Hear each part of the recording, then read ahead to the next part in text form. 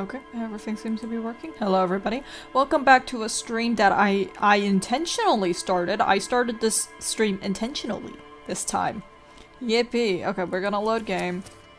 What was I doing? I think I was trying to talk to... We were trying to, We're trying to talk to the guy, right? We're trying to talk to the, Trying to talk to the guy. Is it balcony? It's the balcony, right? Trying to find a guy who's out here.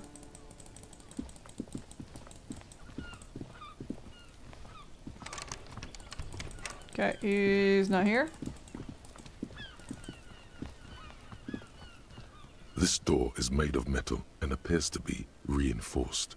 Someone here really values their security. No one answers. We should return in the evening. At 9 p.m. the earliest. Okay, well, it's 53, is that not...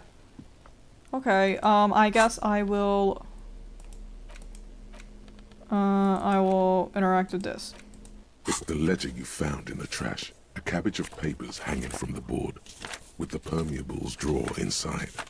It's barely held together by a clip, then made complete by the faint smell of urinal cleaner. Oh, and the cool piece of toilet paper is stuck to the back. Expected toilet paper? It's just toilet paper sticking to the back of the plastic clipboard. You can take it off if you want. Maybe kitchen tissue? They look exactly the same. If you want it to be kitchen tissue, it can be kitchen tissue. It's not though. It's toilet paper. Take it off. Still wet, the toilet paper, I mean kitchen tissue, sorry, peels off the plastic easily. All you have to do is shake it off your finger and voila. The ledger now looks marginally better. Inspect the clip. An aluminium block runs the width of the board, biting down on the paperwork. Its crocodile teeth are the only thing keeping the papers together. A regular pencil, the tip worn down to nothing, has been attached to the clip. Run your finger. The surface is interrupted by a silvery sticker. It's rectangular, sparkling with iridescence. You don't know how you didn't notice it before. Looks like an official mark, made to be low visibility outside the right circumstances. It is similar to the RCM watermark on your blazer the lieutenant mentioned. Didn't he say something about the headlights of his motor carriage? That you can read these there? Lieutenant, is this one of those hologram watermarks you mentioned? What? Yes, halogen watermark used for adding information to RCM property. What kind? It depends. Aside from an anti-counterfeiting stamp, mine has my station number and address. The information varies by date of issue. Maybe yours will have how many cases you've solved. I can't read it. Any capable light with the right wavelength will do. Headlights to your Kanema? Yes, RCM vehicles have headlights tuned especially to reveal halogen watermarks. This means you can read the watermarks if you just turn the lights on. Thank you. Okay. While a bunch of sodden papers sag from the clipboard in your hand, it's a sorry sight. Okay, put it away. Put it away. It's 9 o'clock. It's 9 o'clock. Hey, man. Gendarmerie, you found me. His slender figure is backlit by city lights, its distant streets and motorways flashing like diamonds. We found a key hidden under the stone. Was it yours? It was mine. My friends use it from time to time to visit me. So tell me, are you here to make things right again? I'm just trying not to screw anything up. Beautiful. A nearby street lamp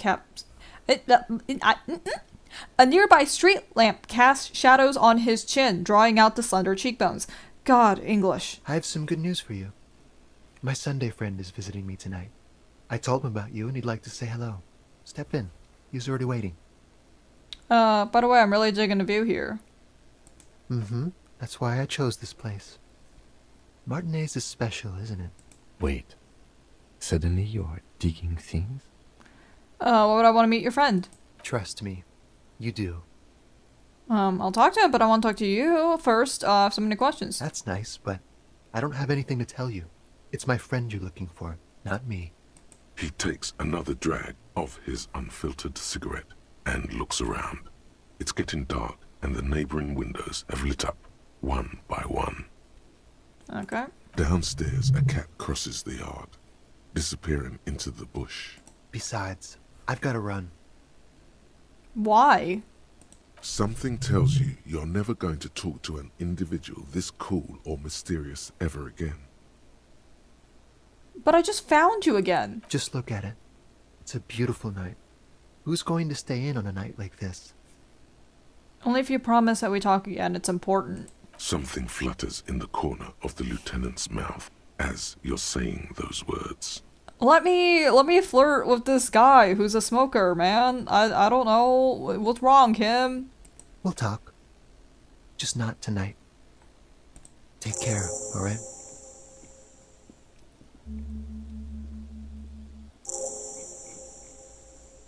And he's gone again.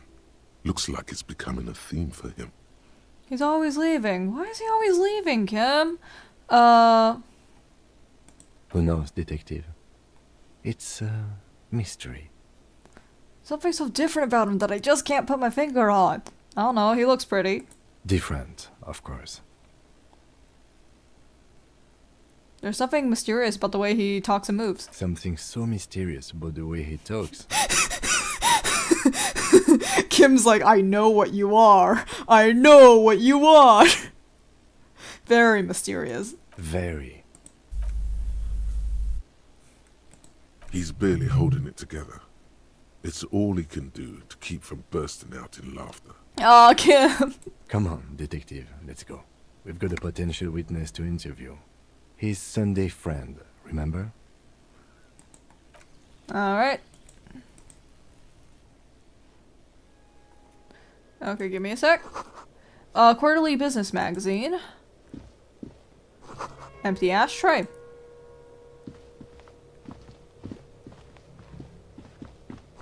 Dishes soaked up in a pot. Flyers for underground parties. Dates for open lectures at a local university. What's this? Oh, I sure as hell will take that. An exquisite canopy bed made of metal. Buckets of paint on a layer of old newspapers. Expensive men's perfume lingers in the air. An old photo of the same apartment dated year 01. Give me that.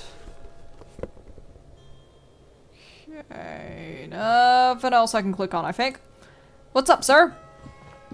Officers of the Revachol Citizens Militia. The man in business casual removes his cufflinks. His hands are clean and well manicured. This is a man who knows the importance of appearances. My name is Charles Vildrouin, and I am an official with the coalition government. I work for the Institute of Price Stabilité on assignment from Sur-la-Clé. I heard you talking to my friend outside. Very good. Super. I am here to assist you in any way possible. Ask me about the hanging. Hanging? What a drag. He seems like a cultured gentleman. You should ask him about the finer things. I have to inquire about this wonderful canopy. Oh yes, my friend has a great eye for these things. He refuses to tell me where it came from. It's a mystery. I believe they call this type of frame industrial. It's very comfy. That's really all I can tell you about it. He forms a little rooftop of his fingers. Cold air sweeps in from the balcony. The lieutenant takes out his notebook and nods to you to proceed. You actually witnessed the lynching? I'm sorry to say I did, officer. Solemn nod. Start from the beginning, if you don't mind. Officer, it's very difficult to describe what I saw that night. It was so surreal to me, like in a play. Okay. He holds out his hands and blossoms his fingers, like a drama teacher setting the scene. What do you mean, like in a play? It was just so strange. I could barely comprehend what was happening. I was on the balcony when it happened, getting some fresh air. I remember that first they came in, carrying what looked like a body. And then I saw all the surrounding windows go dead, one by one. That's when I understood. I should not be seeing this. Sounds like the victim was unconscious, or at least incapacitated. Well done, detective. Who are they? Can you describe them? I couldn't see their faces well, and there were quite a few of them. But they were very loud and very Martinez. Okay, I don't know what that means, but alright. Let's just say that the laboring classes can get rather expressive with their profanities. Alright, fair enough. How many of them? I couldn't tell you exactly. Less than 10. Maybe 8? 8, that's the exact number we were looking for. The lieutenant sends you a sharp look at the mention of that number. Were any of them huge? Like, 200 kilograms. Hey, I just wanna, like, make a comment. This is a leading statement. So you're leading them to a specific answer. You're trying to get them to say that there was someone who was on the larger side. Normally, in questioning, they try to avoid things like these. That's a giant you're describing. No, they were all quite human, as far as I could tell. What happened next? I went back inside.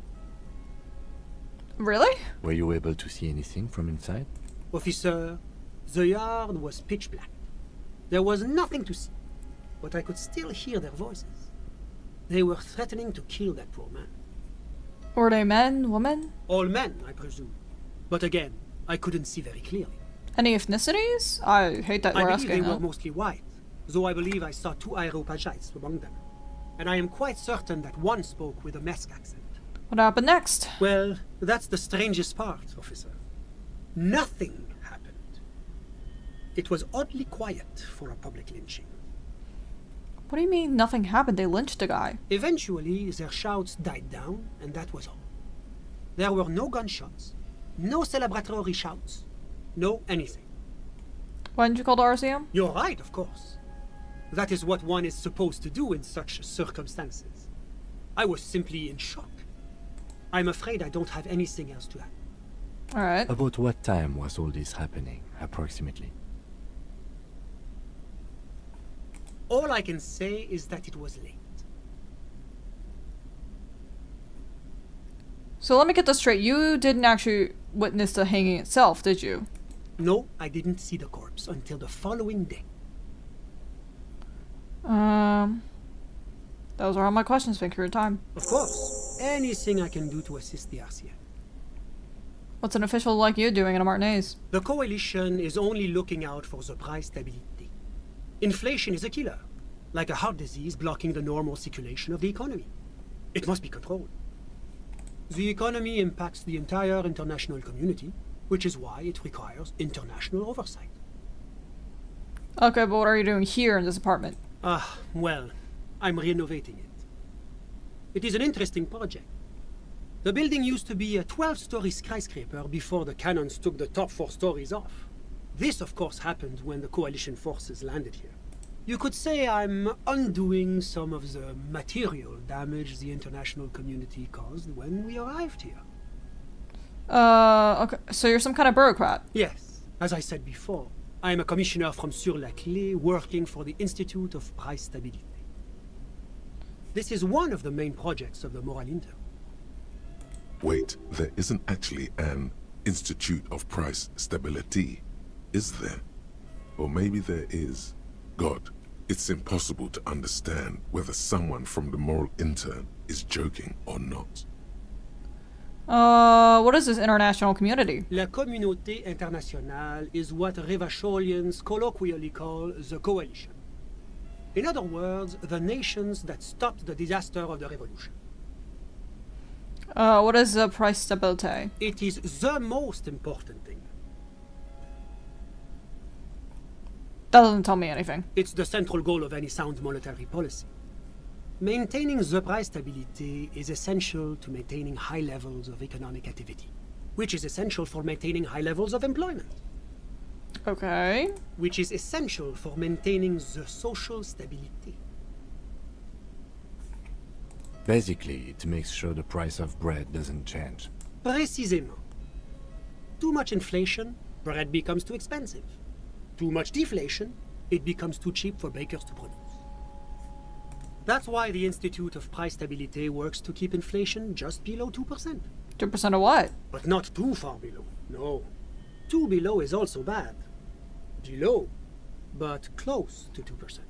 You're not answering my questions at all. The Coalition believes in the importance of informing the public about the benefits of the price stability. Transparency is one of our principles. Would you like an informational pamphlet? Sure, why not? A sound monetary policy is essential for addressing uncertainty. Stability is the raison d'être of the moral intern. It's the reason why I identify as a moralist. But oh, I don't have my leaflets on me today. That's too bad. Shit. You can always call our information line. Making information available is part of the moral intern's commitment to transparency. I was hoping I'd be able to cheese the system and get a pamphlet and sell it for money.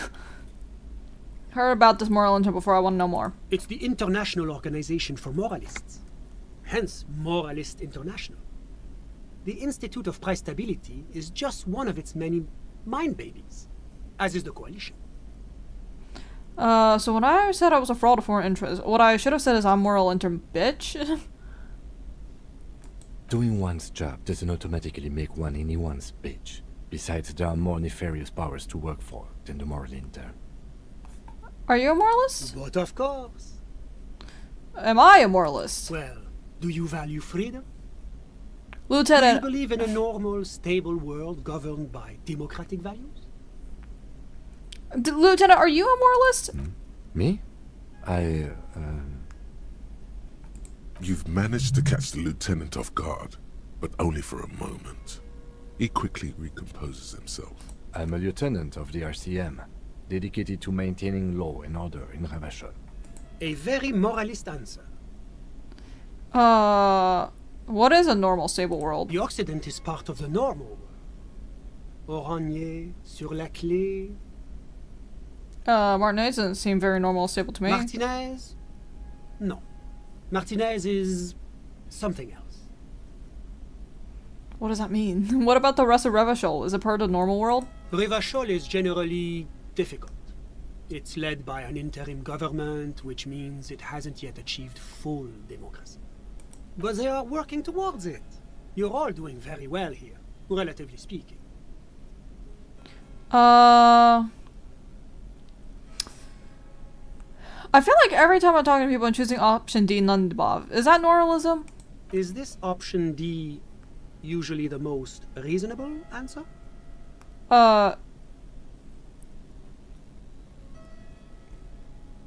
No, it's the closest to anarchy. It's the closest to anarchy I can get. Everything else is super extreme, I guess. I don't freaking know. Sounds like you're a moralist indeed, my friend. Welcome. Moralism is all about compromise and achieving the achievable. It's pragmatic, realistic, and level-headed. An ideology for doers. Are you a doer, my friend? It looks to me like you are. Now, enough of this delightful political interlude. Was there anything else you wanted to ask? Tell me about Sir Wycliffe. What's there to say? Sur-la-Clé is a modern, urbanized country that measures very high on the Human Development and Freedom Index. Mostly, though, it's known as the executive heart of EPIS. Moreover, it is a great sponsor of less emerged countries. Revachol is only one of its many darlings whose progress it supports and cherishes. Darling? That can't be an official designation. What makes it the darling? Because a great percentage of Revachol's culture hails from Sur-la-Clé. Its language, its people, its cuisine even. Or at least in the downtown La Delta area. Jamrock and other parts of the international zone have been mercifully spared of Sur-la-Clé's love for meatballs and mashed potatoes. Tell me why. Oranje is an exemplary nation who, as a core member of EPIS, contributes 28% of our annual budget. Next to Sur-la-Clé, Oranje is probably the most prominent member of the international community. Outside of that, what is why? Oranje's economy is one of the most advanced in the world. It has successfully transitioned from heavy industry to advanced services and generally acts as an engine for sustainable change in the international community. But that didn't tell you anything about Oranje. I once heard from here that they are a reasonably sized superpower. That's one way to put it, yes. They certainly have the power to exert influence over others, but they only do it in the name of regional stability. After all, Oranje is a moral internation, not some crazed, mesque petro-fascist state. Enough business to talk about something else. Whatever you wish, officer. Tell me about your friend. Ah, my friend. My friend is a good young man. His family immigrated here from Kedra, and life has not been easy for him. But he understands the importance of education. He has taken his future into his own hands, and that's all that matters. What's Kedra? Kedra is a candidate member of APIS. But, between you and me, their potential membership is a more contentious issue. Why? That it's never going to happen. They entered negotiations in 21, and it's been pending ever since. Doesn't tell me anything about itself. It's warm. It's also known for its mandarin trees and dust storms from Supramundi. Kedra's an emerging market, but it still has a long way to go. Maybe that's why my friend's menage decided to immigrate. How did you two become friends? How did any of us become friends? Bad things happening on the Insulindian Peninsula? Oil platforms ablaze in the night? Civil wars lasting for years? Finally, the international community is forced to step in. You're describing how the coalition occupied Ravachol. One of the wonders of democracy is that everyone is allowed to have his own opinion. And not just allowed, encouraged even. Have you ever tried debate? There's a joke here, and you know what it is. What they call a masturbator. Oh, how wonderful. I've heard it's oodles of fun. Not that I have time to take up new hobbies myself. The lieutenant lets out a long, nasal sigh. You still haven't told me who he is. Sorry. Who? Your friend, smoker on the balcony. But I told you, officer. He's a bright young man here to pursue his education. Education is the foundation of our future, especially the arts. It is a cornerstone of our civilization. So all you can tell me about him is that he here is study? He's deeply enmeshed in the study of the fine arts, yes. Which arts? He's a truly free spirit. He likes all the arts. Perhaps graphic design, printmaking, who knows? The world is open wide for a talented youth like him.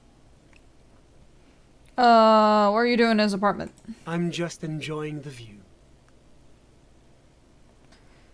Isn't it rude for your friend to leave you alone? We're old friends. Nothing's taboo between us. He comes and goes. I'm sure you'll see him around. He's very active. Something else? I'm all ears, officer. I've got what I need. A moment, officer. Okay. Do you have everything you need from me? I'm afraid we won't have the chance to speak again once you leave. Why can't you talk later? It's against diplomatic best practices for an official in my position to be discussing murders with local militiamen. And I'm pressed for time. After you leave, I should be leaving as well. That's not the real reason he's so apprehensive. Men in his position shouldn't be seen loitering around in underprivileged young men's apartments in the middle of the night. Not going anywhere. Just gonna have a look around this apartment. Sure, go ahead. It's a beautiful space. Let me know if you have any further questions. Okay. I do. Was there anything else? Tell me about your friend again. My friend. What about him? You haven't told me who he is. But I told you, officer. What's his real name? He's a officer. You have to understand. I can't give you his personal information. I'm sure you have your own methods and databases, right? Please don't put me in this situation. Okay. He's alright. deeply enmeshed. He's a truly free spirit. I'm all in, of course. Alright, well, I don't really have anything else, so I guess I'll just save real quick. I'll do a quick save. That way if I ended up missing something, I can... Yes? Nothing. Sorry, Kim. I'm out of ideas. Is there anything in this room over here? Okay, okay, I don't think it's letting me go in there, that's fine.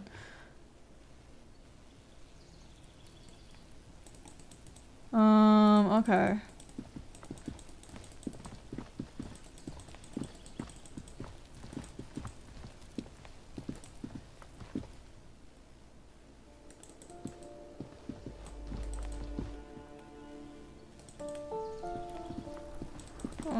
Let's go out. I don't really have anything else to tell Joyce at the moment, so let's just, you know, fuck off over here. Oh, I clicked out the window.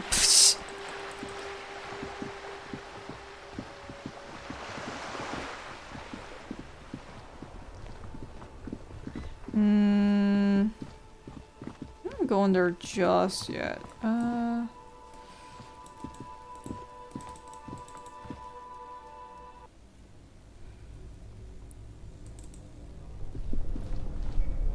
Two cables are plugged into. Gotta be something in here, right? Well, there is! What the hell?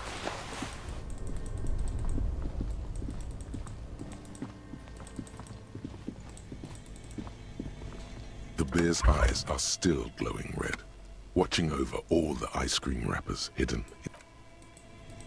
Okay, nothing here. A thick layer of coal dust covers the furnace, coloring it pitch Kick it. black. A hollow ring echoes Shit. through the furnace. Your toe hurts. Hello? Something breaks loose in you. A mighty bellow echoes throughout the chimney's depths. The chatter of tiny voices above suddenly cease. Then, Are you there? Speak to me. Hello? Did you say anything? I can't hear you. Please come upstairs. There's a safety curtain on the second floor. I'll open it. you hear a low rumble upstairs. The sound of a curtain being pulled aside. Okay. After you, officer.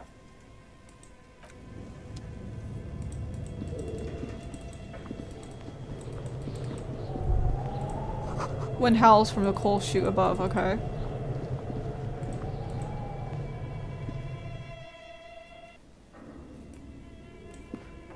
Okay, give me a sec. Tools. We're gonna grab... Is that the flashlight? That's the flashlight, okay. Okay, you go over there. You go over there. Thank you. I need to be able to see.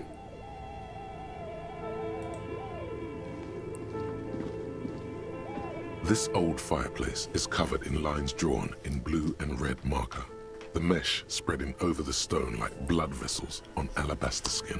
It looks ghostly and strangely ancient. The whole thing resembles Cadran mosaic tiles. Very pedantic. Are you winning? I'm not sure if I'm winning. Hi, Shoopy. History classes, students with their textbooks open. Yeah, okay. I think we've seen that before. I don't think this is new. Your flashlight, some of the writing has... Yeah, this is not new. Okay. That's fine. This appears... The radio computer. What he means is that this is the Ream Civic radio computer model. Okay, hold on. The dusty radio computer sleeps on its wired frame, forgotten and unused. Its keyboard has a rectangular on-off button. A piece of paper still hangs from the printer. You think I should turn it on? We have one of these down at the station, but I never really learned how to use it. Turn on? The machine lights up like some prehistoric animal stirring from its slumber, revealing fluorescent play and print keys on the keyboard. The hatch on the machine's central compartment is wide open. Look. It's empty like a beehive without its brood. Some cables have been left dangling, disconnected. The filament you have would fit perfectly inside the compartment. Insert? Like a smooth drawer, the filament slides into place. On the keyboard, the play key starts blinking. Play. A bar of fabric right above the keyboard starts producing a soft hum. The sound of static seeps through the machine's planar magnetic driver. The static gets louder, slowly filling up the abandoned hall. until a voice speaks out, crackling and old, cutting into the air. Good evening, Fortress Accident en rue de Saint-Ghislaine. This is East Insulindian Repeater Station 1. Please repeat. Is this the production schedule? What is that? The filament you have inserted into the reader. The glowing thing I put inside? Yes. Is that the production schedule? Yes. Good. Please repeat the password. Password. Of course it would have a password. That's why there's a human administrator involved. Hint? No. A hint system is not part of the protocol for repeater stations. Is it my birthday? Still no. This is the police? I am contractually obliged to protect the privacy of the filament holder Fortress Accident. Without filing a warrant with Lintel, I cannot give you access to this filament. I'm afraid we are not doing that, unless we want to wait for a month. Now, can you please repeat the password? I don't know. Received. I will register this login attempt. Don't worry. Passwords have a way of turning up sooner or later. Fortress Accident. Is there anything else I can do for you today? Why did you call me that? Fortress Accident is the company on whose name the terminal you are currently using has been registered to. Do you have any other info? One moment. Fortress Accident SCA produces revolutionary interactive call-in radio games. That's what the catalog says. That's not bad. Was this interactive call-in radio game? Any other questions? Are you a machine or are you alive? Yes, I am alive. I am 74 years old and my name is Yvonne. She repeats passwords. Programming people are all paranoid. Yvonne, my partner tells me that you're here because radio computer guys are all paranoid. They are merely cautious. It's my job to protect their filaments as a password repeater at the East Insulindian Station. Where are you? How did you know where I am? I work as a repeater at the East Insulindian Repeater Station. It's my job to know where you are, Fortress Accident. As for me, well, I am sitting in my cubicle, surrounded by a wall of radios. Now, please tell me if there's anything else I can do, Fortress Accident. That's all for now. Thank you, and goodbye. Tiles on the cube are still smoldering, casting the framework in a soft glow. Fluorescent play and print keys shine on the keyboard. Print. Nothing happens. Remove production. The filament slides out of its glowing nest. Snack. Snack! I have fortune cookies. Kim! Okay. What do you think is going on with that computer, chalkboard, and fireplace? Share? Yeah, you can have some. I just cracked one open. We have a lot of extras from our holiday party, so.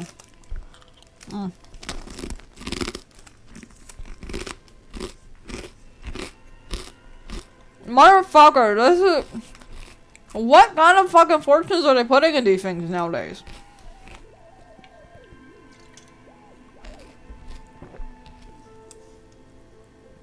Your hard work is coming close to paying off. What the fuck kind of fortune is that?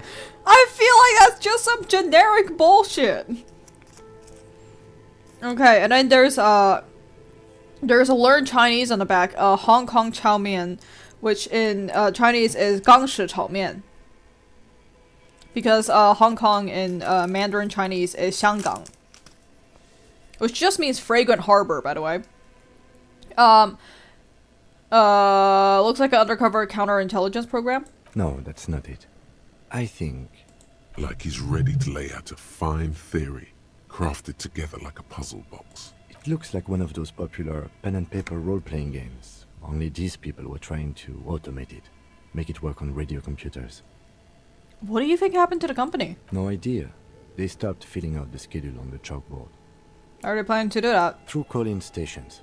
None of the players have to be physically present. Anyone in the world can participate in the game, as long as they have a two-way radio. Then there's the Game Master frequency that listens in on the smaller call-in stations. I think that was supposed to coordinate the stories, functioning as a master of ceremonies of sorts. Coordinating so many games would take a whole switchboard of people, possibly divided into sub-frequencies. Anyone done this before? Not to my knowledge. They make automated games in Grad, Messina, Königstein. You know, places with industry. Not in Revachol West, among the ruins. But I don't think anyone has attempted to create an inter-isolary game before. We just don't have the technology. This was role-playing? Indeed. Those Welkins are a dead giveaway. Role-playing people love that stuff. The world looks like a modified version of the WeWorld board game, with hit death thrown in. Super cool. Someone should give them millions of real, immediately. This game is too good to be left unfinished. Indeed, it's ambitious and untethered from reality, but Let's finish it. it's too late for that, I'm afraid. Okay, let's keep moving. Oh. I would have wanted to play with Kim. I think he would have liked it. Is this Emma's atelier? Oh, money. Oh, sweet, sweet money. God, I'm so fucking broke. Looks like someone tried to reconceptualize their business here. Look, the skis and rotor blades both bear the same Slipstream logo. It seems likely that they started out making one, failed to turn a profit, and then pivoted to producing the other. Which they started and which they pivot to. That's a good question. What a strange leap of imagination. How sad. Reality is ruthless. Not seeing anything else here. I'm sorry, Kim. I know you're sleepy. I'm sorry.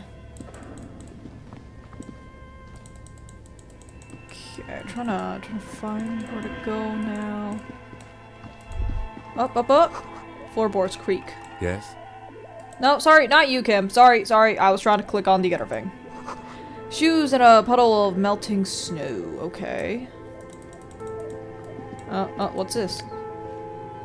Postcard. I will take that. We can sell that to Roy later.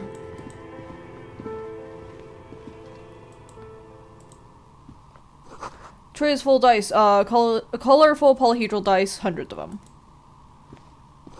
Candy dispenser repurposed to contain thousands of dice. Hello, I'm Nia. Did you try knocking on my window? I must have missed you. I've been listening to my Melius. So what kind of die are you looking for? She's got a direct view to the backyard. You should interrogate her about the Legion. You must have confused me with someone. You must have me confused with someone else. I haven't knocked on your window. Then how did you get inside? By the south entrance? You know what? It doesn't even matter. What matters is that you're finally here. Let's talk dice. Did you have something specific in mind? What do you mean by Milius? Yes, Amelia is like a call-in station. You need a two-way radio to access one. That's why I have these. Mostly, they just teach you to swear in different languages. But some of the stations can be quite interesting.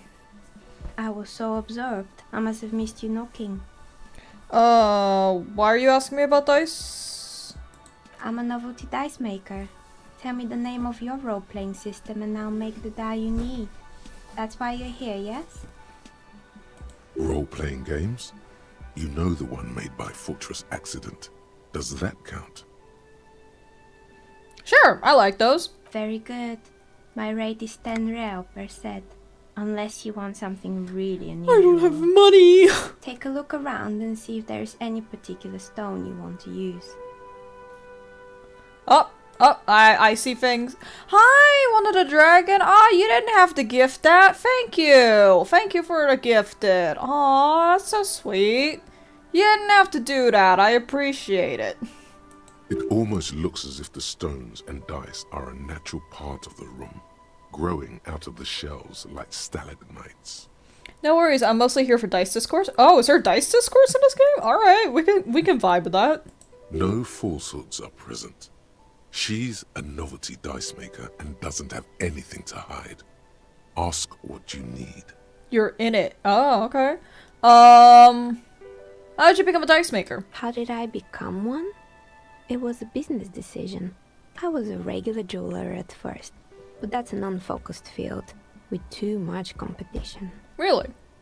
Some of my friends were role players. They asked me to make some polyhedral dice out of cobalt.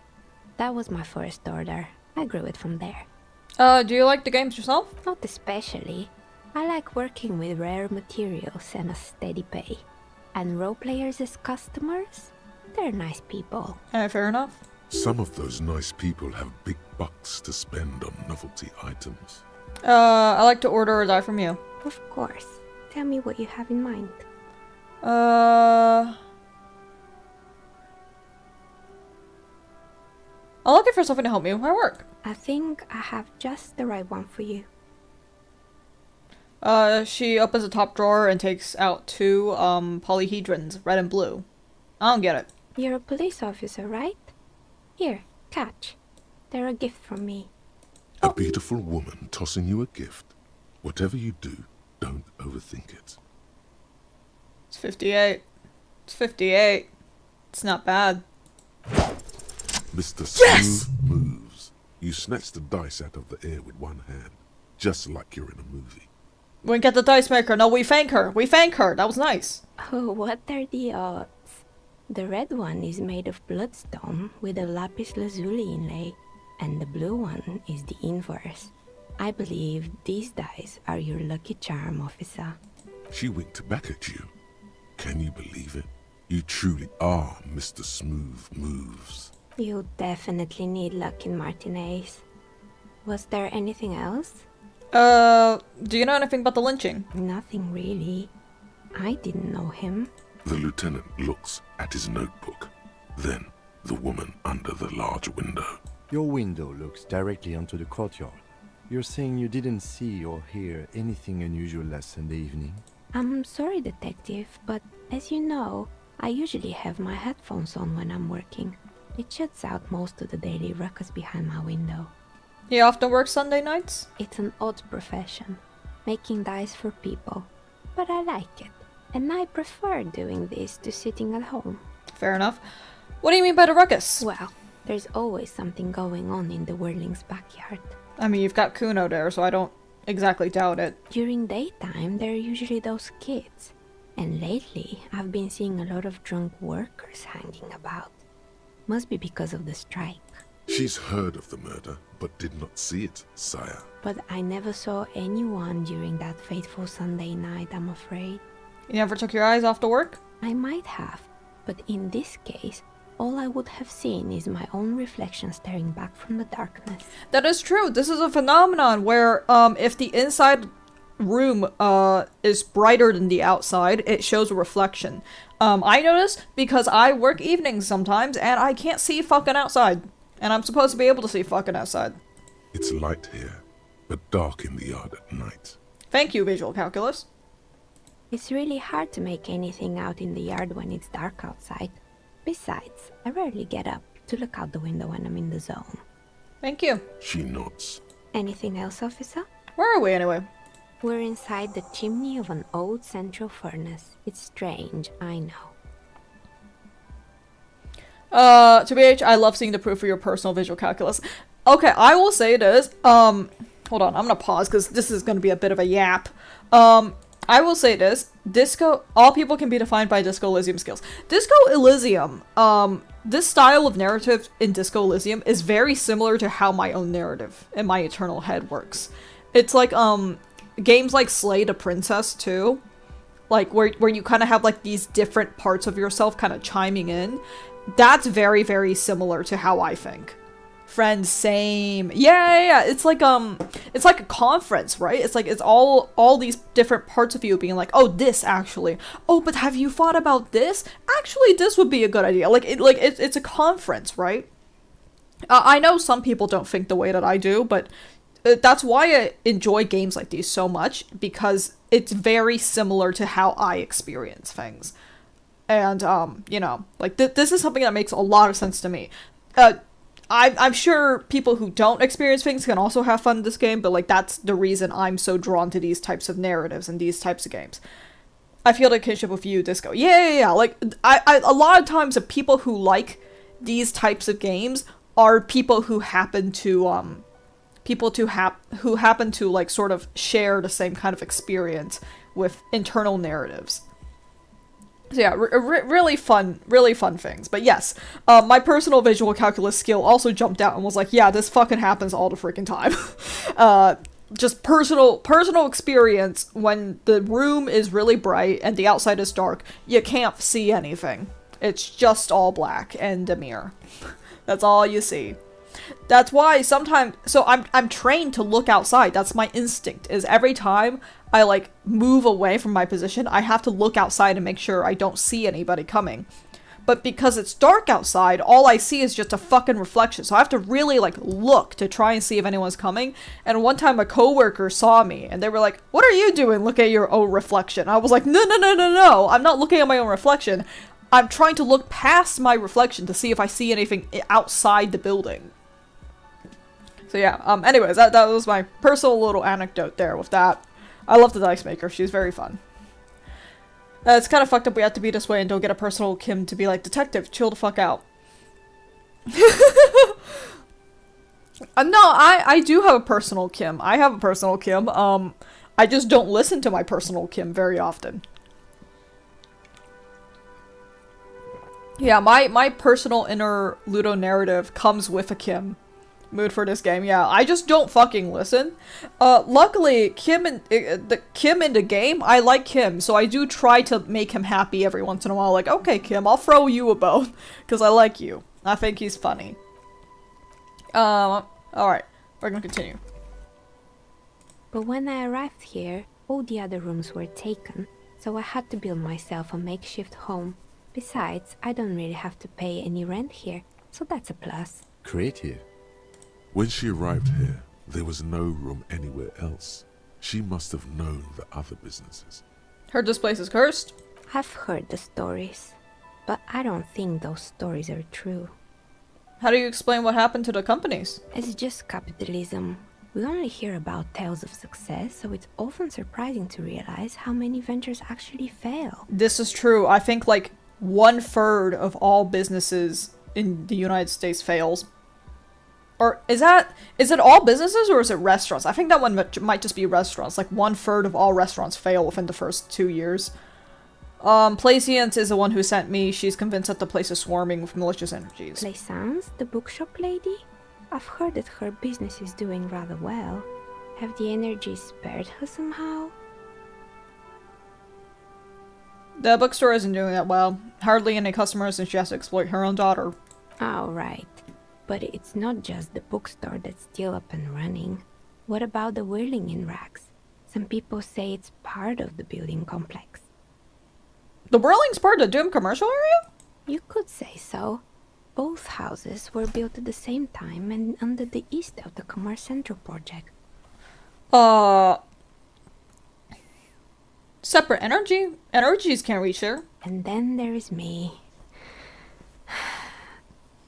I've been here for 14 years, selling novelty dice to role-playing enthusiasts. Not exactly a million-real business idea, yet somehow I've survived despite the talk of malicious energies. Strange, isn't it? Maybe it's just because she's so talented that she's been able to woo the curse. I'll be the first to admit that there are some inconsistencies. I was just about to ask. What do you think?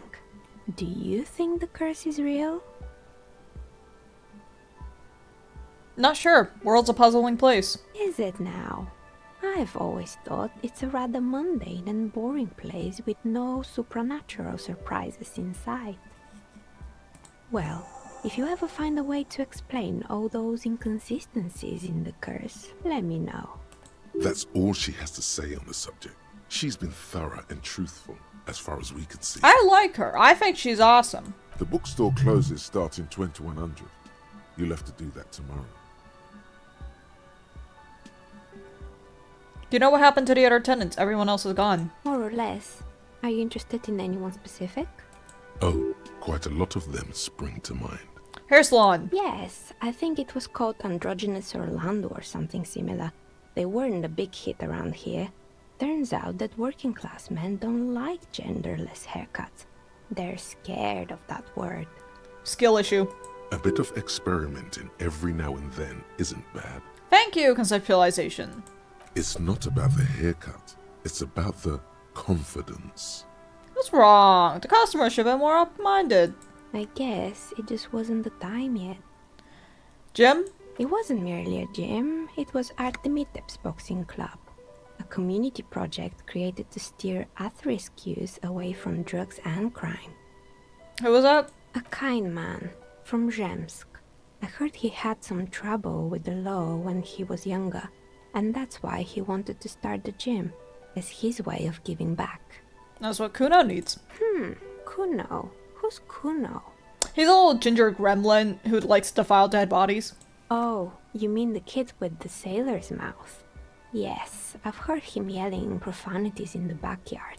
I think it would take more than a gym to help that kid. How'd the community project work out? It didn't. If anything, it made the youth situation in Martinez even worse. At some point, someone started a rumor that the punching bag downstairs was full of amphetamines. It's not really full of that. No one would store their drugs like that. Eventually, the coalition took away the funding and the club went bankrupt. This was a few years ago. It's gotten much more peaceful around the plaza ever since. No spoilers, but the Doom commercial area's whole story end to end is so cool if you dig in the whole way. I don't know the story of this game. I'm kind of going in blind, but I do have a feeling that the no spoilers. Yeah. No, I don't mind spoilers. I'm 100% okay with those. But I have a feeling that the cryptologists are onto something. I have a feeling that the cryptologists are actually right, and there is some kind of fucking what did I call it? A phasmid or whatever? I have a feeling that that's what happened. I have a feeling that there's some kind of cryptid haunting this place. That's what it is. I just don't have the proof for it, so I don't know. Alright, we can't quick save right now. What's up with the broken windows? Oh, this one's a mess. There used to be a company that promised to repair windows 24 hours a day. What could go wrong with this one, right? Turns out, the business was actually set up as a front for an illicit group that was producing snuff milieu. Who would have guessed? What's the snuff milieu? I'm guessing it's like snuff radio. And they never cleaned up the debris either. Now it's just littering the hallway and I have no idea how to get rid of it on my own. It's a Sub Rosa radio station that broadcasts real murders with real victims. Some people pay good money to get off on it. Yeah, sounds about right. Nothing changes in her tone as she says that, as if it's just another piece of information to lay out for the world. Don't worry, the ICP has a separate division that deals exclusively with unlicensed sub-roses. This isn't our problem. Aww. Good luck with that. It's not easy catching those perpetrators. Minor spoilers. Cryptozoologist questline is essential to complete. I think there are 3 bits. When you find a church on the shore, do the whole thing. You can date the lady with the sword. I won't spill all these, but those are good side quests on the follow-up on. Ooh, okay. I don't think I've found the lady with the sword yet, but that's very good to know. Church on the shore. I'm guessing that's when I go over to the other side of the dam, or west side. Is that what it is? The west side? I don't know. But yeah, I don't think I could get over there until the morning, so that's gonna have to be later. I suspect you haven't seen that yet. No, I don't think I have. But once I get there, I can do a couple of the other quests that I have, like, finding the husband and, getting Everett's letter signed. There's no time limit, so take your time. Oh, okay. Well, that's good then. If there's no time limit, I don't have to speedrun. Someone makes stuffed animals. You mean Mr. Fabron, the taxidermist? No, he mostly just did drugs. Fair enough. Anything else? Creepy mannequins. There used to be a fashion atelier here, but I have forgotten the head designer's name. They were doing well for a couple of years, until the insect rights activists came. Didn't know they had activists. Yeah, the atelier didn't know it either. They produced a certain collection that used chitin among the materials. Apparently chitin is made in the Occident, where it's extracted from beetle wings. And you know how all kinds of political movements are big in the Occident. The activists shut down the biggest chitin supplier, which of course caused the price to skyrocket. And, naturally, all the most fashionable tastemakers refused to be seen in chitin from then on. The atelier went bankrupt before they could finish the collection. Glad someone took care of the guys, I guess. Really? Anyway, What's up the road to Blazing Skis? they were made by a company called Slipstream. After they pivoted from making rotor blades to skis, their chief executive took off on a vacation with all their money. Honestly, I think it's quite funny. I think he's still sending out holiday transmissions from Tulula or Tiumotiri or Hashtkor or wherever he is. What did it say? The usual, I imagine. That he's been thinking up all kinds of new business plans and can't wait to get started on them just as soon as he returns. Men like that are a curse. Sure, but Slipstream is history now. All their remaining assets got seized by the bailiffs in 47. I have no idea why those skis and blades are still lying around in the house. Not much use now, I guess. They were just the props. Why return them? Maybe you could make a sword out of one. No, wait, forget it. It would take too long. Strange machine. Fortress Accident, the radio game studio. They were an interesting bunch. We talked about role-playing systems every now and then. Once, I even saw two of them get into fisticuffs over Wirral. They certainly took their work very seriously, even if they seemed to be chronically liberal with their schedules. What do you mean? The usual. They ran out of money and couldn't get the project done on time. Why? Well, I did hear them talking at times. They seemed to believe they were historical individuals on some grand quest. She sounds almost mocking when she says that. It did look kind of impressive. Yes, but when the money started to run out, they just began to complain a lot about capitalism. You know, how the markets are rigged to keep out new businesses and so on. In the end, they just didn't get it done. They didn't have enough willpower to produce something truly historic, and to show up to work on time. Ah, it looked great. Not the wisest decision. You would have lost all your savings. The result is 1 on a 20-sided die. Anything else? Bear? Oh boy, the fabled Revachol ICT. You're in for a treat here. The place was owned by two guys who had some rather innovative ideas about marketing. The bear was one of them. Now ask me about their other ideas. Indeed, what were the other ideas? Alright, what are the other ideas? There was really just one. And it involved picking out the prettiest girls in the neighborhood and paying them 20 cents per hour to man the booth. I don't understand. Why was that a good idea? And by man the booth, I mean slump behind the counter with a face that could maim you if you ever dared to disturb their bored magazine browsing. Sounds like she really doesn't know how to be a female ally. Fritta does the same thing.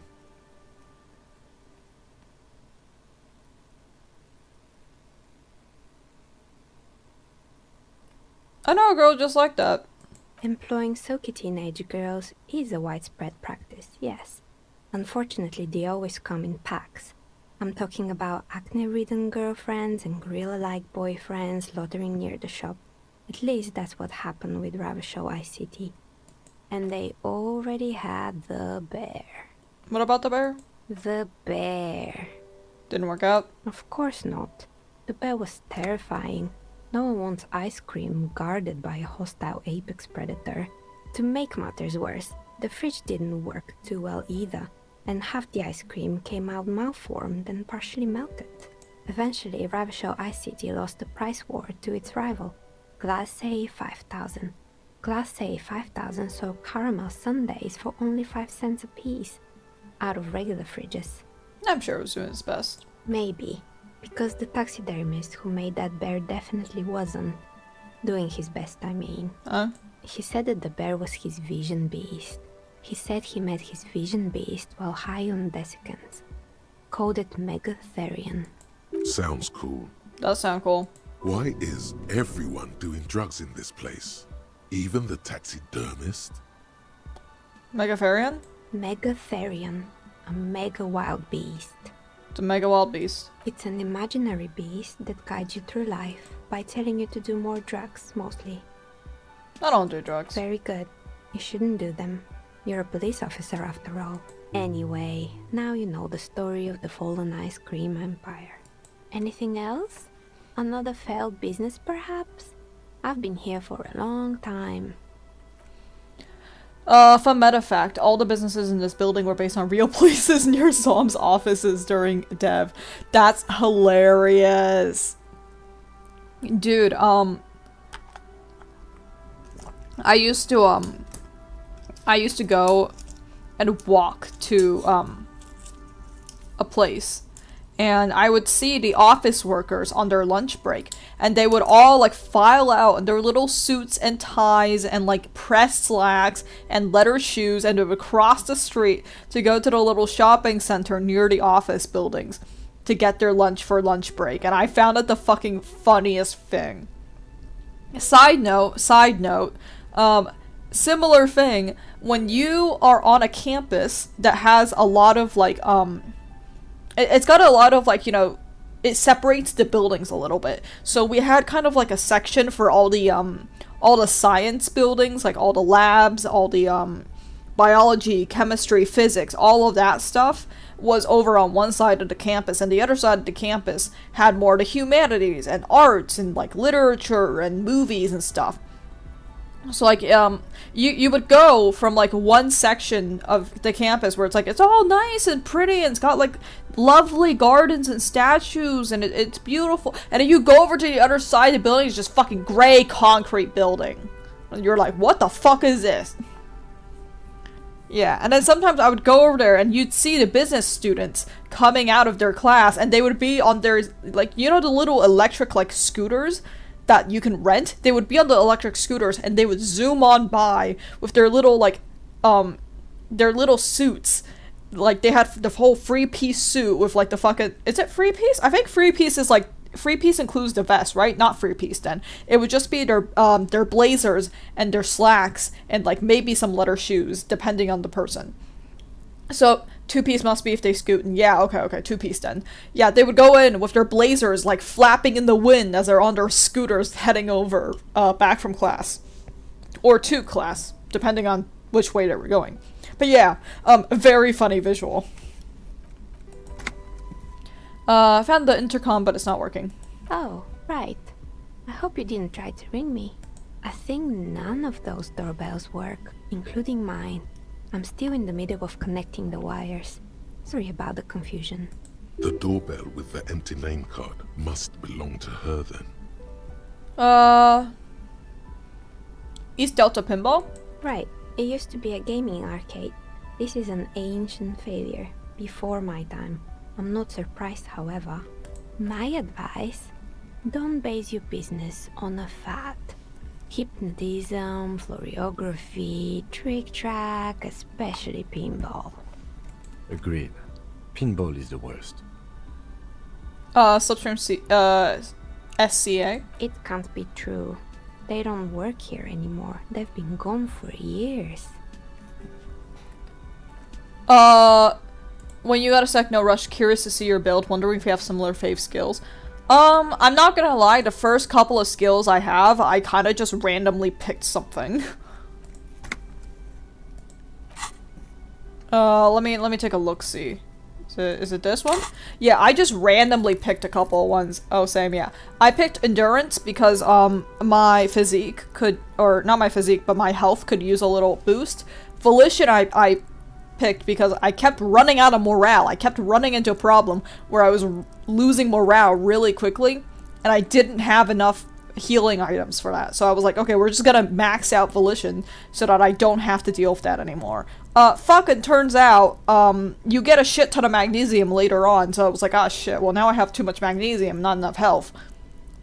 But that's okay. But yeah. I leveled up Encyclopedia once because I was just like, fuck it, I don't know what to do. But yeah, these are all of my things. Good idea. Fun fact, I had a friend who died from taking a isn't there, I think someone did a speed run. There's a speed run in the game where you die as quick as possible because you take the tie from the room, right? I'm pretty sure there's a speed run like that. I do know about that one. Because that one was in the first, it's in the first couple seconds of the game, so I was like, that's not spoilers if you see it as soon as you log in. Sounds right? Yeah, that sounds about right. That sounds like something that happens. But yeah, I want to level up a couple more of these. Because I haven't leveled up some of these, and I don't really know what to do about that. I think I might do in a 41. I might do in a 41.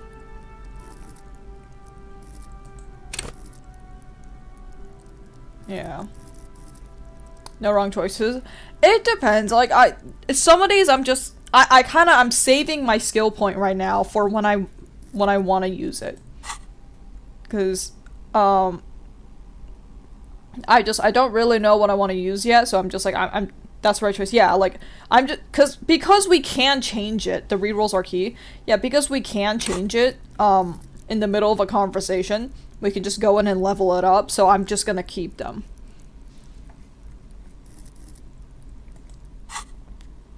Are you sure it was Slipstream SEA?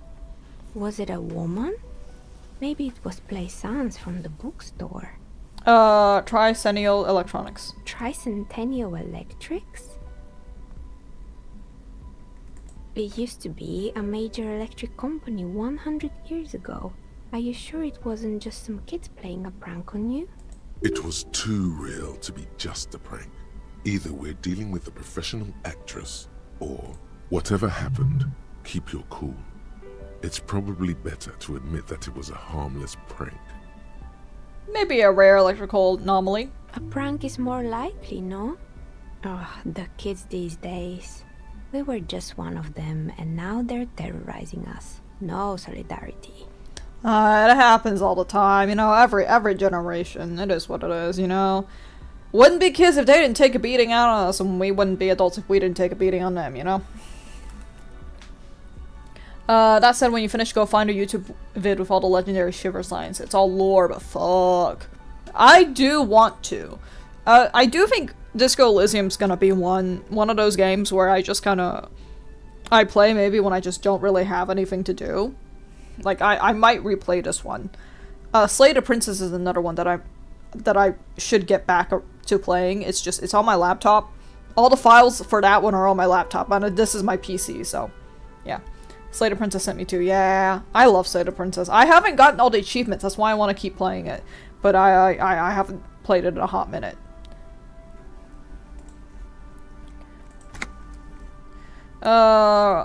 Whirling Rags? You could say so.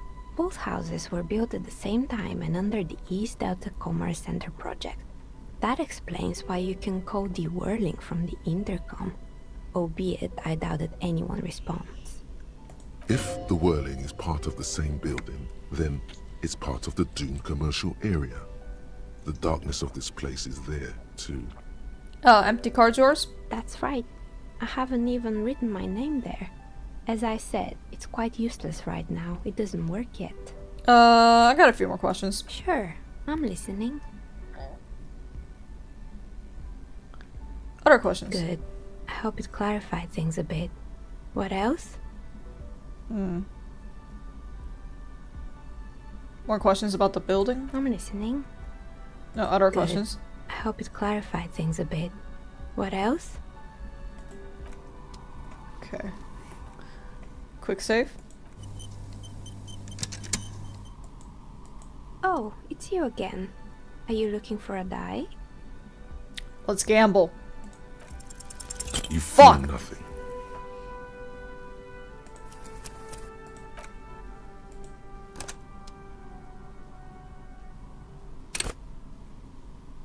Oh, it's you again. Are you looking for a die? Fuck anyone that says not to save scum.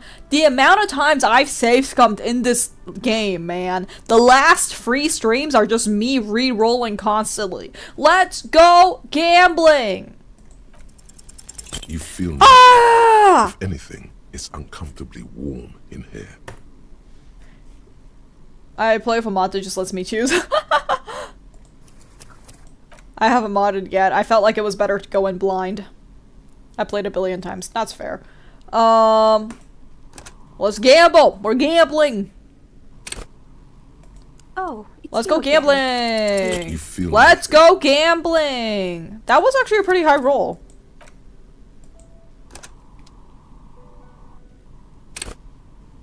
Oh, Let's go it's you again. gambling!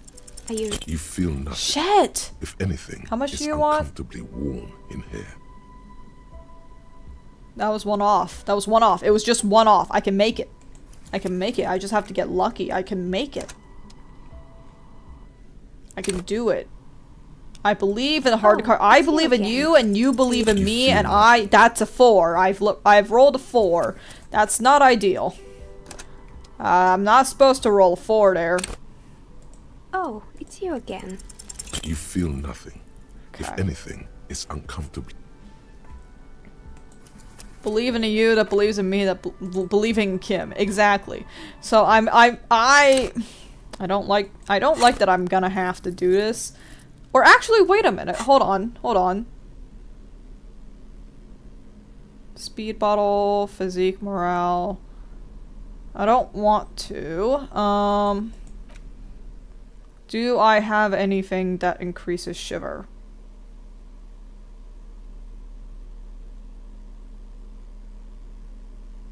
No. Okay. Okay, nothing here. Fashion show. Yeah, fashion show. Okay. Alright, it's fine. We'll probably be able to fix it. Okay, 1 shiver. Oh, it's you again. Are you looking for a die? You feel nothing. Shit! If any.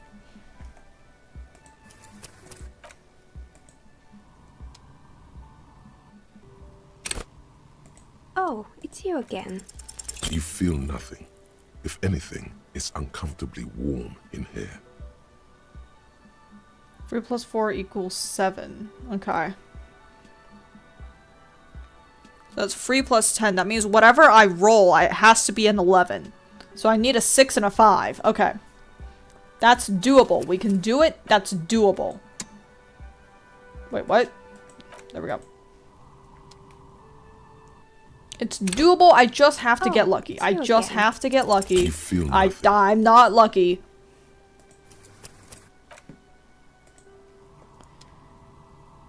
Oh, yeah. Okay, come on. Oh, it's you again. You feel Ay, nothing. ay, ay. Come on, Harry. Shiver! Oh, it's you again. Are you looking? You feel nothing. Oh my god. I feared accidentally deleting it. Be better, Harry. Jesus. Oh, Harry it's is you having a again. time. He is... You feel nothing. Oh my god. That was lower. Why are you consistently rolling lower and lower each time, my guy? Oh, it's you again. You feel nothing. Oh my god. That's close! That's so close! That's so close. We are literally just 1 off. We are 1 off. We're so close. Oh, it's you again. A gust of Yes! cold air sweeps through the chimney. The stones and minerals on the shelves rattle as though agitated. For a moment, it almost feels as though you're outside the building, exposed to the atmosphere. Just as planned. Just as fucking planned. I've done it. I've done it. Thank you for the gift. Thank you for the gifted. You didn't have to do that. Oh, thank you. We win these always. We win the rerolls always. You just have to keep trying. And if you just keep trying and you keep rolling and you keep running, they can never get you. Hey Naha, the curse is real and I figured out why I spared you. Didn't we already talk about this? It's because you're not in the same building. This technically isn't the doomed commercial area. What are you talking about? My address is exactly the same. Rue de Saint-Guilain 10. Yeah, I only gift when a streamer hits the roll first try, which you did yeah, obviously I did. Yeah, 100%, yeah, don't worry about it. No, the old coal plant that used to be here was subsumed into the new venture. Its ruins swallowed up. Yet it has a different address in the heart of the city. This used to be a coal plant. You're in a chimney of another building. This doesn't make any sense. Are you saying my business was spared because of a technicality? Where is this coming from? I have my own methods. And what? Does it mean that I'm safe from failure? No one's ever really safe. She starts laughing, her fingers trying to rub away the exhaustion from her face. What? Do you know what this is? Lucky Charm? It's a mourning ring. I made this when my first company failed.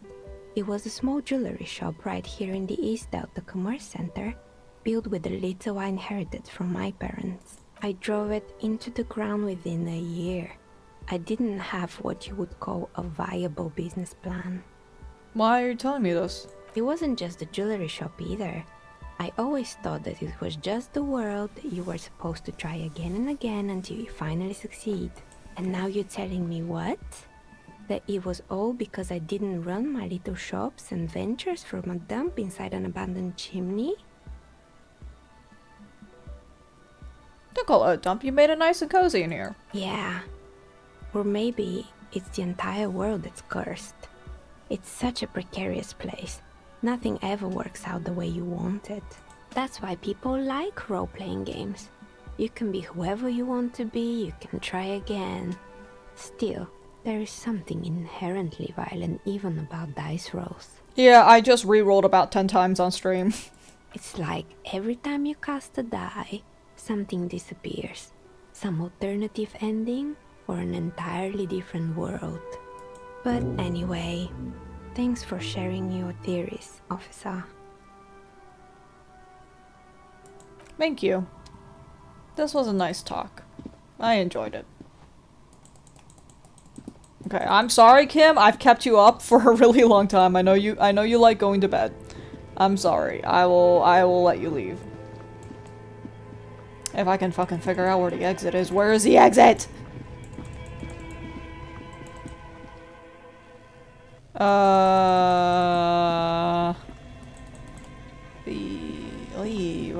Where am I going?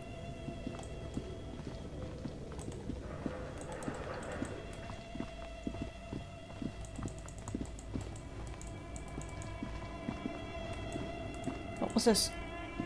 A few bricks have fallen off, revealing a compartment behind the wall. It's too dark to see in. Okay, not here.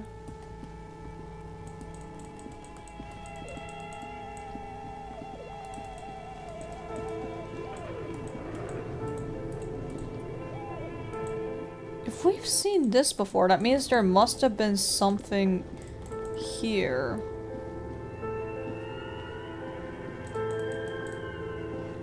That allowed us to come over here. I just don't know what. Looks like the remains of the 24th window repair shop. Is it this? What is this? I think.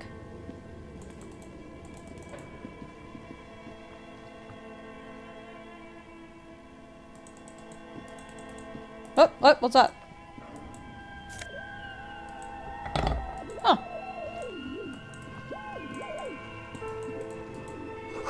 Store on the other side is closed for tonight. Come back tomorrow? Okay. I was hoping we'd be able to leave through here. Okay, I'll leave for the normal people way. Jesus.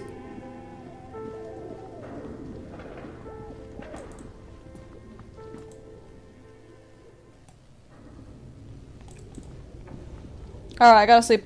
But this was fun. I'll hop on the next time I see you. Sleep well. Thank you. Have a good night. Thank you for the gifted subs. You really didn't have to, but I appreciate it. Yeah. I think tomorrow, I'm not sure if I'll stream tomorrow, but if I do, it'll probably be, it's either Minecraft or Disco Elysium again. It just depends on what I have, I think. Let's let Kim take a break. I feel bad. I feel bad for making this man run around with me. Sleep well. Thank you. Have a good night. Oh. Is there anything for me to examine now that the Hardy Boys are gone? I just realized I still have the damn flashlight. Maybe take that out of your hand, yes? Okay. Can I help you? Sorry, Gart. I was just wondering if you had anything to tell me. Apparently not. Okay, let's do this.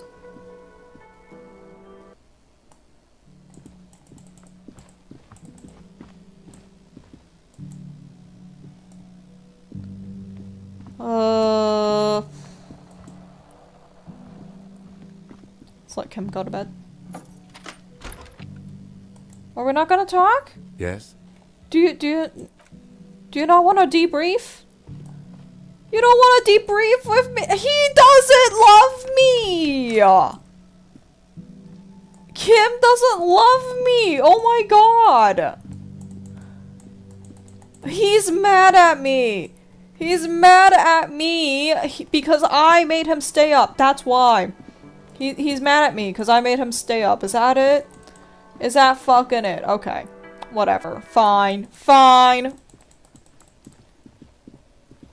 Let me go over here and, do stuff with the corp. Kuno, what are you still doing out here?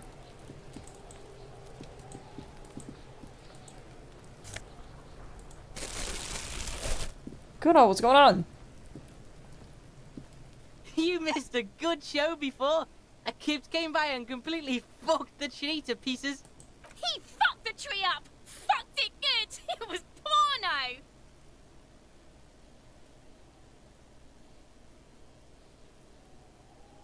Wish I could have been here to see it. I have some questions. Shoot that shit at Kuno, Pigonort. I took care of the drug situation. Alright, so you got Kuno's kilo. Here is how we do it. First, you give Kuno Kuno's kilo, then Kuno gives you half back. That's how we split it. It's the best way. Street way. Aren't you gonna ask how I got past your dad? Word on the street is, you sent your little friend in dressed as a hooker, distracted him. That's some sick shit.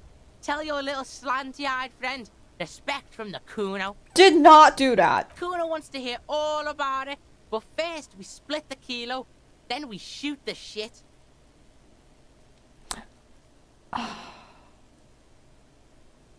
I'm not ready to make this. What the fuck are you talking about?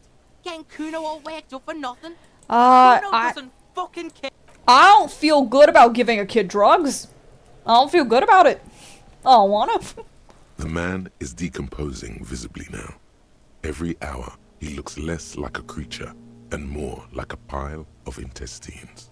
Try to remove the man's boots. The body is reluctant to let go of the boots, as though it were its last bit of dignity. Whoa. Kuno's little sneak pig's back for the booty. Yeah, fuck it to pieces for us, liar cop. Pull on the right boot. It's not completely useless. You're able to reveal a little more of the putrid polymer sock beneath the boot. Pull on the left boot. It feels like the leg is going to come off along with the boot, but you're able to get the boot to move a centimeter or two. Just relax. This is easy. This is happening. Try to twist the boots off one by one? I feel like the other two are gonna just kill everything. This is the right method. It takes some time, but eventually the boots come off, with nasty slices of polymer sock stuck to even bigger pieces of skin and rotting flesh. Look, he's skinning the fucker up good. Pulko style. Hell, keep at it, pig. Takes damage. The legs look like they've been clawed at by wild animals. As for the boots, You can't possibly do anything with them until you've cleaned and disinfected them thoroughly. Yes, these absolutely need to be washed before. The stink is incredible. I imagine it is awful to be around. Didn't the Whirling have a kitchen? Leave.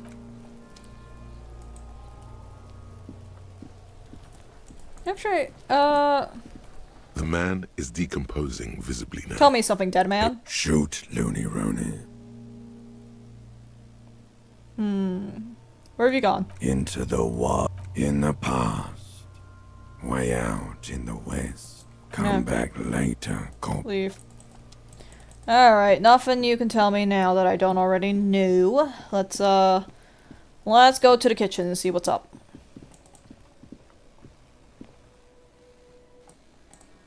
Bottom A, just gonna up. I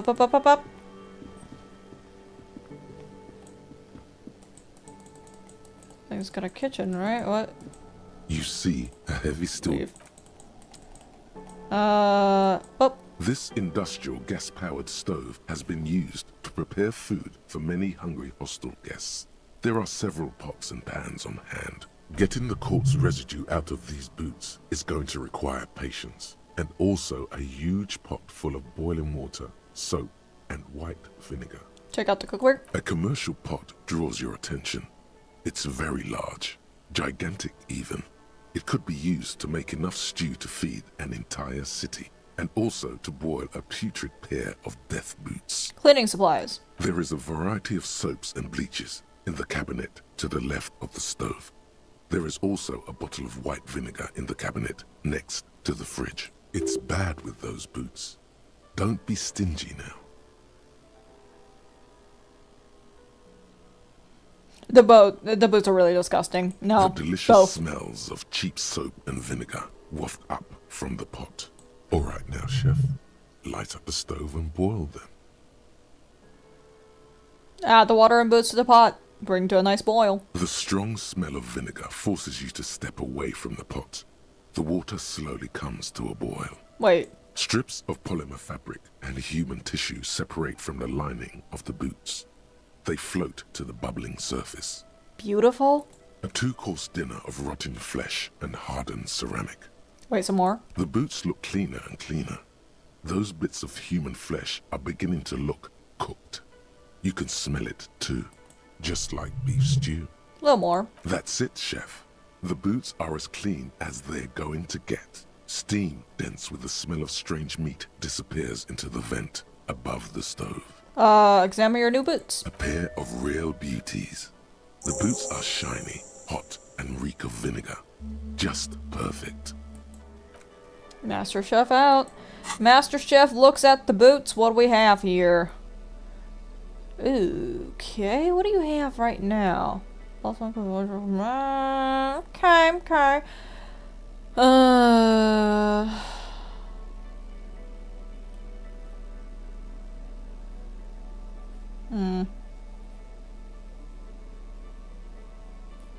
This one drama. Okay.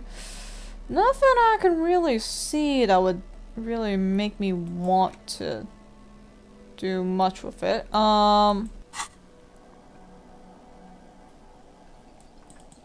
Okay. Let's go to your room and let's see what I have here. Okay, I'll listen to the tape with Kim later. Let's see what I have. Will you go back to the ledger? It's the ledger you found in the trash. A cabbage of papers hanging from the board. With the permeable look at the clipboard. It's made of dark blue plastic, hard enough to beat someone to submission with. The edges are rounded, however. The U4 size board feels thick and heavy in your hand. Light shimmers on its wet surface. On the back you see the embossed letters, RCM. Shake the ledger. Something rattles inside, ever so lightly. Is there a hidden compartment? And something small inside? Light, made of paper or cardboard? Or dried flowers, perhaps? Permeables. It's not hidden per se. The compartment is made for permeable materials that would get damaged if something happened to it. Peek. The plastic shimmers like lapis lazuli, but it is not see-through.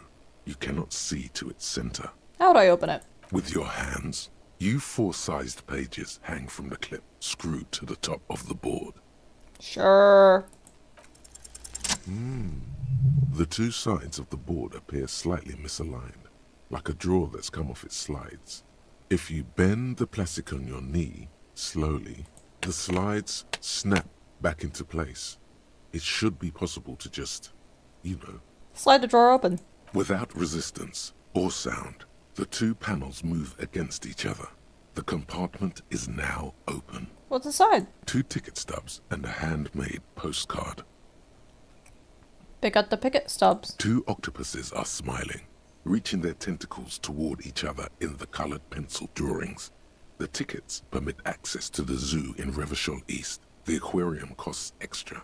These let you go there, too. Pick up the card. Thin wax paper has been glued to a piece of cardboard. Sounds like leaves rustling when you pick it up. You see violet flowers, floral patterns, patches of glue. Smell it. It smells of chewing gum, apricot flavored, a touch of cinnamon, the end of summer.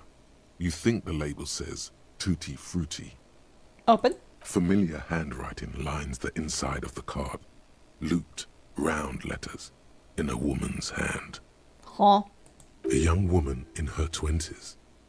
There is care, effort, and a smile, you think. Although that is not something you can read from someone's handwriting. Harry, it begins.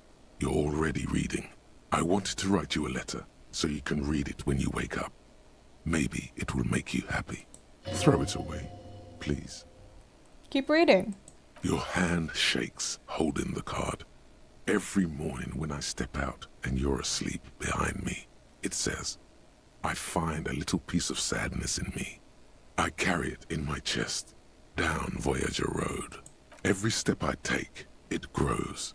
By the time I reach the fuel station, it has filled me entirely. I step onto the light rail and look back. Sparks fall from the bow collector. I know it will be like this until late afternoon, when I get off the 42 and walk back to you. Keep reading. You. Every step I take will get lighter. It almost makes me run.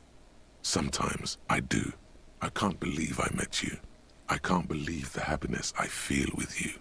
You have a vast, vast soul, and I will always, always, always come back to it. Kisses, kisses, kisses. You feel the air sucked out of your lungs and the blood sucked out of your head. Everything around you gets dark. Small white dots appear. You feel the ledger slip from your hand. Huh?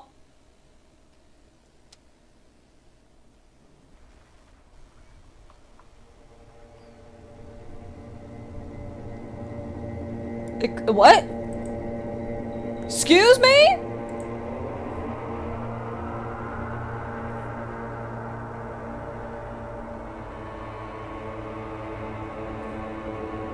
What do you mean, begin? There is nothing. Again. Nothing? Nothing sad, brother. No treachery. Just blackout. Slider passed out? Well, almost nothing. There is the ground below you. That's still there. And the small light that's on, fluttering, somewhere in the basal ganglia. Who's that? That's me. Blue eyes, that's me. Who's that? Who was what? He speaks of the sickening longing, the unwell emotion. Even in the darkness, he's grasping for it. Still trying to hold on to the great sorrows slipping in the water. Slimy. Lots of stuff. Here in the paleo-mammalian cortex, we call it the shadow. Because it's always there. Tell him. Ah, yes. In the olfactory system, they call it the apricot chewing gum scented one. It's unhealthy of them to linger on it so. But as they say, what do you do? Smells so nice. It didn't smell nice. It smelled like betrayal. So I'm Harry. Your name is fuck all. It certainly ain't Harry. And what is it? Your name is passed out on the ground, dragged around by one of the other evil apes. They're taking you somewhere. Where's Voyager Road? There is no Voyager Road. There are no roads, no houses, no lights in the windows. It's all on pause. Was that the X something? The Bloated corpse of the past resurfacing. No, it's beautiful. Beautiful. Believe me, stupid ape. Its lack of beauty was not the problem. Enough, just lighter. You think they would let you? Until you disintegrate into biomolecules? No. Someone is breathing on your face now, inspecting your pupils, stupid idiot. What's that? It's cold. Yes, they're pouring something on you. It's in you. And It's delicious. Glowing lights on a dashboard emerge out of nothingness. Where am I? The upholstered cabin of Lieutenant Kitsuragi's motor carriage, seated in the driver's basket. The air is thick with leatherworks and heavy fuel oil. Cold water runs down your chin. Drink. Water. You're back? Mm-hmm. No drink. The water is cold, silvery, the stuff of life itself as it pours down your parched throat. The pounding in your head recedes. The darkness parts. Oh, Kim, I'm sorry I woke you up. Drink. You haven't drunk water in 2 days. Did you know the human body is not made to survive on alcohol alone? You need a secondary form of hydration. I'm actually more of a magnesium-based life form now. That's just a drug addict myth. In reality, you're still comprised of dihydrogen oxide, which you must replenish to go on living. Drink. With greedy gulps, you down half a liter of cold water. Some of it spills on the driver's seat. The lieutenant pays no heed to it. What happened? I should ask you the same. There was a call on the shortwave. Officer passed out in Martinez. I had a feeling it would be you. I'm glad I got here in time. How was I out?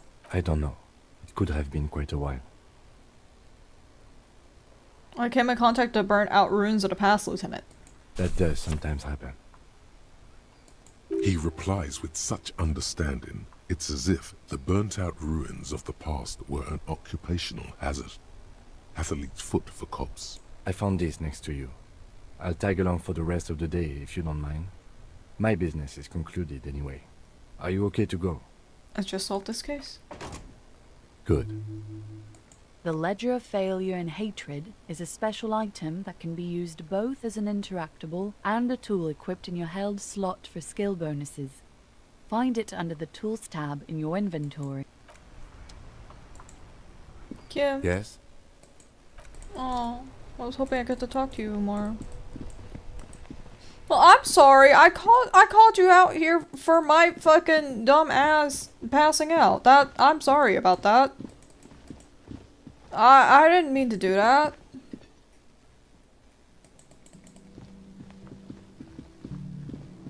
Can we debrief about the case?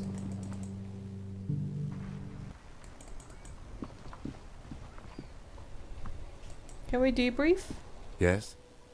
Tell me about the case What again. do you want to know?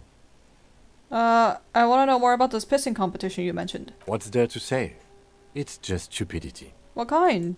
The cop kind. Our precincts can't decide if Martinez is part of Jamrock or the Industrial Harbor. Yours or mine, as if we somehow own parts of the city. Typical street gang mentality.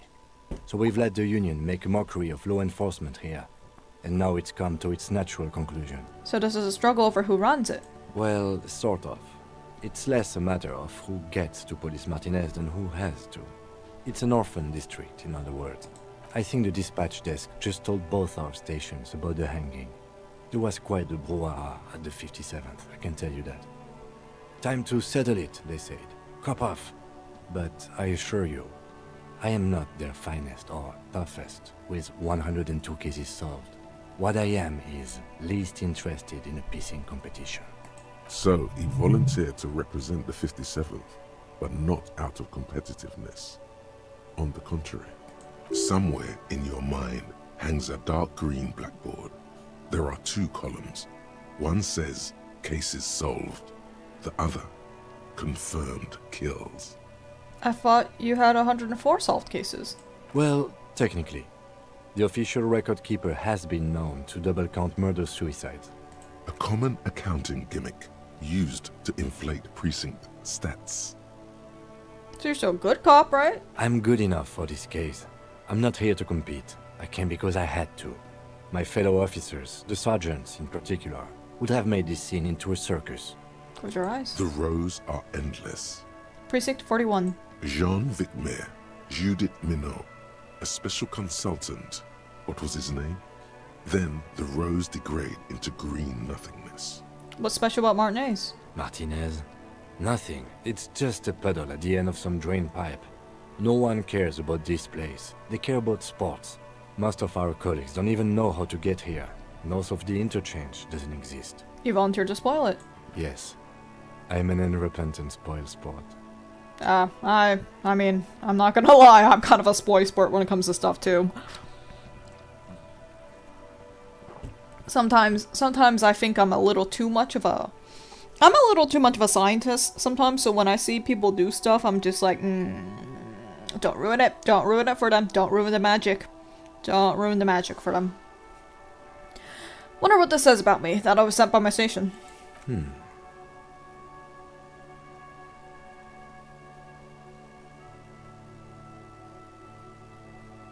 I must be an augury, an apocalyptic omen sent by my people. Can you guess my message? No. I don't know why I said that. Was there anything else you wanted to ask about the competition? If not, we should move. Tell me something else. Yes, it's a wholly pointless matter. Forget I ever mentioned it. Sorry, Cop Roy mentioned suicide. Why'd they send me? Look at you. It's because you're a failure. They sent you to Slight, Precinct 57.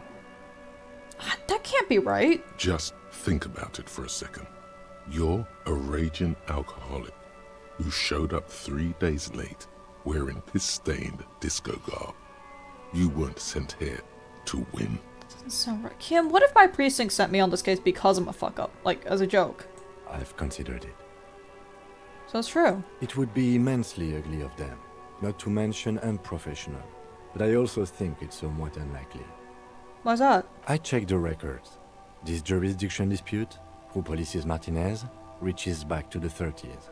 It's as old as my station. And all this time we can't decide who gets Martinez? I think, yes, both stations would prefer a win.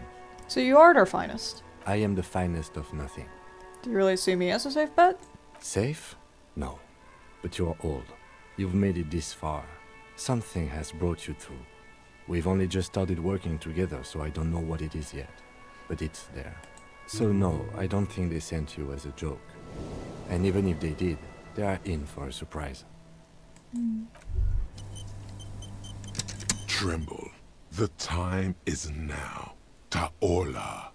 What time? Time for the show. For Taola. The hallowed time of fear and disintegration.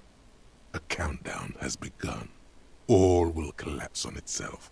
The world will disappear into a single grain of blackness. All sound will be muted. All life will scream. What's going on? Ulogu Theodos, Xeno Zausin, Ipoli Osithian, Echondes Phronisen. I can't read Greek. Wait, when did the countdown begin? Monday morning. The moment you arrived in this reality are the first crack in the sheer face of God.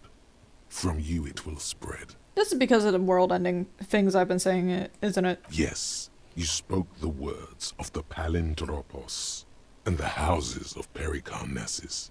Items, people, even words will tumble. All will lose its meaning in the coming years. That is why you marked yourself. Sure that's a joke or some kind of coping mechanism? It's totally also a coping mechanism. I'm a little afraid. So you should be.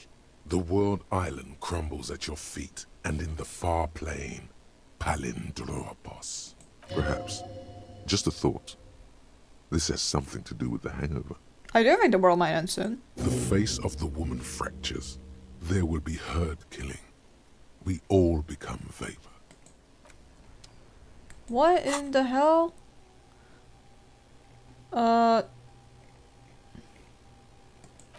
Precarious world. All red checks fail. All red checks fail. I'm not fucking doing that.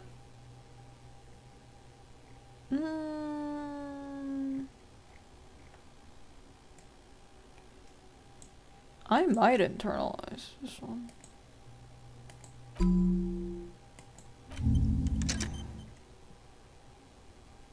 Let's do it. Why not? Okay, go talk Kim.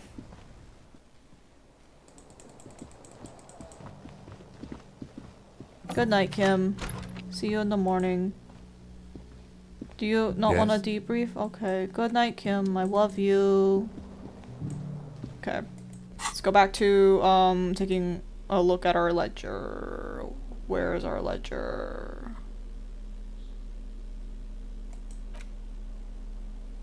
Where's our ledger? Oh, there it is. Ledger of failure and hatred.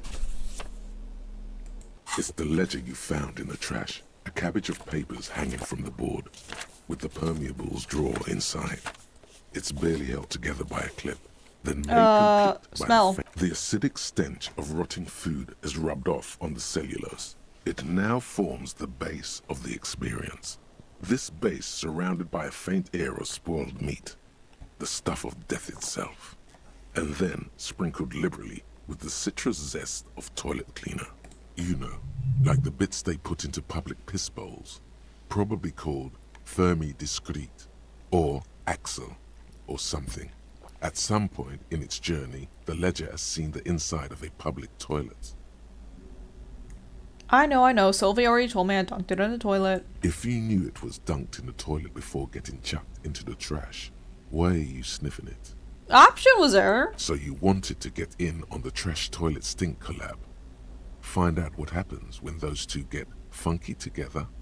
Okay, pal. Are you angry with me? Yeah. Turns out your nose doesn't like self-indulgent literal shit huffing. Quelle fucking surprise. Come on, no more. The ledger is going back down, away from your nose now. Hidden drawer. Without resistance or sound, the two panels move against each other. The compartment is now open. Inside, you see 2 ticket stubs and a handmade postcard. Close. It's slightly, ever so slightly, difficult to breathe once you've done so. The drawer is locked. Blue ink drips from the white pages in your hand. Put it away. Hold on. We're going to save real quick. I'm gonna save really fucking quickly. Why? Why is that an option? It's the ledger you found in the trash. Slide the hidden drawer. Resistance. Also, what is? The two panels move against fucking each kill other. yourself, you asshole. What is this? The words just crossed your mind somehow. Who are they for? Who do you think? Okay. It's slightly, ever so slightly, difficult to breathe once you've done so. Read a case file. It takes about half an hour to piece one together, using the system you've devised. Which one do you want? Next World War. This one is relatively easy to reconstruct. Overnight on 1202, a graffito, nay, a mural, appears on an 8-story tenement overlooking central Jamrock. The building is a sparsely inhabited ghost tower, part of a failed real estate development called Grand Couronne. Cause of failure, rent too high. The mural is enormous. 2 silhouettes, a man and a woman, are kissing. The text cut into their form reads, "True love is possible only in the next world. For new people, it is too late for us. Wreak havoc on the middle class. People call it that thing and that fucking thing. It's visible for miles. In 2 days, the station's complaints desk gets clogged with requests to remove the bummer. You and your partner are assigned to the case.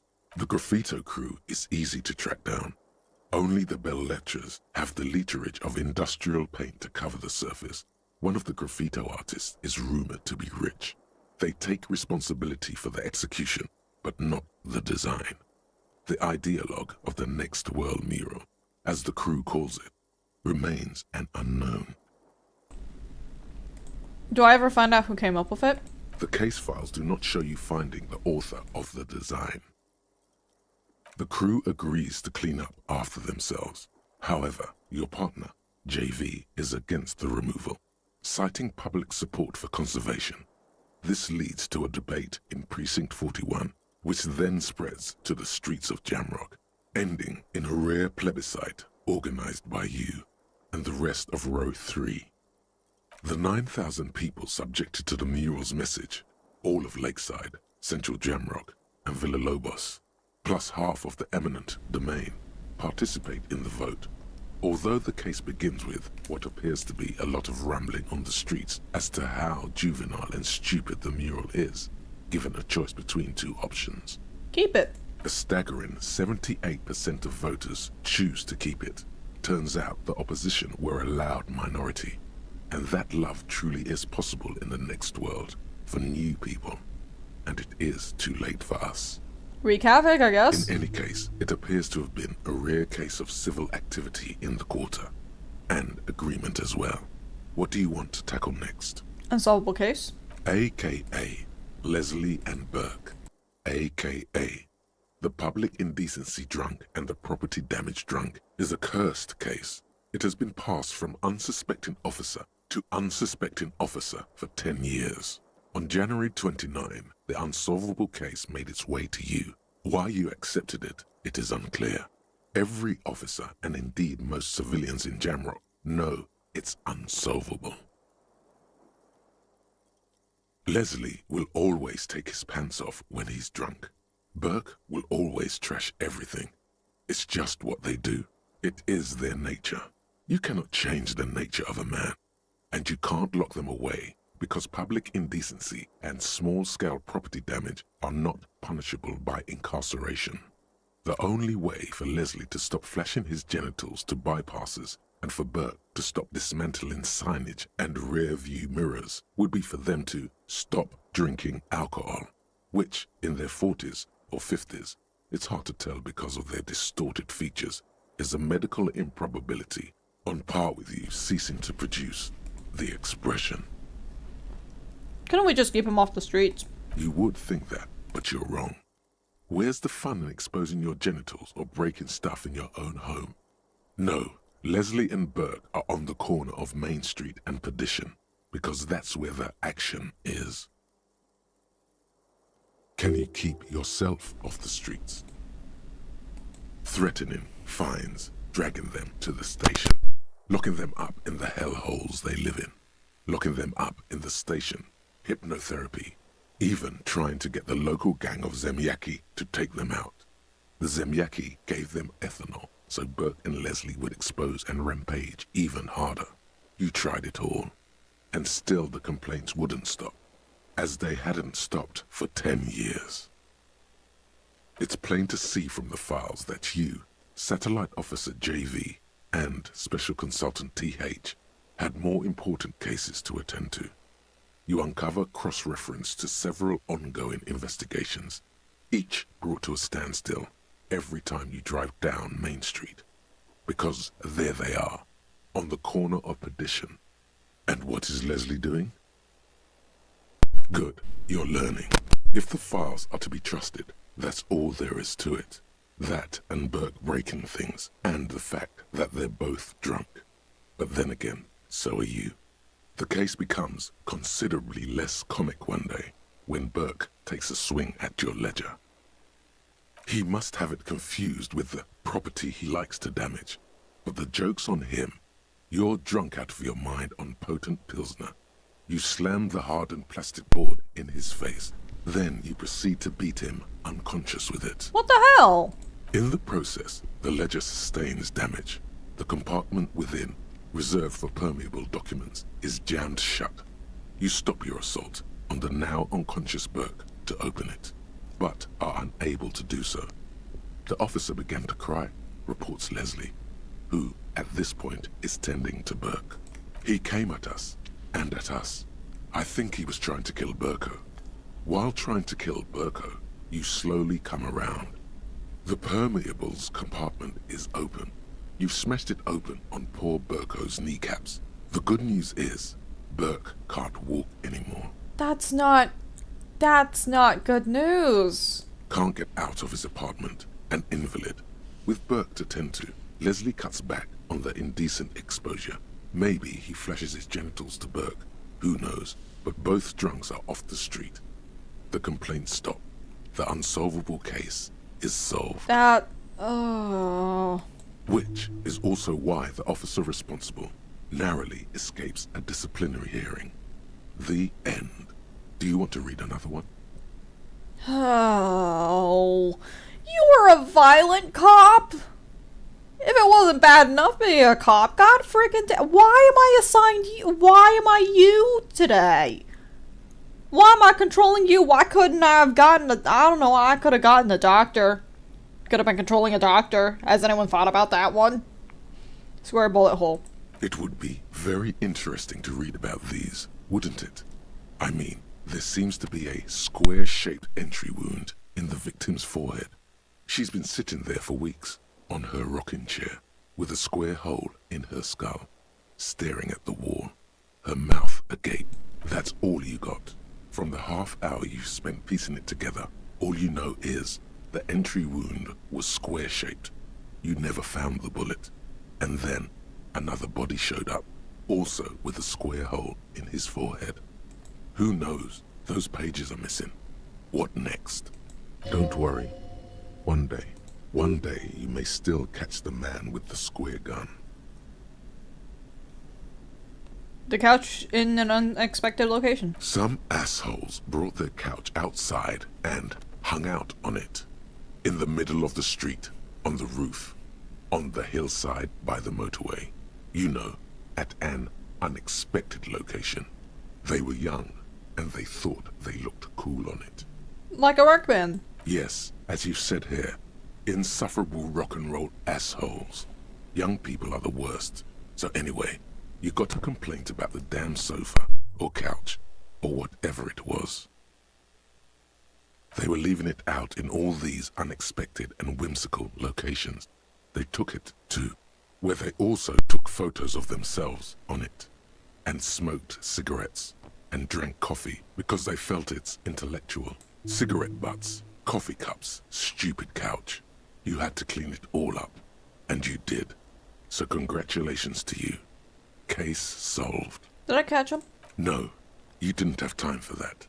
These notes show that you have what is called a real goddamn job. You don't have time to be chasing down the couch assholes. You have a real job to do.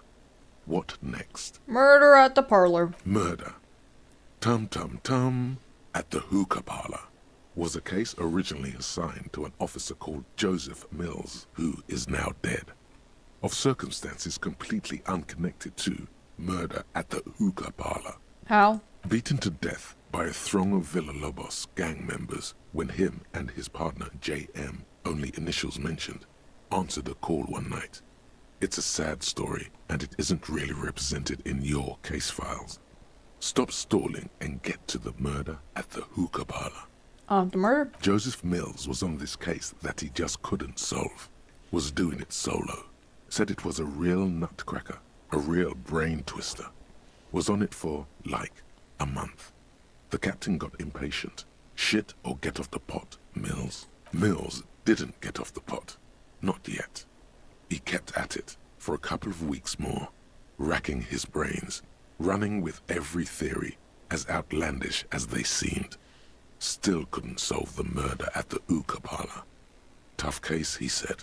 Toughest he's ever had. Was he a good cop? No, he was awful. Awful sense of humor, too. The worst jokes you've ever heard. Really rapey. Yeah. Still, he'd been on it for months now. Said it was the final case. Said it was uncrackable. That murderer vanished into thin air. That goddamn hookah parlor was all he talked about. Go on. Okay, so the case is handed to you because Mills isn't getting anywhere. and you look into it. Here's the setup. A young man is found dead in a hookah parlor. You know, those places where you go and smoke bubblegum-flavored vapor all day. Stupid. Cool. Can you get high? Can you get high off it? No, it's soot and water vapor. It doesn't do anything. I mean, I don't want to judge drug use too hard, so I guess I'll say really cool. Yeah, really lame. So anyway, young man in his 20s found with his skull busted open, right on the floor of the hookah parlor, in the middle of the day. No one else is in there. Only client that day.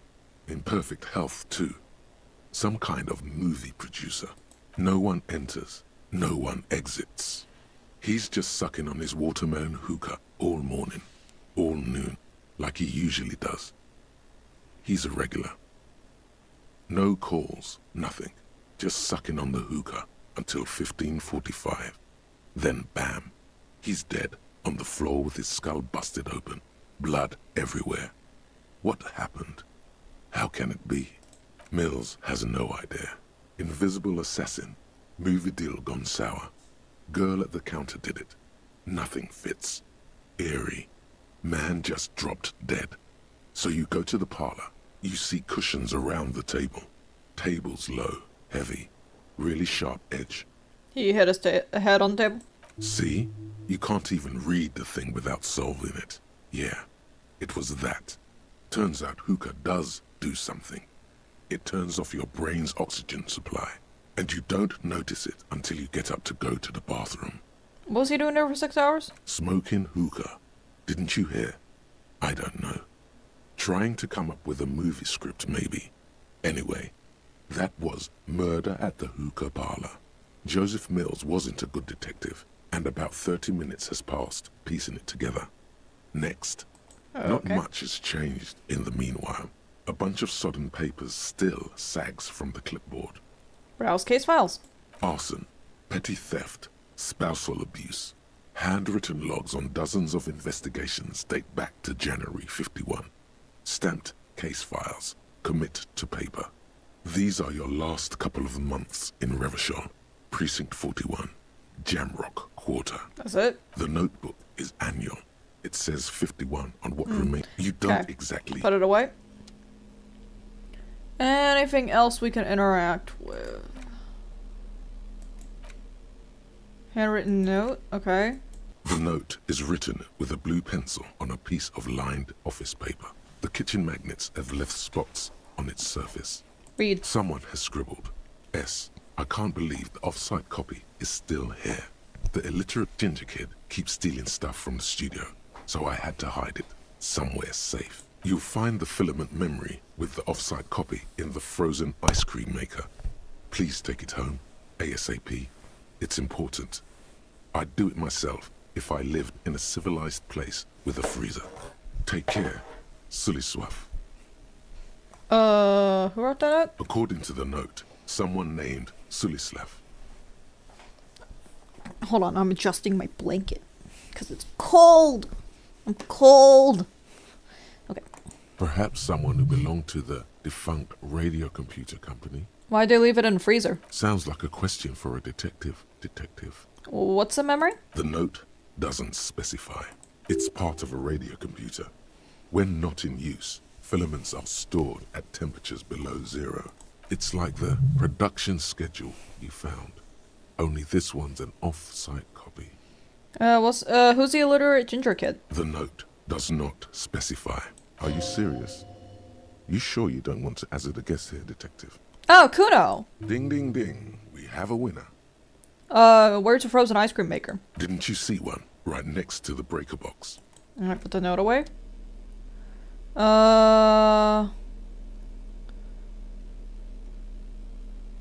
Photo of tattoos. Let's take a look at that. An intricate web of blue lines stretches across the torso of the hanged man, from the right shoulder to the solar plexus. Each time the lines intersect, a small white star is formed in their crossing. Hundreds of fading asterisks riddle his skin. Their concentration is highest around his heart. It still kind of looks like a map of the stars in the night sky, but something's not right. How are you? Gone. What's the meaning? For you to discover. You've gotten as far as you will without assistance. Someone who knows about history could tell you. Someone who knows about history.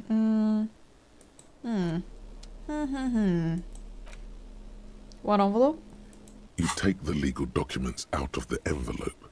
A 12 to 40 month construction period and the zoning plan in the addendum. Look at the zoning plan. The youth center cuts into the ocean like the bow of some great modern ship. Apparently, it's going to cover most, if not all, of the street and the square between the existing houses. It's 3 stories tall. It's going to be awfully close to the already existing buildings, almost wall to wall, practically integrating them into the youth center. This is either an ominous or cool architectural choice. Hard to say. My money is on cool. Looks like a cubic pyrite. Try to find a loophole. There is no loophole. The simple truth is the current residents are going to lose their street access, and for the next 12 to 40 months, their lives will be dominated by constant construction noise right next door. What are ramifications? Once the construction starts, it'll probably take a few months, a year maybe, for even the most stubborn occupants to get tired of living like this. After that, they'll sell their property for cheap and move out. That's terrible. Poor people. Can't I do something? Well, you could trick Everard. Get some random people to sign the document. By the time the union boss finds out, your business here will be already concluded. Put the documents back in the envelope. We'll see. Interact. The front of this quarterly journal features a large satirical portrait of the late King Friesel.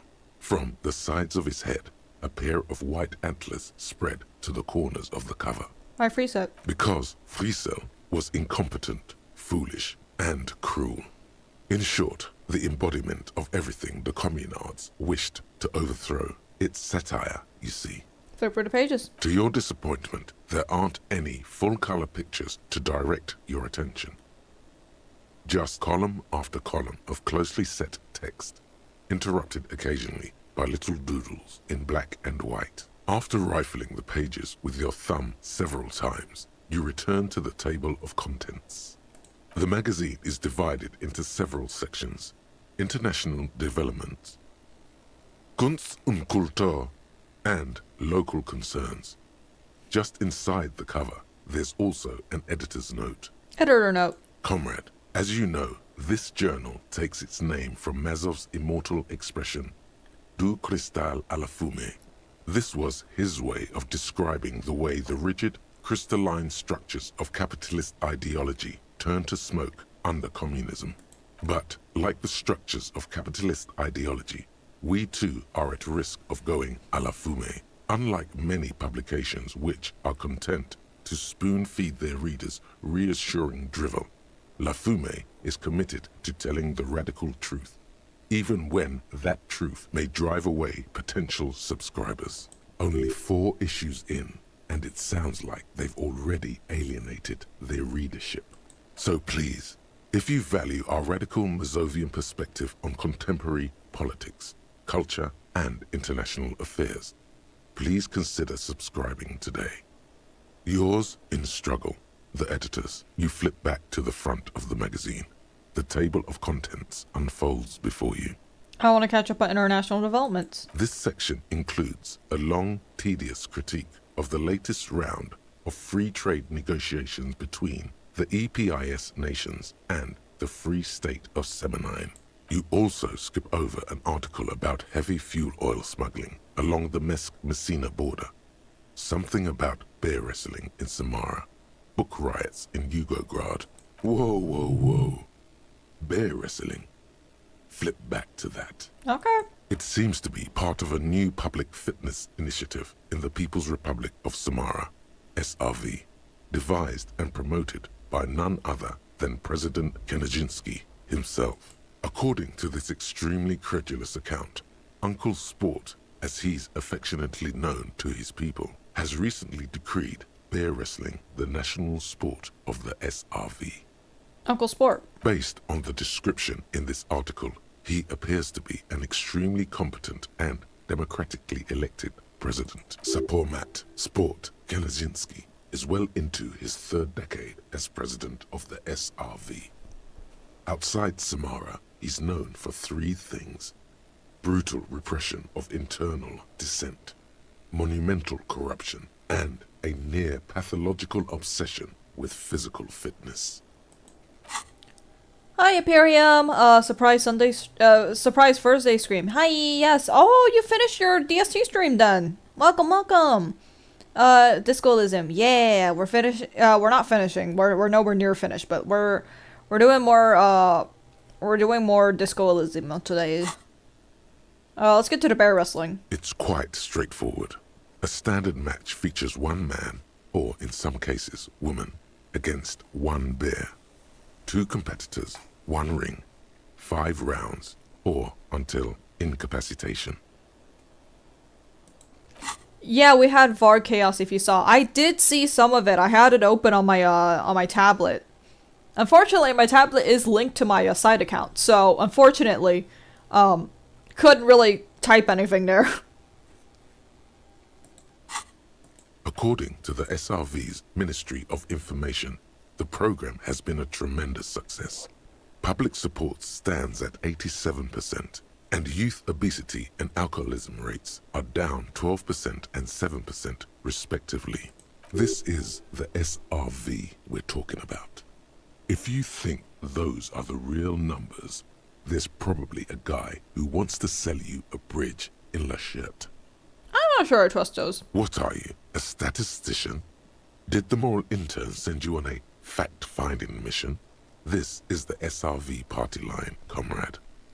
Always good to catch up on foreign affairs. You flip back to the front of the magazine.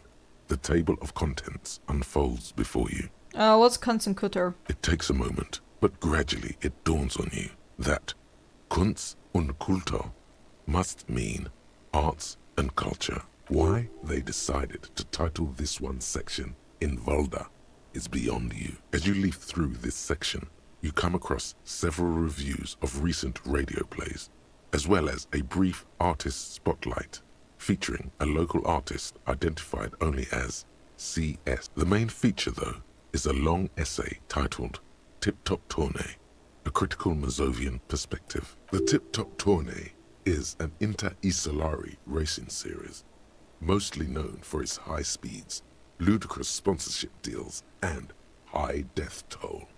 In Revachol, it's held quadrennially on the prestigious Zero Carousel racing circuit. Read profile? This so-called artist spotlight is really just a brief Q&A, made all the briefer by the subject's evident hostility to her interviewer. Alright, what do I have to say about Tip Top? You think you're settling in for a relaxing recap of the most recent season, maybe sprinkled with some nice anecdotes about a few of the more colourful drivers. Instead, you find yourself skimming a 10,000-word feature about all the politically problematic aspects of Tip Top Tournée. What's wrong? Where to even start? For one, there's the crass commercialism of its sponsorships, and then there's the practically criminal emphasis on deadly motor crashes. Did you buy the new IDV room? No, I did not. Typically I don't pay attention to the IDV rooms because 90% of the time I don't even edit them. I pay no attention to them half the time anyway, so it's whatever. It looks really cool though. It looks so cool, and I'm like, that'd be so cool, but I never fucking use it. I would never use it. Also, I don't have enough fragments to buy anything. I'm just short of fragments to buy it. Anyways, so, meh. Oh well. It's okay, I can window shop. I can just look on from the outside, pull up a YouTube video, same thing. So, all of it, basically. You wrote this stuff? Oddly enough, this article has 2 bylines. Nasteb Encolada Bernal and Exilus Buka. What do you use your puzzles on? It wasn't puzzles. I think it's fragments or puzzles. Either way, I don't have a lot of puzzles and I don't have a lot of fragments. Fragments, I think I bought one of the I bought an accessory for one of my survivors. I don't remember which one. It was an accessory. I don't remember. And then for puzzle pieces, I think I'm just short. I think I'm just a little bit short. Because I had to buy one of the past season essences. I bought one of those just for whimsy, and now I'm a little short. So, yeah, don't have enough of those at the moment, unfortunately. There's no way those are real names. Why not? Have you ever met anyone named Exilus? Come on, they're plainly pseudonyms. I know you got way more than me. I do get quite a few, but that's also because I save. So sometimes I will just splurge and spend them all.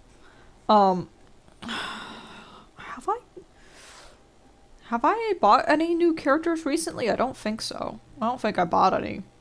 I have a couple of the free character things sitting around, so I might have used one of those. I don't remember too well. I don't keep track of my spending in IDV. More than that, they're likely anagrams. What's so bad about sponsorships? Under capitalism, the article says, every pursuit has its price. Every pleasure, even one as elemental as the joy of racing others around a track, is reduced to an advertising opportunity. Thus, the so-called tourney becomes a competition between increasingly meaningless brand signifiers. Your discount laundry detergent racing against a pack of Astra cigarettes, or even a fritter. You gotta assume crash. And that precisely is what's problematic about it. Were it not for the promise of random, spectacular violence, audiences would quickly lose interest. At the end of the day, it's the destruction of these 750,000 real races that you're really watching for.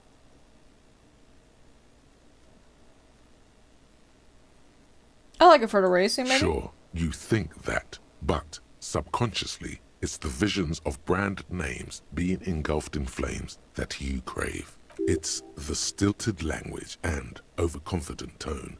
That's the real giveaway here. You're almost certainly reading a recycled university essay, one that could probably use some edits. Quick changes. Armed with Lena's friendly green ape pen, you spend entirely too much time writing constructive feedback in the margins of the page. By the time you're finished, the original article is nearly illegible. You flip back to the front of the magazine. The table of contents unfolds before you. Local concerns. Unsurprisingly, much of this section is taken up with articles declaring unqualified support for the dock workers' strike. You skim the headlines. Paint the harbor red and white. Martinez tames the wild pines. A city in revolt. First we take Martinez, then we take La Delta. Finally, there's a brief article by the writer, G. Martin, accusing the owner of the Capeside Apartments of illegally attempting to evict certain communist tenants simply for not having paid their rent. Ah, this must be Gaston's handiwork. Charging rent just to live somewhere is pretty outrageous. Wouldn't it be better for everyone if labor and capital could reach some reasonable accommodation? I like these two options. Let's pick 4. According to these editorials, there can be no accommodation with the forces of international capital or their mucilaginous allies in the coalition. Why do communists love puerile insults? And they wonder why they're always being left out in the cold. You flip back to the front of the magazine. The table of contents unfolds before you. Alright, put it away. Okay, let's take a... What's this? We're getting reports of normal, reasonable, temperate, political opinions somewhere in Martinez. I don't think I'm normal. I just think people deserve a little bit of, like, I don't know, fucking right to live. I keep saying Nundy about the political stuff, right? It's also about that, but it's also more. Perhaps it's the hangover. Perhaps it's a temporary surge of serotonin. But something tells you it's time to become a citizen of the Kingdom of Conscience. Where is that? It is not a place. It is a moment in time that can only arise in the right circumstances. In all of human history, it's only been achieved a handful of times. How do you bring that about? Incrementally. History's greatest catastrophes have been brought about by people trying to make the world a better place. Too quickly. That's the genius of Dolores Day. She recognized that progress is meaningless if its gains are lost because of instability. Real, lasting change can only come about gradually, increment by increment. What about all the things that are wrong now? Tisk tisk. Just because you live in the present doesn't mean you have the right to place your needs above the needs of the future. You may never live to see the Kingdom of Conscience. Your children may not. Even your grandchildren might not. But that's no excuse not to keep working. What rationality? What sang-froid? Is this just about preserving the status quo? Do you believe the status quo is preferable to chaos and bloodshed? No, the current status quo is a little bit fucked, ain't it? Then you've never lived through real chaos. Sometimes, in the face of great disaster, defending the status quo is progress. What's this kingdom actually like? The kingdom is difficult to comprehend, and even more difficult to describe, partly because humanity will need to discard many of the categories that define and limit it today. The Kingdom of Conscience is post-capitalist, post-national. It's also post-industrial, post-ideological, and even post-sexual. Still want to live for the present, though. What you want is immaterial.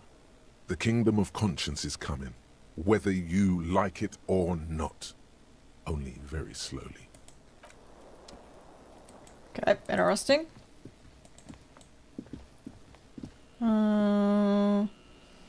Anything else I can click here? I guess not.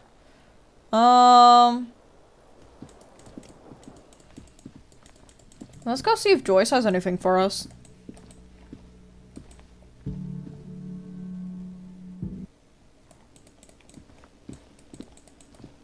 She wanted proof of the drug trade. What if I show her some of Kuno's stuff?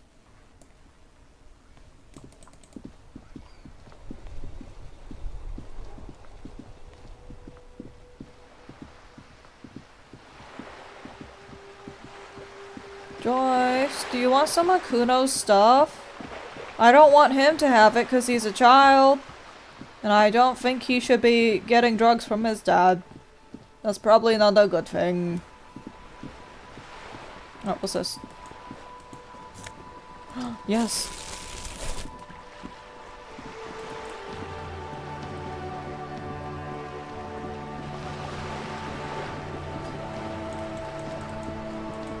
You're back. Good. What can I help you with at this late hour? Don't you sleep? Matter of fact, I don't. Why? I have a medical condition of my own. Nothing unusual, though. I'm old, you see. I think I have that too. Don't worry. It's curable. With questions. Ask me some. It'll help pass this night. Drug trafficking? Until you come up with something at that intersection. She I see. nods. Dealing forever. She's not even asking you anything. It's so easy to just say. Helped him turn on the heat with the borscht. Did you now? What sort of borscht is he making? Unimportant. I disagree. It sounds like a strike brew. And you made them more drunk? Aren't they corked enough already? I turned a knob like this. Beyond curious. I will choose to interpret that as you turning the alcohol in the strike brew down. For the sake of our professional relationship.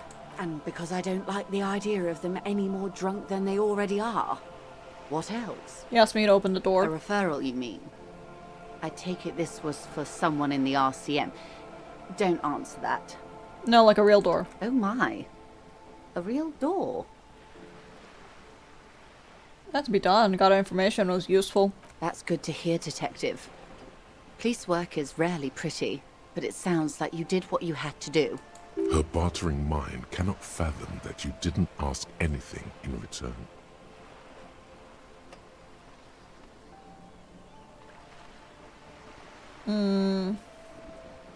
Ever asked the Union's militant ring to fully cooperate with the investigation? How benevolent. Hopefully they'll help you sort this whole business out, if they haven't already. I said all again. Well, I hope it yields something. Otherwise you'll have opened that door for naught. Anything else? Wild Pine sent mercenaries after the Union, now one's dead. The company did not send mercenaries after the Union. I told you in great detail about the mistakes my side made. And of course, I accept them completely. I just hope you don't share Everart's view on things. After all, as he said, one's dead now. The Pine certainly hasn't killed any of theirs. Let's keep it that way, she means to add, but then doesn't. Look who's defensive suddenly. Militant wing organized a lynching. Yes, that's the talk about town. The Hardy Boys, they're called. Find the name rather amusing, honestly. He didn't seem worried. I wouldn't have taken Everart for a saber rattler. Was he surrounded by Union men he wanted to impress? No, it was more like he wanted things to get worse. In secret, of course. Probably showing off to me. Yes. Everart is a showman at heart. Maybe he was manipulating me. I'll think it over, Detective. Thank you for relaying this information to me. This gave her pause. She's pensive, suddenly. Hard to say about what. Have I underestimated the Union's ferocity? She has to ask herself by now. That's all I got to say. What you've said is quite enough. You've given me a lot to consider, and may have helped me prevent this conflict from escalating. Envelope. Sounds like he has you running errands, Detective. A well-established dominance ritual. Where did he have you deliver it? Nameless settlement down the coast. Ah, yes. I've been meaning to go there. With longing. Clear and simple longing. You're fond of it, aren't you? Why does she want to go there? Why are you fond? I should be. In my youth, I had a brief dalliance here in Martinez. He was an older man with impossibly broad shoulders. He's probably dead by now. Even his shack is long gone. Not that it matters. These buildings are all carbon copies of one another. You've been? Yes. I was slumming it with some girlfriends of mine. We had boats and... Don't hold it against me. My paramour certainly did not. You missed us? Not overly so. It's not like this was the only place we visited. Me and my girlfriends from Azon with our shiny boats. Like reavers, we told ourselves we were the worst thing to happen to the coast since the Coalition landed in '08. Imagine. He wants to build a youth center. A youth center with Edgar Clare's statue on top of it. Go ahead. Help him. Make it so. I have no power to stop him. You can't buy the place? Yes. I'm sad I'll never have the time, Detective. I've always wanted a dilapidating fishing village. She is more defensive about it than usual. Full of ghosts and ancient memories. Has this errand yielded you any information? I'd rather talk about something else. Of course, Detective. You can always drop by later, should something come up. Now, what else can I do for you? Reality. More lessons in basic reality? My favorite part of the day. Go ahead, ask me anything. What's pale? The pale is not, technically speaking, part of reality. It is the opposite of reality. Okay, well, what is it? Okay. The pale is the most dominant geological feature of the world, Detective. The separative tissue between the islas. It is the inter-islary mass. What's an isla? Isla is a Messinian word for a continent of matter, enveloped on all sides by the pale. Also, isolation, or landmass. We used to believe there was only one. In the last 4 centuries, we have discovered 7. Muindi, Seol, Samara, Ilmara, Grad, Katla, and this, Insulinde. Insulinde is? An oceanic isla. It comprises mostly of water. Muindi is the largest, Katla the coldest, Insulinde the bluest. What can I say? Each is perishing and dear. What's the Pale like? Achromatic, odorless, featureless. The Pale is the enemy of matter and life. It is not like any other, or anything in the world. It is the transition state of being into nothingness. The negation of being. Negation That's of... right. The negation of being. Is it here? No, detective. We're safe. It begins there, 6,000 kilometers to the north, and even more to the south, east, and west. You are in the middle of the Isla. As your gaze instinctively turns north, a small black pit opens up in your stomach. 6,000 kilometers from the end of the world. Yes. That is enough. Many cities are built much closer. And there? An uproar of matter, darling. Rising into the Pale. Rolling. Evaporating even. A great vision. The area of transition between the world and the Pale is called Porch Collapse. Imagine a grey coronal mist. Cold vapor marked by spores of an opportunistic microorganism. A mold that's adapted to grow at the edge of the unrest. It's the most disco thing you will ever see.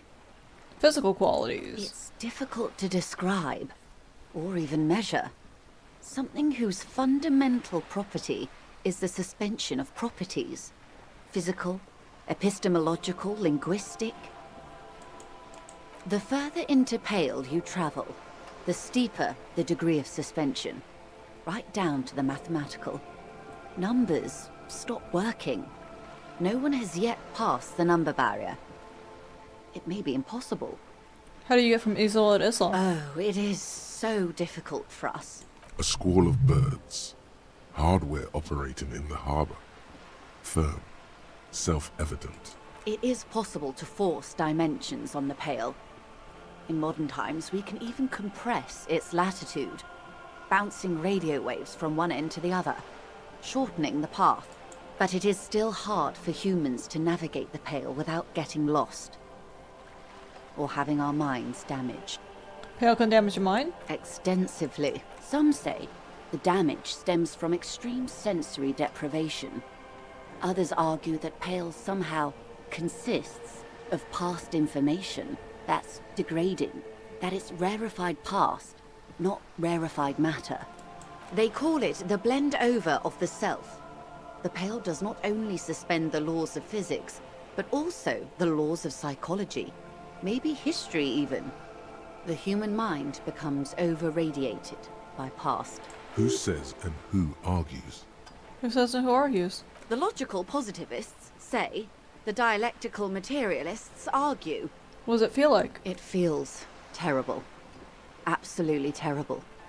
International standards strictly limit civilian travelers to 6 days of Pale exposure per year. It's more for her. Way more. You are not a civilian passenger? No, nameless detective of the Citizens Militia.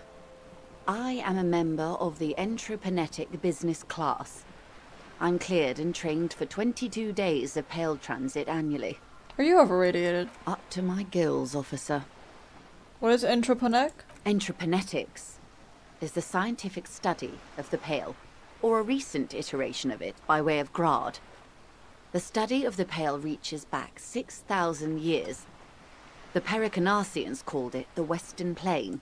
They had not traveled the entire circumference of the Pericarnassian super-Isola. It was not merely in the west, it was everywhere, even then, surrounding them. Did they cross it? There are signs of pre-modern crossings. Successful navigation of the Pale relies not just on technical know-how, but intensive psychological preparation. Some of these tactics have been known for thousands of years. What changed? Nothing. We remain powerless before the Pale. The only real advance in Pale transit is the speed with which an aerostatic craft can pierce it. Less exposure leads to less effects later. Craft? Hybrid airships, Detective.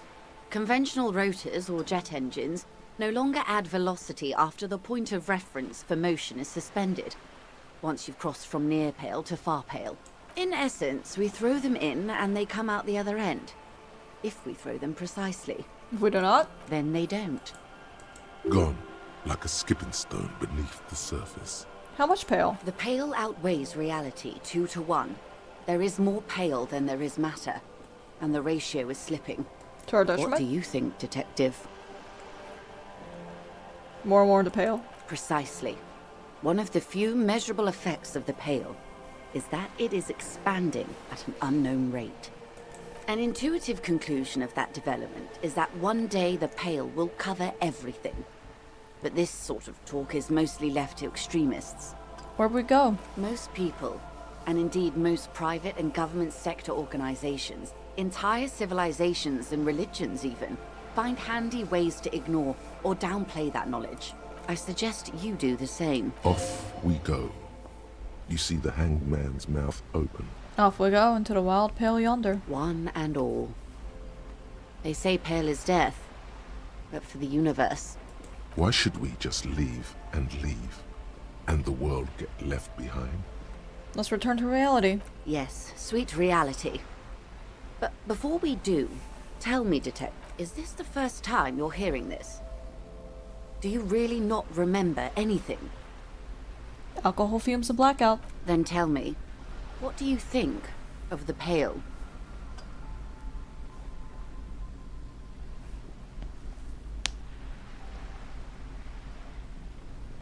Disco. Mm-hmm. You really didn't know. This does not spell good for the investigation, Detective. If you don't know even this, then... It'll be my masterpiece. They'll one day remember me by, I promise. I hope so. I truly do. If I may suggest, hold on to your colleague, Kitsuragi. I ran a check on him and he is very competent. In the meanwhile... I love Kim. I want to keep... Can we keep Kim forever? Some of that assurance is meant for herself, as much as it's meant for you. She must have a lot on the line here. You have me. I will assist you in any way I can, even if we have to do it one basic term at a time. What times are these? These are unimportant times, Detective. You and I were born after the dust had settled. 1,000th of a second too late. For what? For the big time. The revolution. What is it? It's quite easy. Every 100 years or so, our species gets together to decide what's next, who gets shot in the head, and who gets the mineral rights. It's a real kerfuffle. Got a bunch of apes duking it out? Why, of course. We're talking Duke Out Central. Full swing intra-species warfare. Evil? No. I would say the apes were neutral. Okay, neutral. On the other hand... Who got shot in the head? Those would be the communists. Generally speaking, 40 million people got shot in the head during the World Revolution. But the communists... they all got shot in the head. Oh, and the anarchists too. They shot them well. So well, one forgets they even existed. They shoot back? Did they ever? Before they got shot themselves, they shot 2 million people.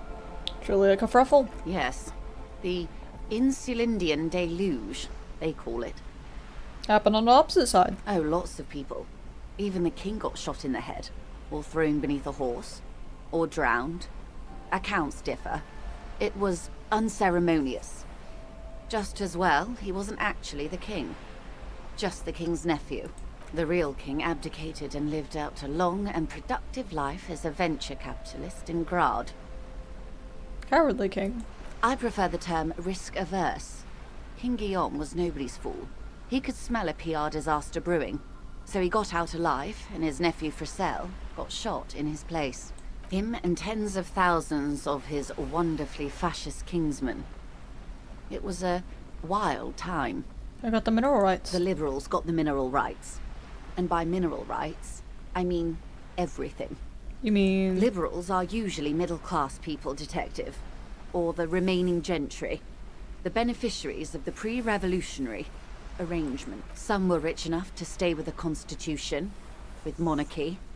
Big mistake. Others bet on the revolution. They were called the Ultras, or Ultra-Liberals. They fared well. Oh. They didn't win so much as survive. We were the last ones standing when the war ended. Everyone else got shot in the head, remember? We. She's one of them. Of course. Who was there to surrender to? To foreign intervention. The Coalition. Those people really took the mineral rights. You said the Liberals took everything. The Liberals took everything that wasn't nailed to the ground. The Coalition took the ground.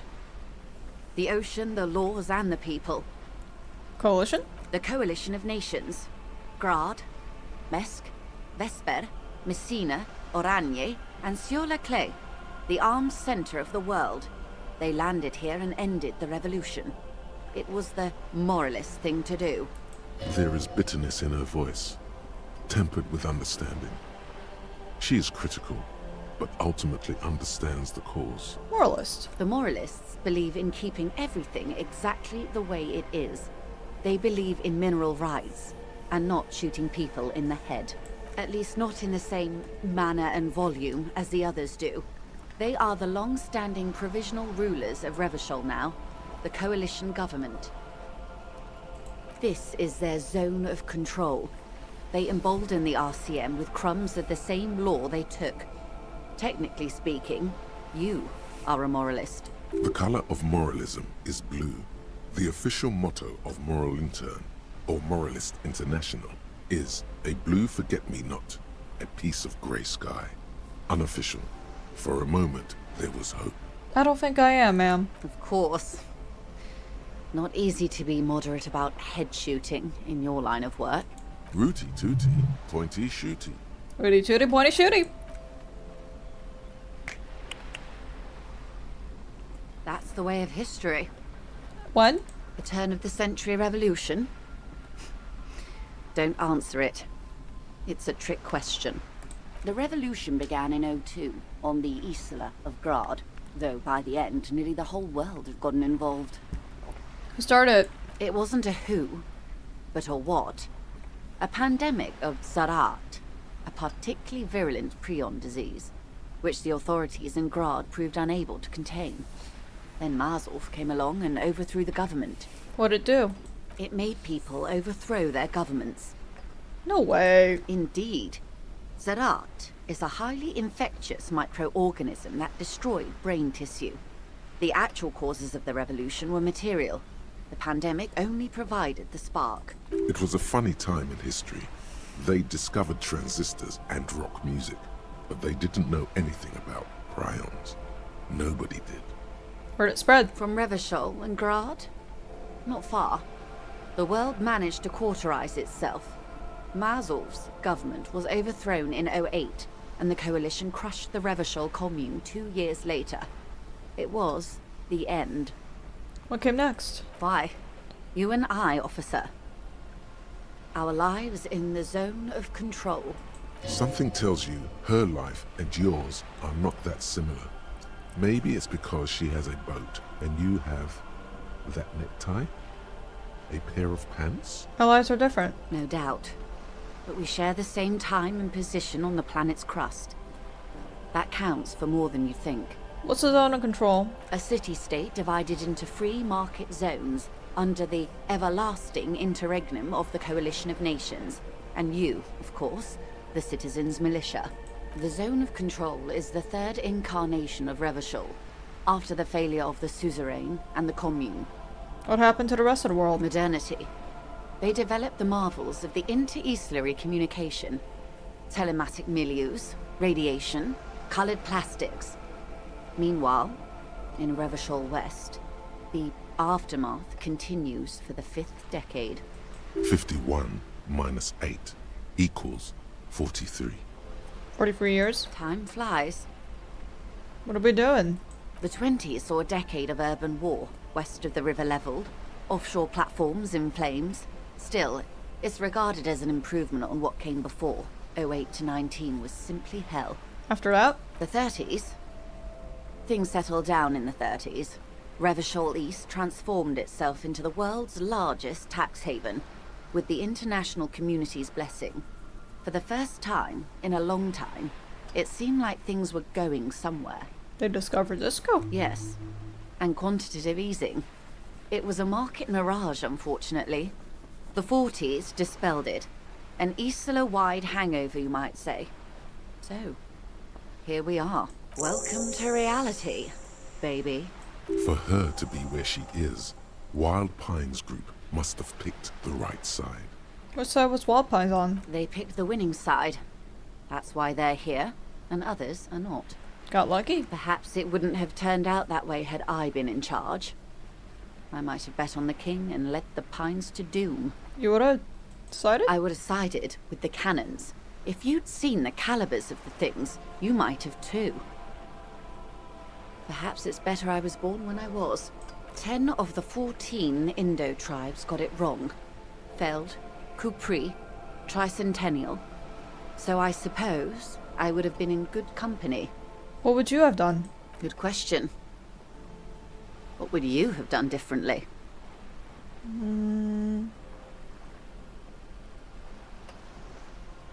I don't know what I would have done differently. And you would have died, most likely. Not far from here. Maybe even right here. During the beachhead. Defending the coast the day the Coalition took the city. Probably. No. Almost certainly. The Commune would have forced you. Such was the fate of the undecided. Enough about the times. They are what they are. Who knows?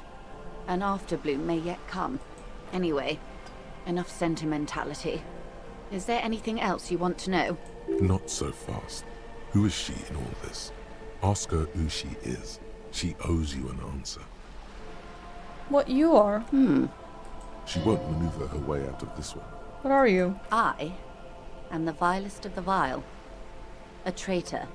A devourer of nations and infants. I am an ultra. She raises the corner of her mouth, smirking, revealing a canine. What's an ultra? An ultra-liberal. It's a type of liberal. From the revolution. It's, not the moderate kind. I don't understand. Haven't you heard? I am a nether creature of the Forbidden Swamp. One of those who pushed the king under a shit wagon and betrayed the revolution. We surrendered the nation to financial colonists. No saint person identifies as an ultra anymore. Not in broad daylight. Tell me, now that I've uncoiled myself, are you repulsed? In her green eyes you see a mixture of truth and self-satire. Decades of guilt and pride. I don't really care, honestly. A fitting punishment. To be forgotten, if not forgiven. Save a prayer for us in our chateaus on Ozon and in Stella Maris. When the dust settled, the Liberals were the only ones left to clean up the mess. By virtue of their survival, they were handed enormous power to shape the future. This was all our last generation managed.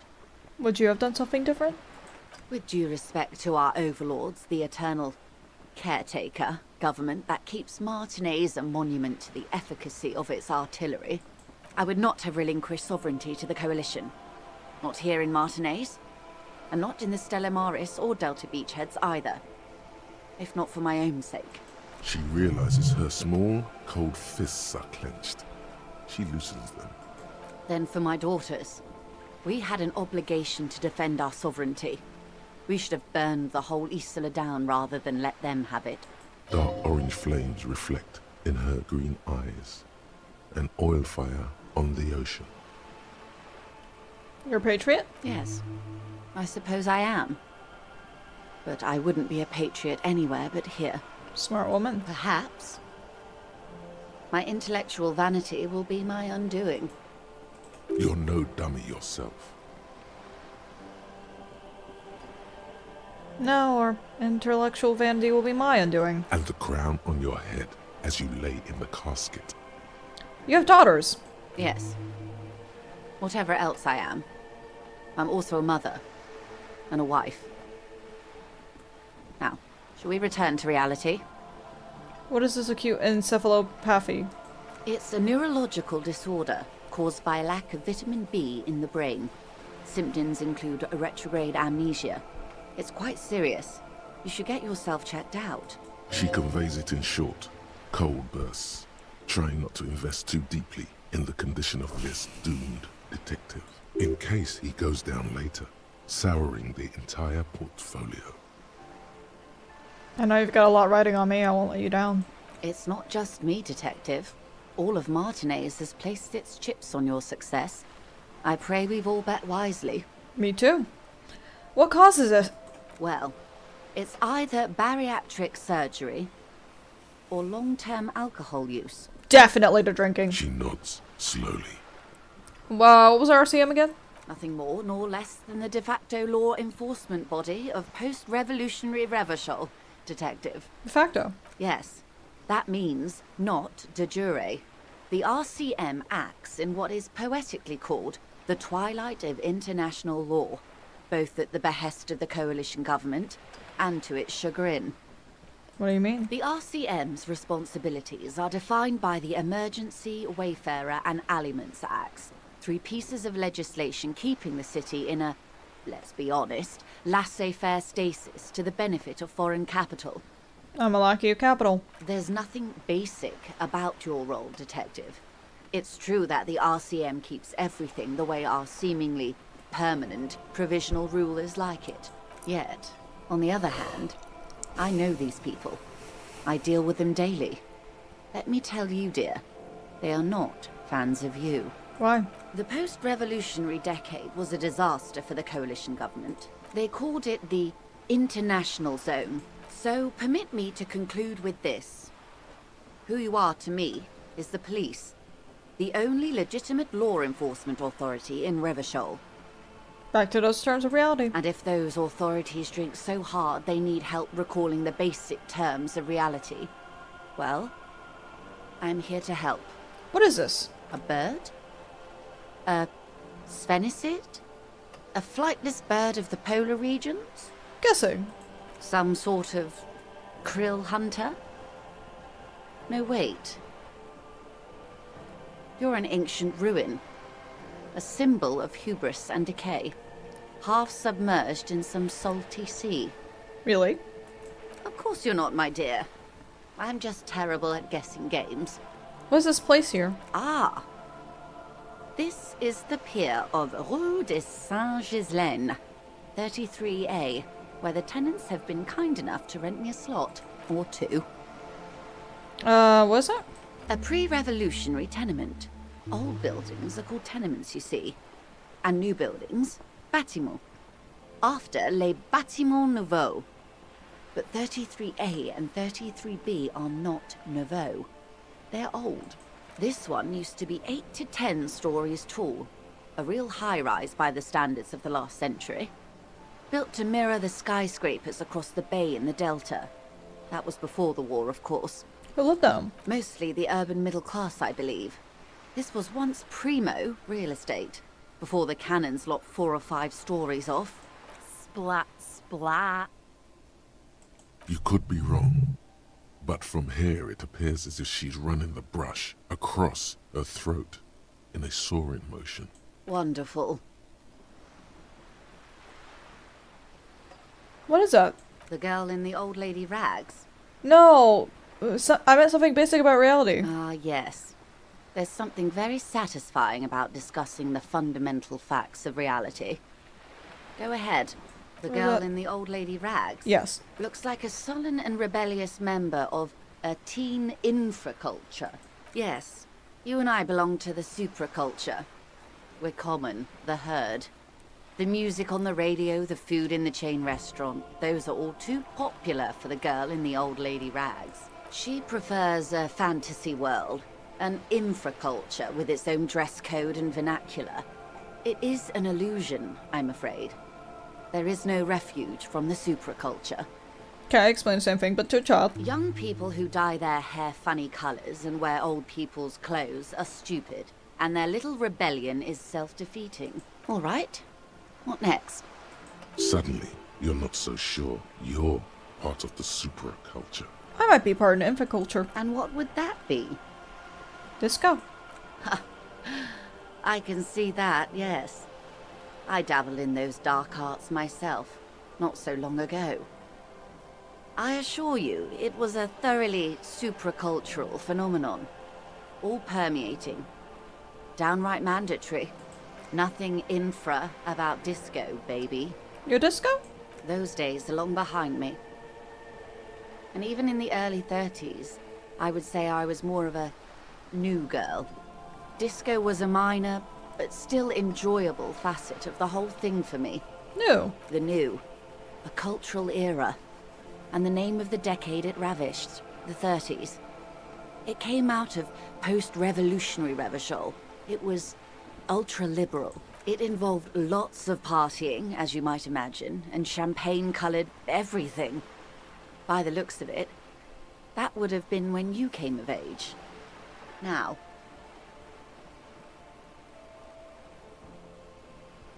Sounds fun. Can't remember. Wasn't it Guillaume Le Million who said, if you can remember the new, you weren't there? I was just thinking about that guy. Ah, yes. This is not very central to reality, is it? I don't know. I can't be 100% sure, but I believe he died due to complications from venereal disease. Didn't die of autoerotic asphyxiation? You can't get a venereal disease from that, can you? Which one? All of them. Didn't vanish in a puff of stardust? I'm afraid no. But then again, one can't be entirely sure. It's all part of his mystique. Ask someone else and you may get a more champagne-colored take. Anyway, what other basic facets of reality should we discuss? Oh, for now? Glad to have been of assistance. The little that I know. Anything else? Tattoos? That's the man who was killed. I'm afraid this is a discussion for once we've cleared the lynching question. Where? How is this tied to lynching? Better not tie the fourth day to the Bat's Day on this. I hope there is something else I can help you with. She wants to answer the question. Protocol keeps her from it. Oh?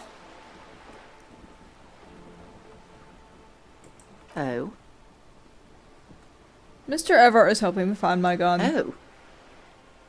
That's so helpful of him. So very, very helpful. And how is that going? Mr. Everett Do you have any leads on that gun? Mr. Everett is helping me find my gun. Ah, yes. As you said. Mr. Everett is helping me find my gun. Your gun, yes. Do you want to talk about something else now? Mr. Everett is helping me find my gun. He seems to be in some sort of loop. Mr. Everett is helping me find my gun. What is happening? No, it's not that. It's... I have no idea. This is bad. They're all showing up!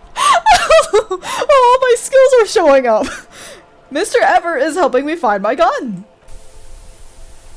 Mr. Everett is helping me find my gun. Of all the things to be stuck looping, this has got to be one of the most witless. Mr. Everett is helping me find my gun. Sweetheart, please stop repeating that now.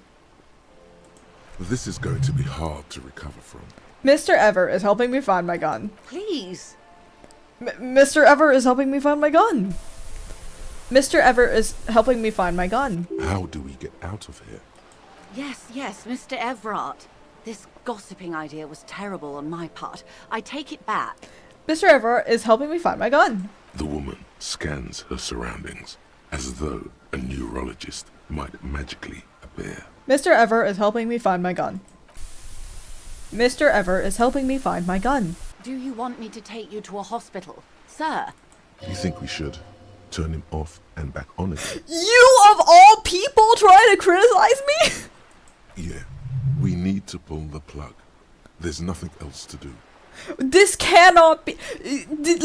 Your plan is to just plug me on and off again? That's what we're gonna. There's no way that's gonna work, you dummies! Are you not afraid it'll kill him? That's what I'm saying! It's gonna fucking kill me! Do you know the amount of times I've almost died in this game? What if he forgets everything again? Okay, I'm gonna do it. Hold on. Detective! Is everything all right in there? I'm great. Are you alright? I'm much better now that you're back. You seem to be caught in some sort of loop. Loop? Never mind the details. We've wasted enough time as it is. What matters is that you seem to have got out of it. Now, please ask me something else before it happens again. Something that, preferably, doesn't include the words Mr. or Everard. Of course, Detective. You can always drop by later, should something come up. Now, what else can I do for you? Thank you, Joyce. Okay, I'll be honest with you. Someone did tell me about the loop. Someone did tell me about that because I tried doing it when Kim was with me and Kim wouldn't let me loop.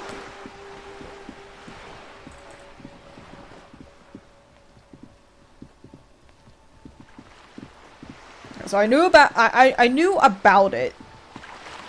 So one of my friends was like, "Oh, you know you can force him to loop if you go without Kim, right?" And I was like, "Ah ha ha ha. Ah ha ha ha."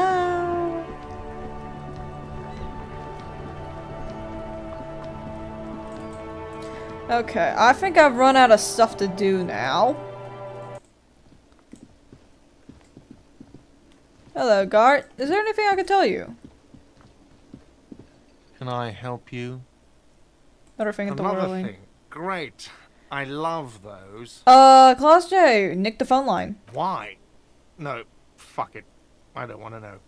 I don't want to know why these degenerates do what they do. I thought we had one good guest in the building. You have Lena. Lena's a good customer. Yeah, well, she's not a guest, is she? Anyway, I'll forward that woman her bill and be done with it. Now, was there anything else? Something else I want to ask about. Yes?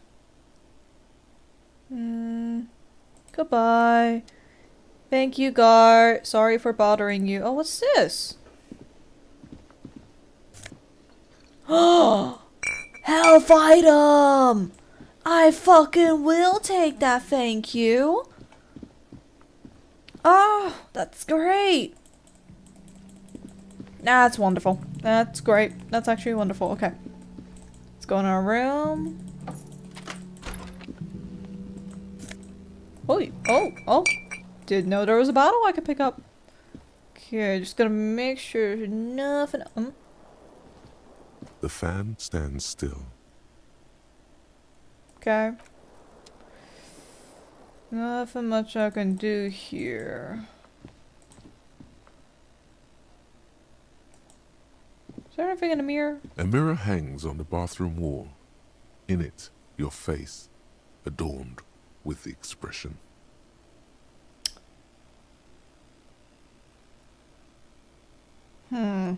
Electrochemistry is locked.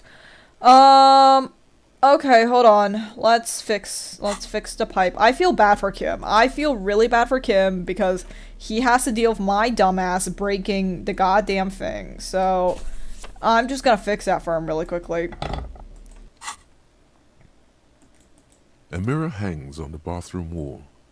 In it, your face, adorned with the expression. Let's run. The chain cutters slip out of your hands as you attempt to twist the faucet into place. Well, you know one thing for sure. You've probably never been a plumber. That's fine. We don't have to fix it. It's fine. It's fine. We don't have to fix it. I don't want to spend skill point just yet. Put that back there. -2 of 40, which is not great. Yeah, 40 is at -3. That's fucking awful. Okay. What are you? +1 empathy. Okay, well, let's put you off to the side. Let's not use you unless we gotta. The bed is still cold from the broken window, and not too inviting. But it's yours. You've earned it. Go to sleep.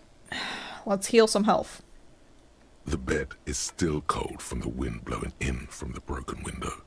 The mattress creaks as you close your eyes and try your hardest to fall asleep.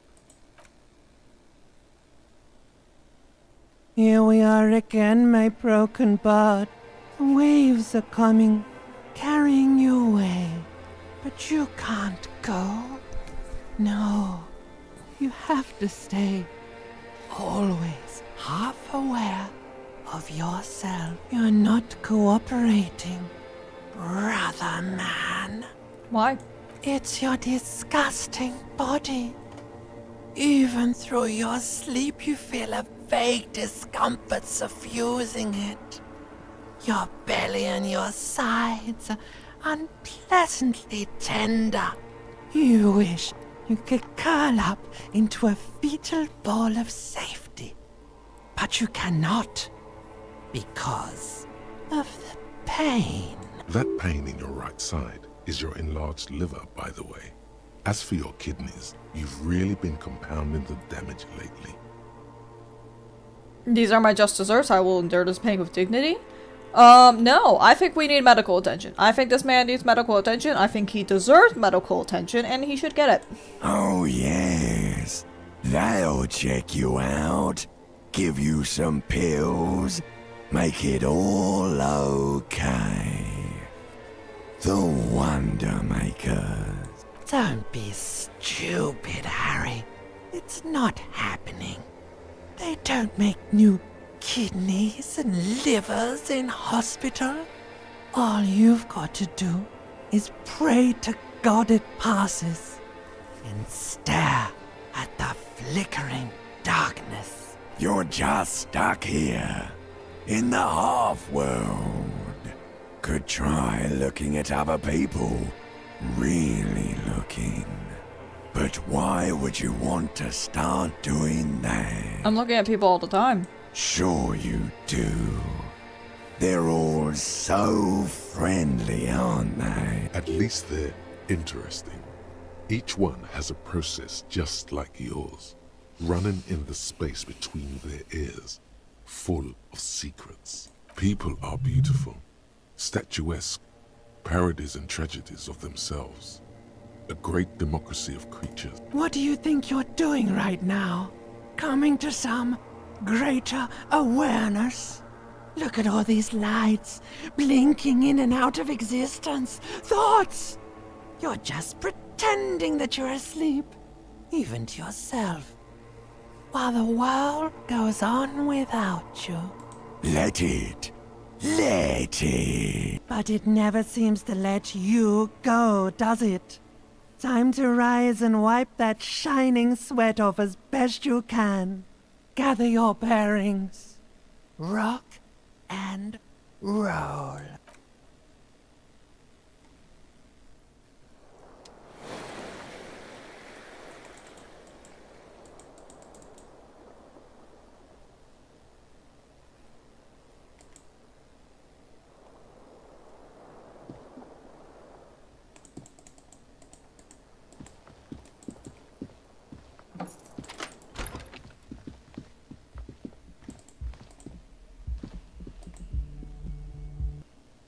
Kim! Hi. Yes? Oh, I thought you would join me. Oh, you did? Oh, hello, dear. There you are again. Suggestion 2? That's all for now, ma'am. Hold on. We're just gonna save game real quick. Save. What's up, Lena? Hello, dear. There you are again. There's really no point in manipulating anyone. She'd be only too pleased to tell you about her work. Go on and ask. Hey, I'd like to hear about some of the cryptids. Oh, I'd be delighted.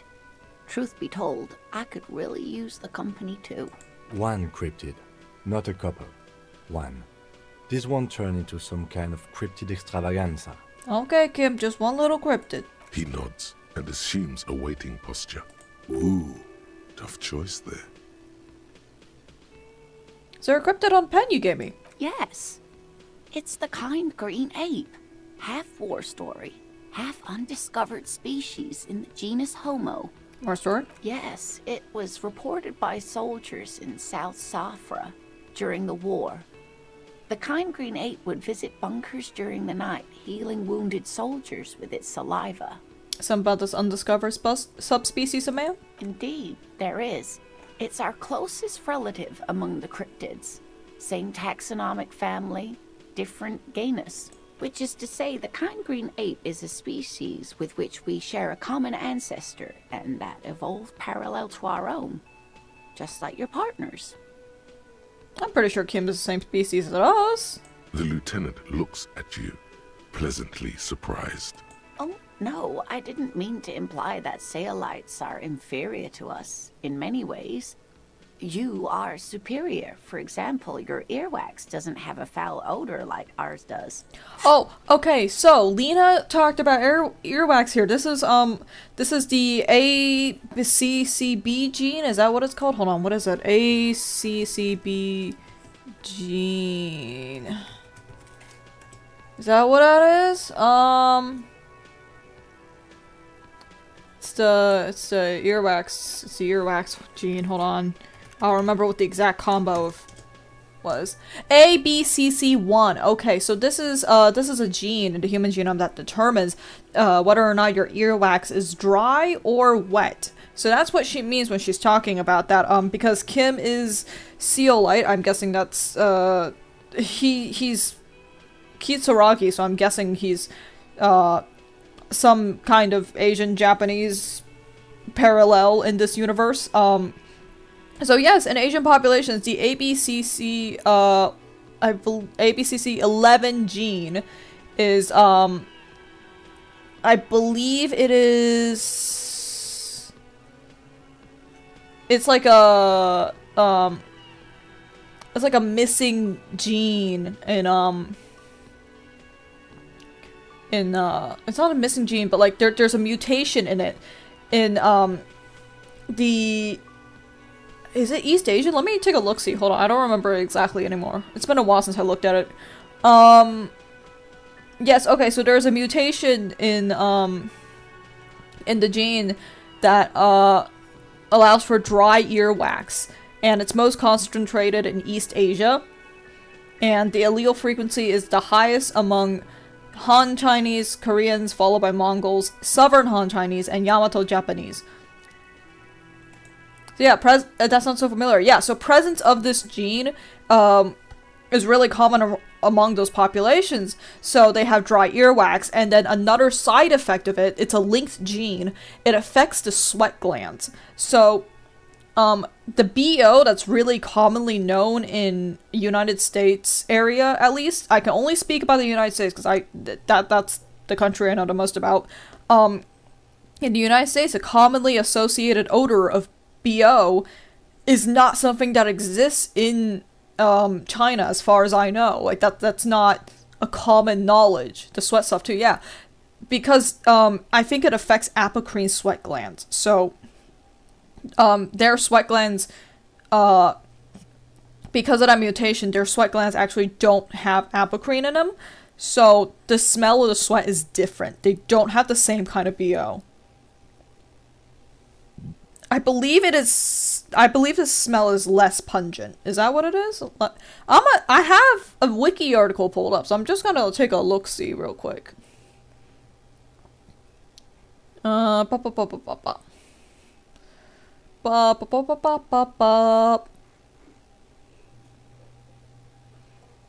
so they're linked together. Is there anything? I don't remember too much of it because I learned about it a really long time ago.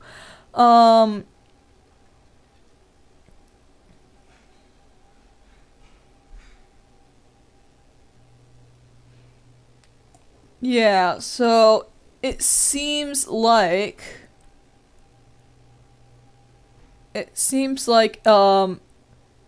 it allowed for better body heat preservation because it is characterized by a diminished sweat gland activity.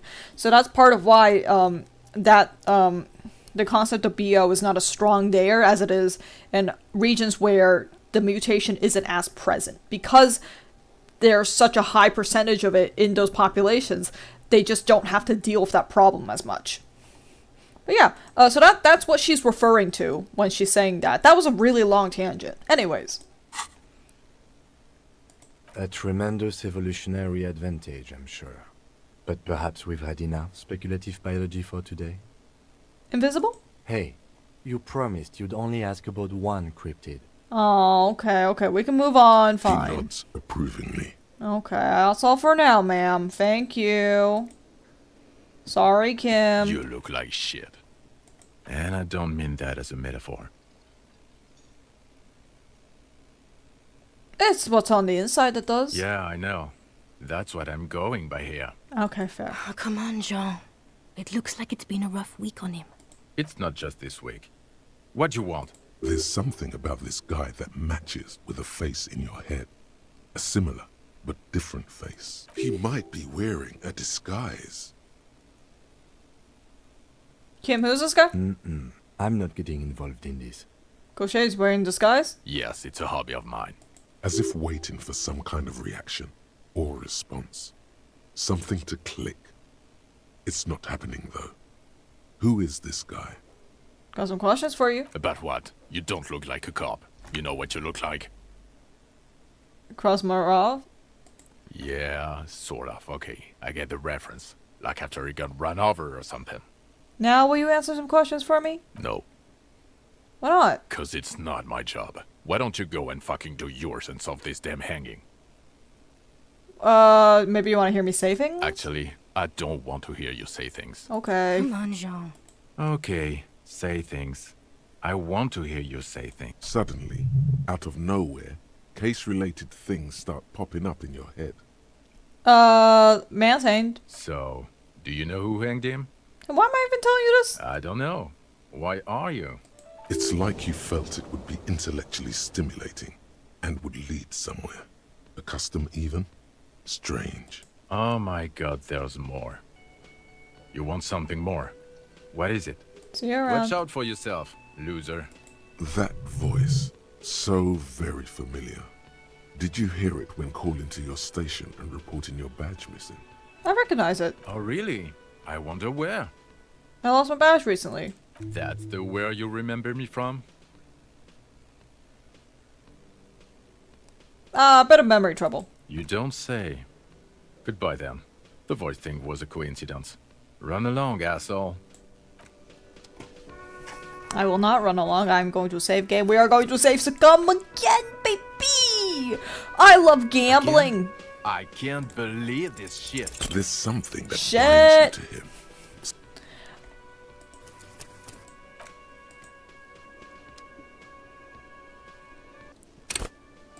Again? I love gambling. I can't. You know I love what gambling. it is. It's like the two of you know each other. Just ask him.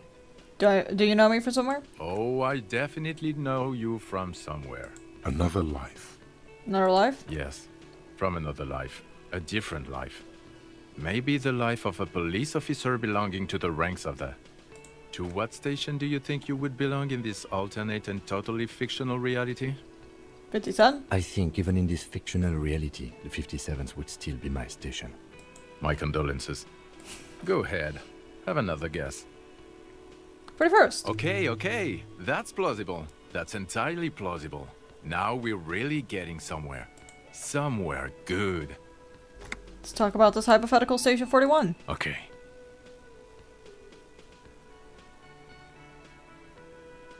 Oh, he doesn't fucking talk anymore? Oh, the hypothetical 4-1. Yeah, let's fantasize about that. I'm not busy, you're not busy, let's just play around. What would our relationship be? Let's be crazy. Let's say you and I are partners. How's that for a thought experiment?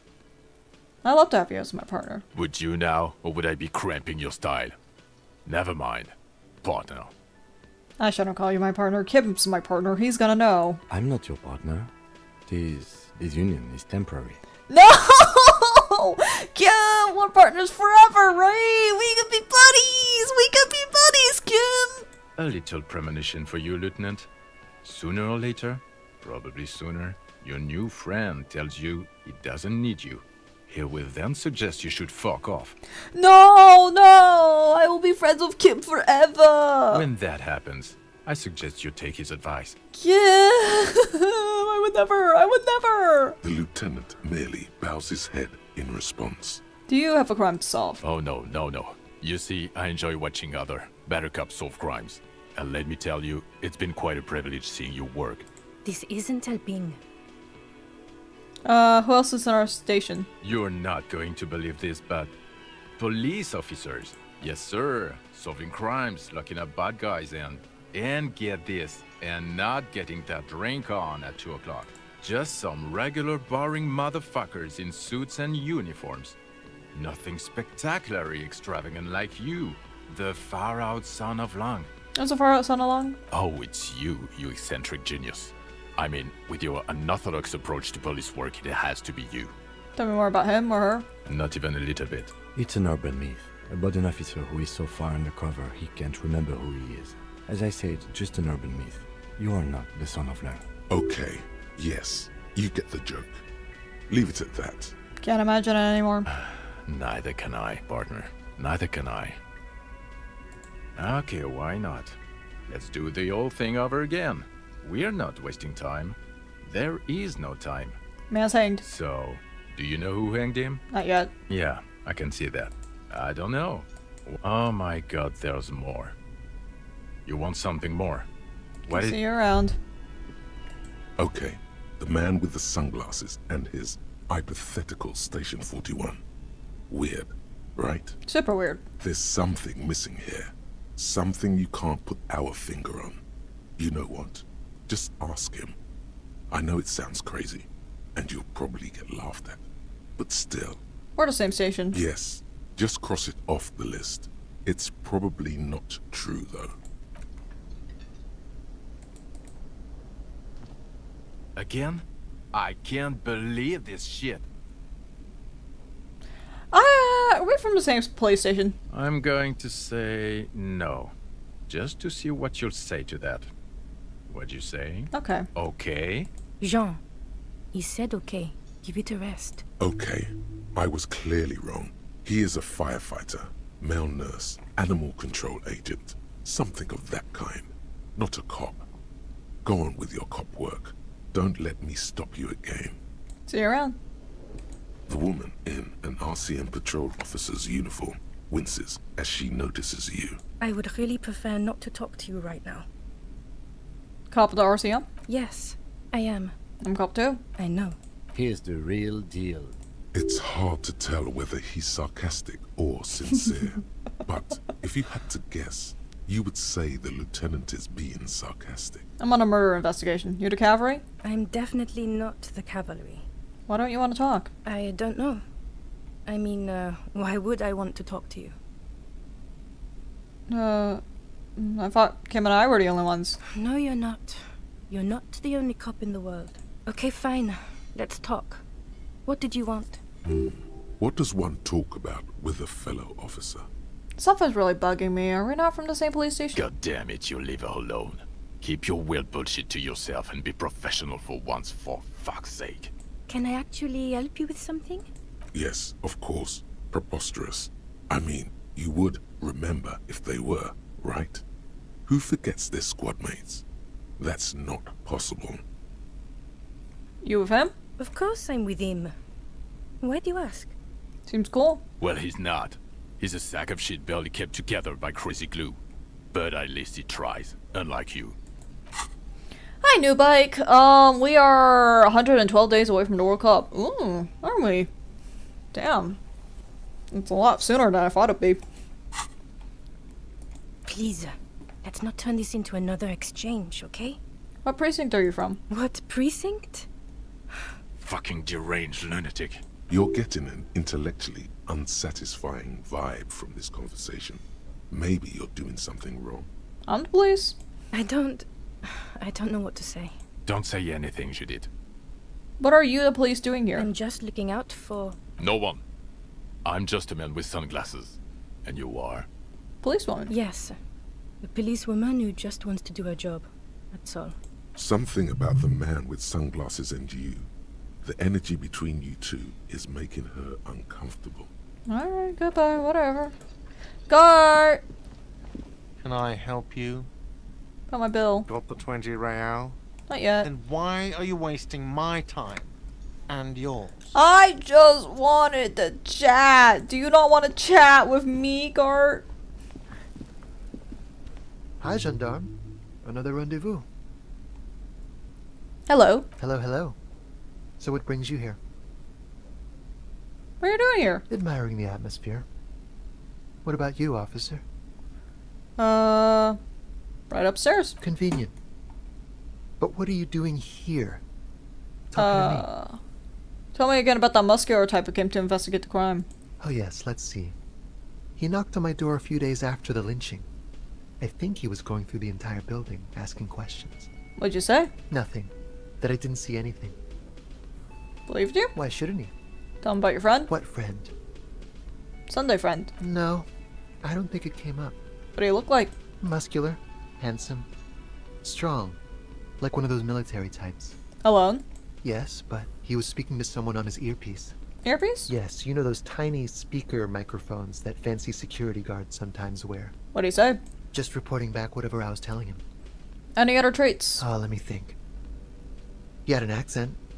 He sounded like one of those mercenaries. He sounded vaguely Oranese. No, not vaguely, scratch that. He sounded definitely Oranese. Thank you. Sure. Anything else on your mind? Sunday friend. You did. And how did you like him? Magical. I told you, he can be very useful. I guess that's the charm of powerful people. What was he doing staying at your place? He has keys. And he likes the view. To the sea, I mean.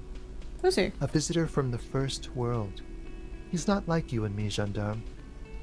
He can always return. To his opportunities in Occident, sur la clé. Still, his coming and going brings some life to the village. Or is it just money? I don't know. What are you? Friends, I told you. Sunday friends. Friends who like to get together from time to time. What does that mean? That he won't be there when times get tough, I guess. Is that a friend? It is. On Sundays. Fair weather friends, I suppose. I want to talk about you. Hmm? What about me, gendarme? Hold on. Bye-bye, gendarme. Bye-bye. Hi, really, we're just gonna save really quickly. We're just gonna save really quickly. Just gonna save really quickly. Hi again, gendarme. Hello. Could he Yes! be a member of the homosexual underground? Ah, just like me. Just pointing it out. We're not talking about some kind of cult with members here. You made it up. You're part of the homosexual underground. The homosexual underground? Why, yes I am, officer. Why? Do you want to investigate? Yes. Oh, it's a pleasure group. A Sabrosa pleasure group congregating in cellars under the cover of night. Saturday night. Sometimes even Friday night. What about Thursday? Or Thursday night. Sometimes the congregating doesn't even end. It carries on into our daily life. What do you do? Oh, we're ambitious. We want to destroy the last vestiges of meaning, the last things people in Rebishul have to hold on to, the true symbols of security. The meaning of man and woman, mother and father, their marriage. Hell yeah. Everything will be constantly shifting and moving under our rule. The future will belong to a circus of identities just spinning around, surreal and unreal. You won't even know who you are anymore. Disco? Yes, we listen to a lot of disco. Some say we engineered disco to spread our vision of a vertiginous, ever-changing society, where all there is a razzle-dazzle of gold. We are going to change the family unit with all this razzmatazz and finger dancing. And with mysteries. Of course, the mysteries are also of sexual nature, very esoteric. Should I get into it? You can't just get into it. You have to be born into it. One is either already in the homosexual movement, or forever excluded from it. What if I can't remember whether I'm in or not? Beautiful. Beautiful. That's exactly what we're looking for. Who knows, maybe you were homosexual in the past. Maybe all of that has been repressed. I have to say that you do look like someone who might be part of the underground. You have that very distinctive, I can't understand what's going on here look. It's gonna be like 20-hour mind project. Absolutely wonderful. A man like you can figure out his sexuality in a working day. It won't be 20 hours unless you want to enter the heightened realms of the phantasme erotique afterwards. It may be 20 hours or more, but that would be on your own time. Bye-bye, gendarme. Bye-bye. Thank you for talking. Can I be gay yet? Temporary research bonus. None. Research wrong. I'm in the middle of doing white morning. Maybe let's hold off for now, because I have a couple of skill points that I want to maybe save for when we really need it.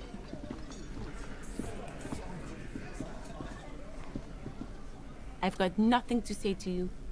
Why are you wasting your time? Are you the hardy girl? I am not. You could be Liz. You could be anything. You could even be a model. Even a mod?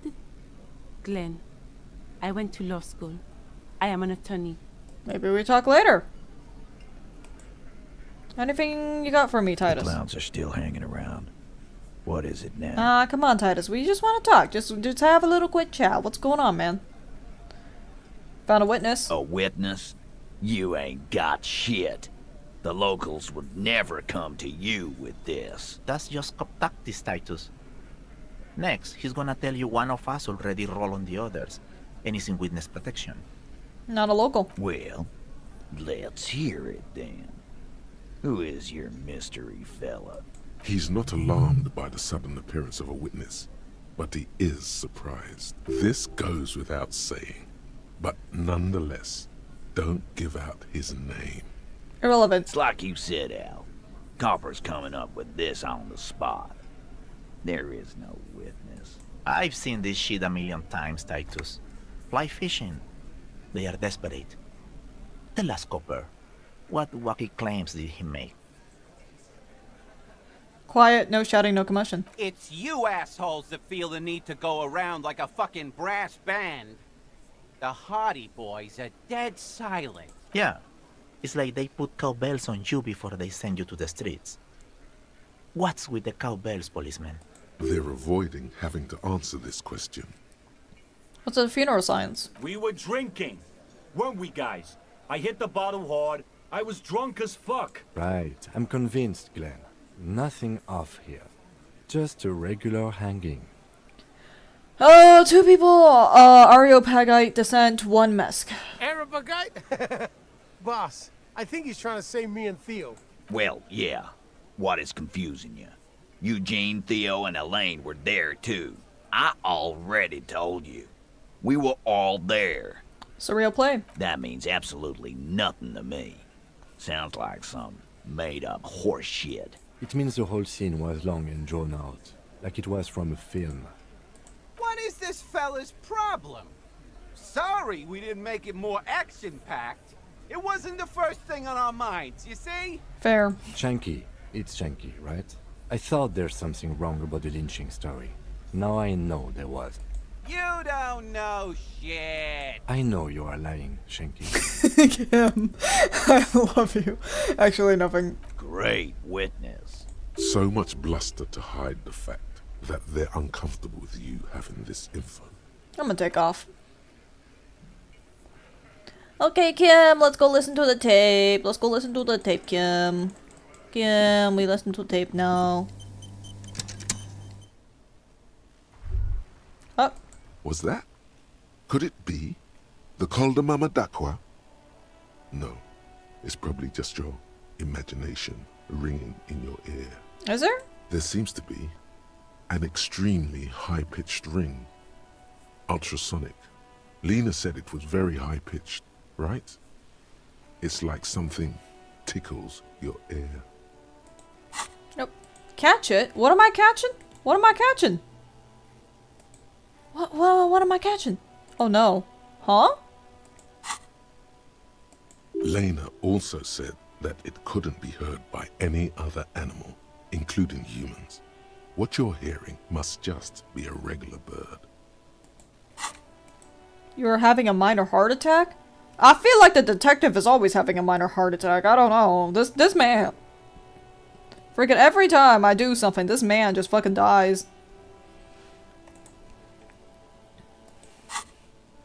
Honestly, your ear isn't hearing a whole lot. The distant hum of the industrial harbor, the traffic. But, admittedly, there is a high-pitched noise somewhere there too. But then, isn't there always? Kim, do you hear high-pitched noise? No, I don't hear the Col de Mama Dakwa. And neither do you. Of course he doesn't. He's deaf. Listen closely. There it is again. You're about to rediscover a long-lost species. It must be very close. Maybe, just maybe, it will come toward you. Keep still. It might perch on your shoulder. Hold still, hope it comes to perch. Oh no. The sound. It's moving away. Somewhere over there. Go after it. No. Too late. It's gone. There is no ringing anymore. Just the sound of the streets. No, come back. Keep your ears peeled, then. If the species really has migrated to Martinez, you're sure to hear it again.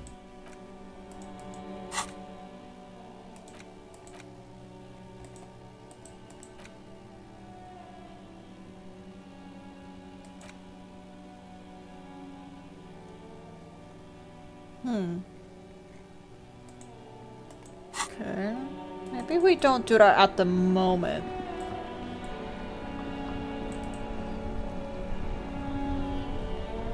Inside, you see a set of steering levers, a radio microphone, a pull-out toolbox, and the soft glow of the fuel preheater gauge. Kim, headlights. Alright. Ready? I turn, you press start. It's next to the preheater. The dashboard lights up with orange glow. The rounds per minute gauge jumps, and the engine of the Caprice Canadian comes to life with a whiny growl. Like a leopard waking from its sleep, yawning and roaring at the same time. Headlights. The lights unfold with a little click, casting electrical light onto the ground before the vehicle. There you go. I'll turn them off from the remote once you're done. We just need to stand in front of the machine now.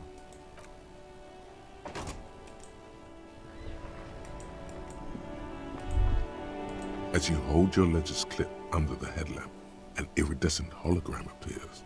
A street grid and the veins of a great river. A familiar sensation washes over you.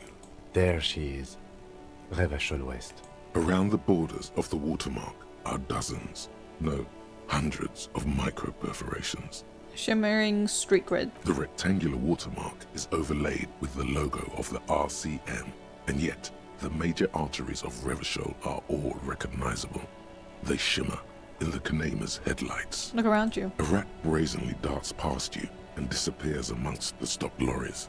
In the distance, a child somewhere shrieks. A woman reprimands her in a voice no quieter than the child's cry. Ah, Martinez. Where are we? Let me see. Right here. I'm sure I've seen worse. Oh yes. Coal City. Le Royaume. The burnt-out quarter. Look at the perforations. There are many of them, and they are divided into 3 separate rows. Tally up the rows. The first row has 18 dots. Not bad. Not bad for what? You don't even know what it means yet. Next one? The next is the longest. It runs all the way around the border, and then you count 216 perforations. Considering that nice, large number, a wave of pride washes over you. Though you can't say why, precisely. Last row. The last row has 3 perforations. That's it? That's it. What do all these mean? Those are perforations. They represent your record as an officer of the RCM. They are your statistics, as it were. I should have guessed you'd keep a record. Officers often do. Let's take a look. Alpha male officers who are proud of their numbers often do. It's meant. The first row represents your years of service. 18 years. Okay, not bad at all. What did you do before you volunteered? 18 years? That's what it says. I might have guessed even longer based on your age. What did you do all those blissful years of your youth? Office job? No shame in working a regular job, detective. Sometimes after a long day of doing this, I even envy it. Let's move on, shall we? This next row, the one that wraps all the way around, is your number of closed cases. Closed is good. It means finished. You've got, let's see...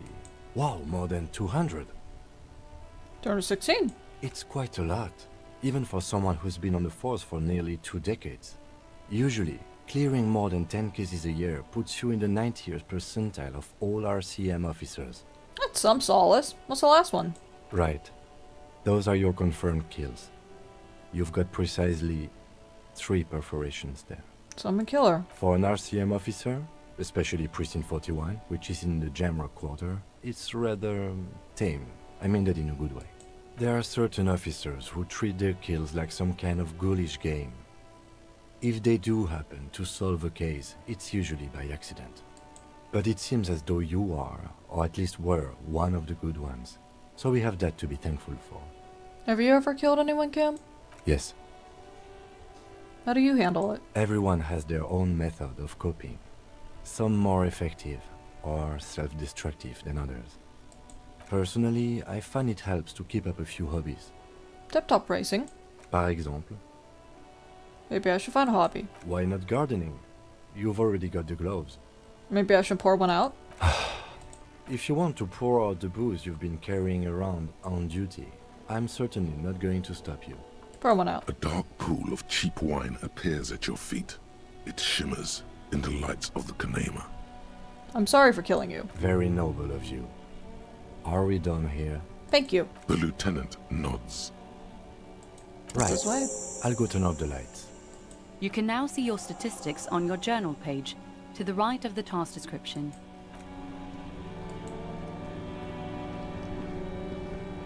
Inside, you see a set of steering levers, a radio microphone, a pull-out toolbox, and the soft glow of the fuel preheater gauge. Tap on the gauge. As you tap on the gauge, the indicator pin jerks as if startled.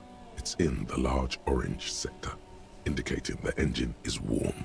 Next to the gauge is a red switch labeled heat. Now, that's enough fun with the foldable headlights. I know they are mesmerizing. They're also fragile. I'm not going to turn it on for you again. Okay, Kim. This is Precinct 57. How may I assist you? ICP serial number? Yes. The armor was produced by Fairweather in their facilities in Bétancourt, sur la Clé in 42.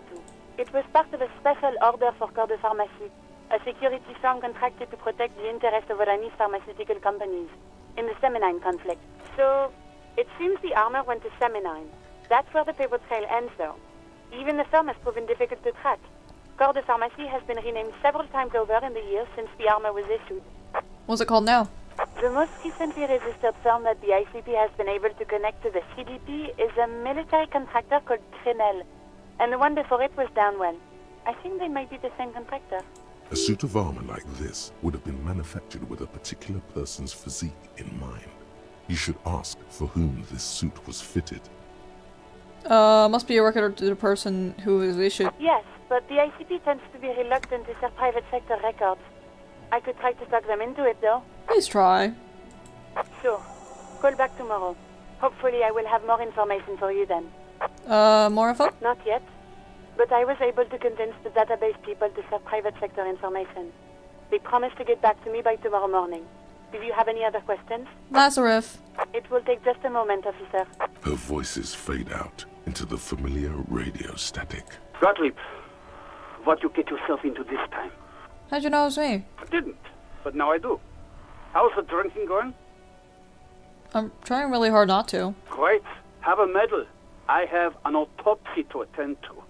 An autopsy of one Chester McLean who died of fish poison. Fucking, I'm not dead. It just hurts, okay? Doc, someone broke my heart. Look, pal, getting pumped and dumped is not a disease. People live through it all the time. You should be happy for her. Do you know who it is? You must have me confused for a close personal friend. I am not. I am a medical professional with a constant idiot emergency on my hands. You hear someone whine in the background. My eye, Doc, my eye. I've been bad. I want someone to abuse me. No. Anything else I can help you with, officer? 41st? Just a moment. 10-4, come in, officer. Over. Personal details? 10-4, sir. Sorry, but I'm under orders to give a negative to request for personal information. Over. Can't tell me anything about me. I'm me. 10-4. Orders are still orders. Anything else? Over. Alright, over. Roger that. 10-10, over and out. Close the door. Kim, let's listen to this. Equip. Interact. The portal reel is just what you needed. The reels attach to the apparatus with a satisfying click. The tape is routed behind the magnetic reader. Play. You push Command Set, and the tape starts spinning. Violent static and machine sounds fill the air. This isn't Revachol. This is a fucking village. I can almost see the elephants. The harbor. That's the son of a Kvalson crane. When this shit is done, I'm gonna tear that place up. Soldier of the Apocalypse style. Kill shit. Dogs and chickens too. Gonna run a room, Cordy. A real nice room. I don't give a shit. I'm fucking done. I'm done mentally. I'll fucking do them all in. Rape that disco cunt on the counter. You know, the dance a whore upstairs. Do it Kohoi style. Yikes. Never did get that taste out of my mouth. The lieutenant presses the button marked Arrete on your portereel. The tape stops spinning. What was at the end? End of recording. What do you think? It seemed authentic enough. Probably recorded off the shortwave, then edited to seem more incriminating. He sounded like he was on patrol around the harbor walls. Also sounded inebriated. Still. Who's this Cordy? One of the other mercenaries, I think. The one he was talking to. A friend of his? Kohoi? A village on the Samaran Isola, in South Safre. Grad committed war crimes there, the kind of thing he talks about. The South Safre conflict is an ongoing proxy war between Grad and Safre. It has been hot for 12 years, with the atrocities piling on, mostly committed by the Grad. You think you were there? Who knows? Maybe the tattoos would have an answer.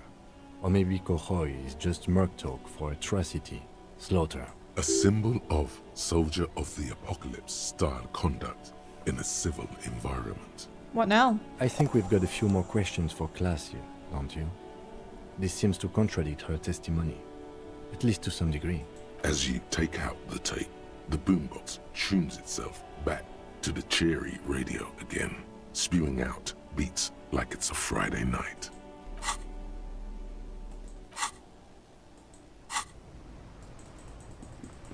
I clicked out the window again. Okay, I know Joyce. Oh, hold on. I just realized I'm holding the boombox. I don't need that. Thank you. I know Joyce wanted me to do the intersection, but we are not going to do that fast. You got anything for me, sir? Okay. Anything over? Oh, you're still here.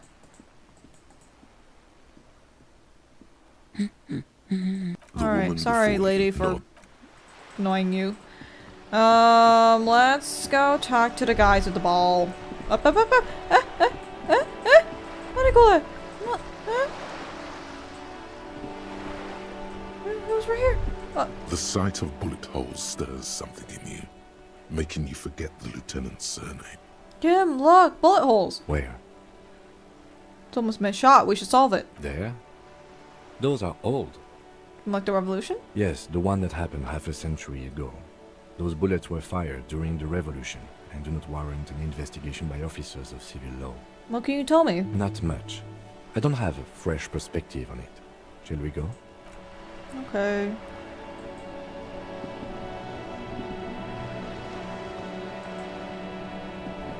Officer! God damn it. Pull yourself together, René. What do you want? I found you guys a new bowl. What is this? Are you mocking us? This isn't for pétanque. Now. No need to get angry again, René. I'm sure the officer tried his best. It's not like there's a bull kiosk here in Martinez. It's the best I can find. The best, huh? This isn't even a bull. But fine. I guess you did attempt to right your hooliganism. Consider it forgiven. I understand Jean-Marie meant a lot to you? There's nothing for you to understand here. It is not her death you are investigating. Were they unusual? Absolutely not. She died of pneumonia in her bed at the age of 79. This is highly usual. What happened? I was 22 when I returned from King Guillaume's Akira operation in the south and found my sweetheart in the arms of this wretch. The Akira operation was a 7-year campaign, during which suzerain Guillaume's army forcefully united the people in the southeastern part of La Petite Continent, collectively known as the Akira tribes, under the Revacholian banner. I won her back, but while I was dealing with some issues. You were like a dark cloud sucking the joy out of every living thing around you. And you hurt her. Those days and memories are gone. The old soldier says nothing, but when his glance quickly runs over Gaston's face, there's an odd look in his eyes. I saw the statue of Philippe. Ah, yes. King Philip III, on his steed. A reminder of what Revachol once was. Oh, absolutely. At the mercy of a cocaine-snorting tyrant who emptied the treasury so he could sleep on a bed of gold. A superpower, feared and respected. A testament to what this country can be under the leadership of a true king. Someone who knows how to rule. How? Decisively, without fear of offending the sensibilities of the frail and weak-minded among his subjects. This is something the insurgents never understood. No, sorry. I think you should take care of the people. A nation is only as strong as its leader. That's why it was such madness to try. Don't get started on that again. What happened, happened. The Carabinier doesn't reply, but his entire being communicates unbreakable resolve. What was that about cocaine? Oh, old Philip was a big fan of the purple nose candy the nobility loved so much. A cocaine connoisseur of sorts. His egocentricity is borderline legendary. You can't even take responsibility for yourself. How could you fathom the responsibility weighing on the shoulders of a ruler? That's why the Philippian kings use cocaine. For clarity of vision. To aid in their work. Regnum cocainum. Revachol's finest years. Of course. Clarity of vision. Awareness. Philip III was even brought into this world with the help of cocaine. The court medic administered a dose to his mother when she was in labor, and it is well known that with the help of cocaine, only the purest, of course, he was able to connect with higher realms. He's just making excuses for the king's habits, isn't he?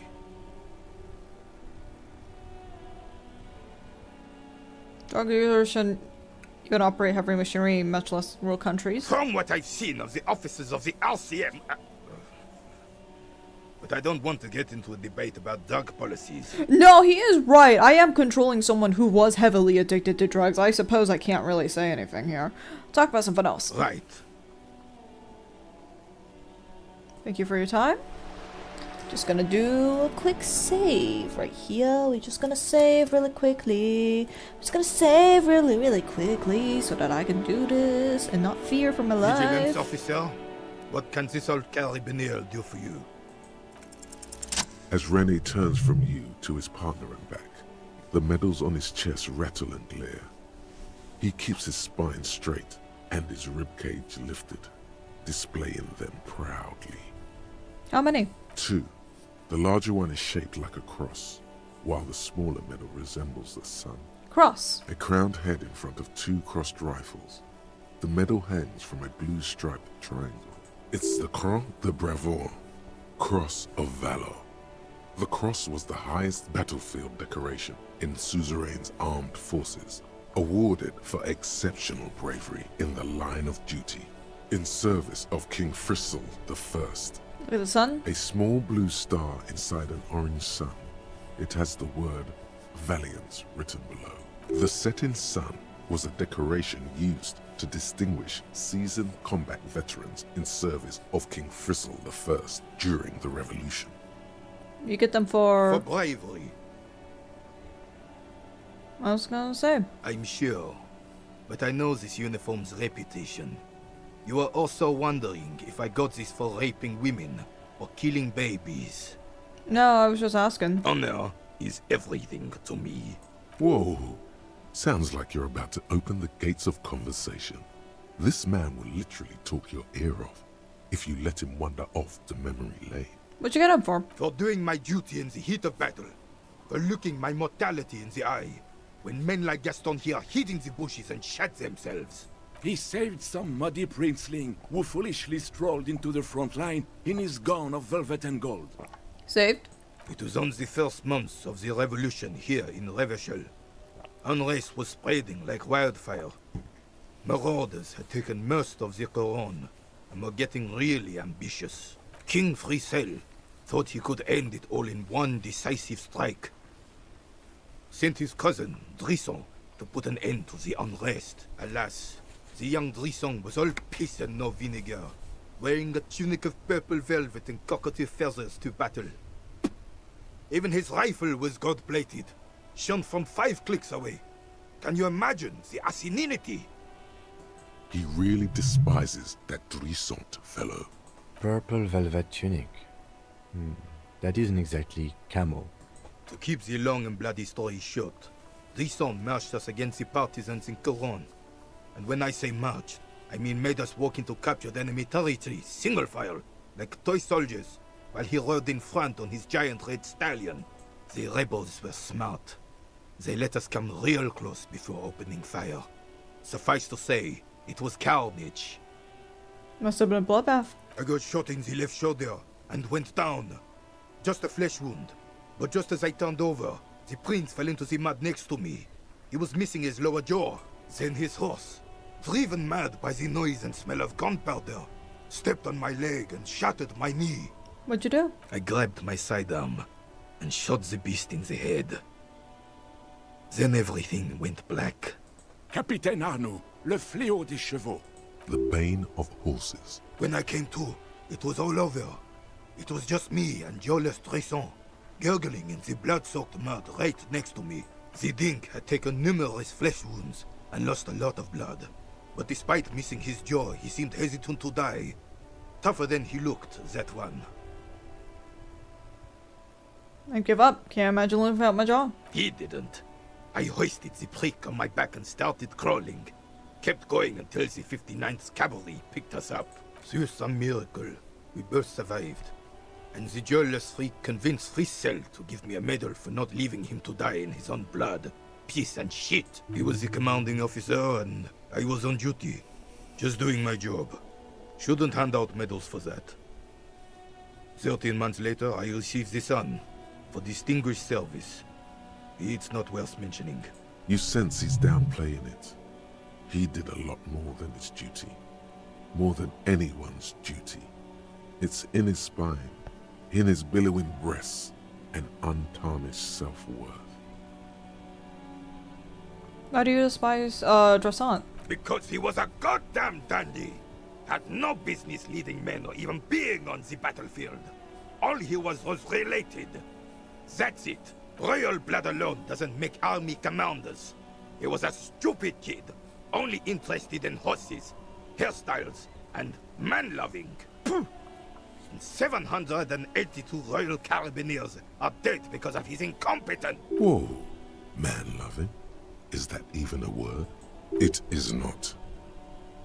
Sounds like you're being modest. The old carabinier stands quietly like a statue, his features motionless. What Monseigneur Modesty is not telling you is that he crawled over 7 kilometers before the cavalrymen found him and Drisant. 2 days later that was. And that even while crawling with a mangled half-dead prince on his back, he still managed to murder 3 rebels on his way. Is that pride in his voice? It's deep down, but maybe even unbeknownst to the man himself, it's there. You're just a little bit proud, aren't you? Sorry, officer, but you're reading me all wrong. I'm a man of peace, and these kinds of bloody heroics are only impressive to men like René himself. Certainly not to me. How did you find the story to be, officer?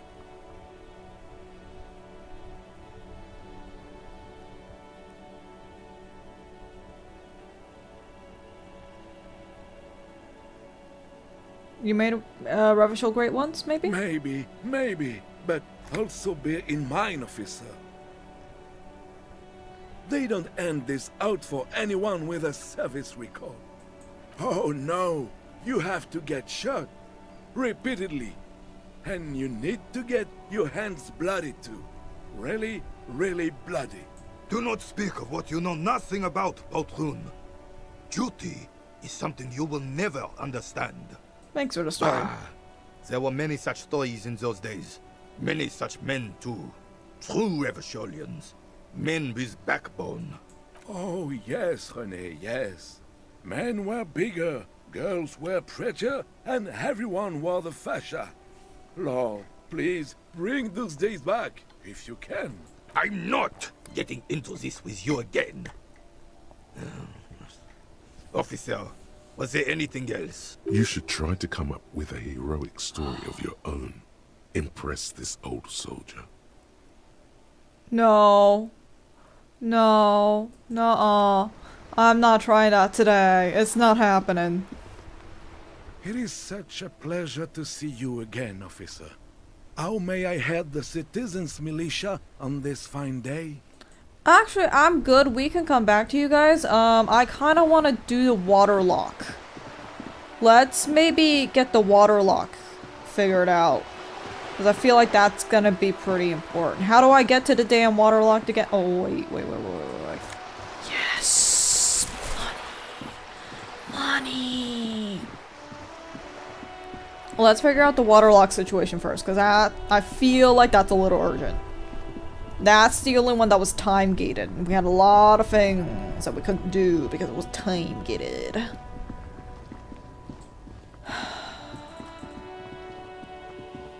Oh, you guys are new? What's going on? Okay, nothing much. Anyways, bye! Okay. Money. Give me money. Yes! Money! Kim, do you see that? We got money, Kim! Kim, we have money! It's not enough to pay for rent, but we have money! A rusting control panel with loose wires dangling out from the hole where an indicator light used to be, and a mechanical lever sitting in the middle. You grab the handle and pull the lever up. As soon as the metal connects against the contact pins, you hear a loud clunk. Then, the water lock starts moving. Yes! Guys, we've made progress. We've made progress. It's amazing.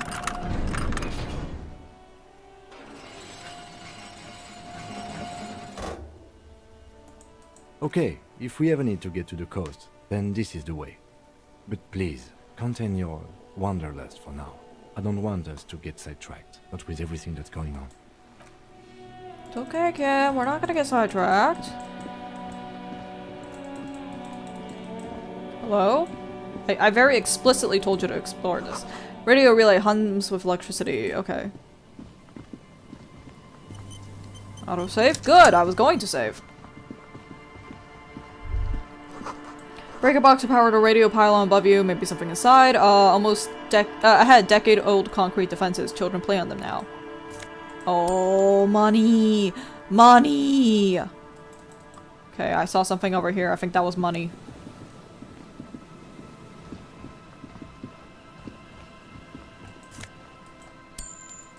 Sorry, Kim. I'm gonna be collecting a lot of things over here because we've not been here.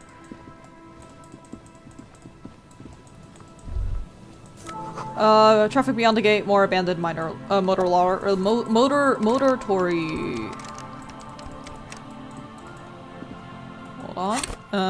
Not you guys. Gimme this. I have a feeling that might— yes! Yes! No entry, someone scribbled an inverted star on it. Okay. Well, we can't get in through this way, so that's fine.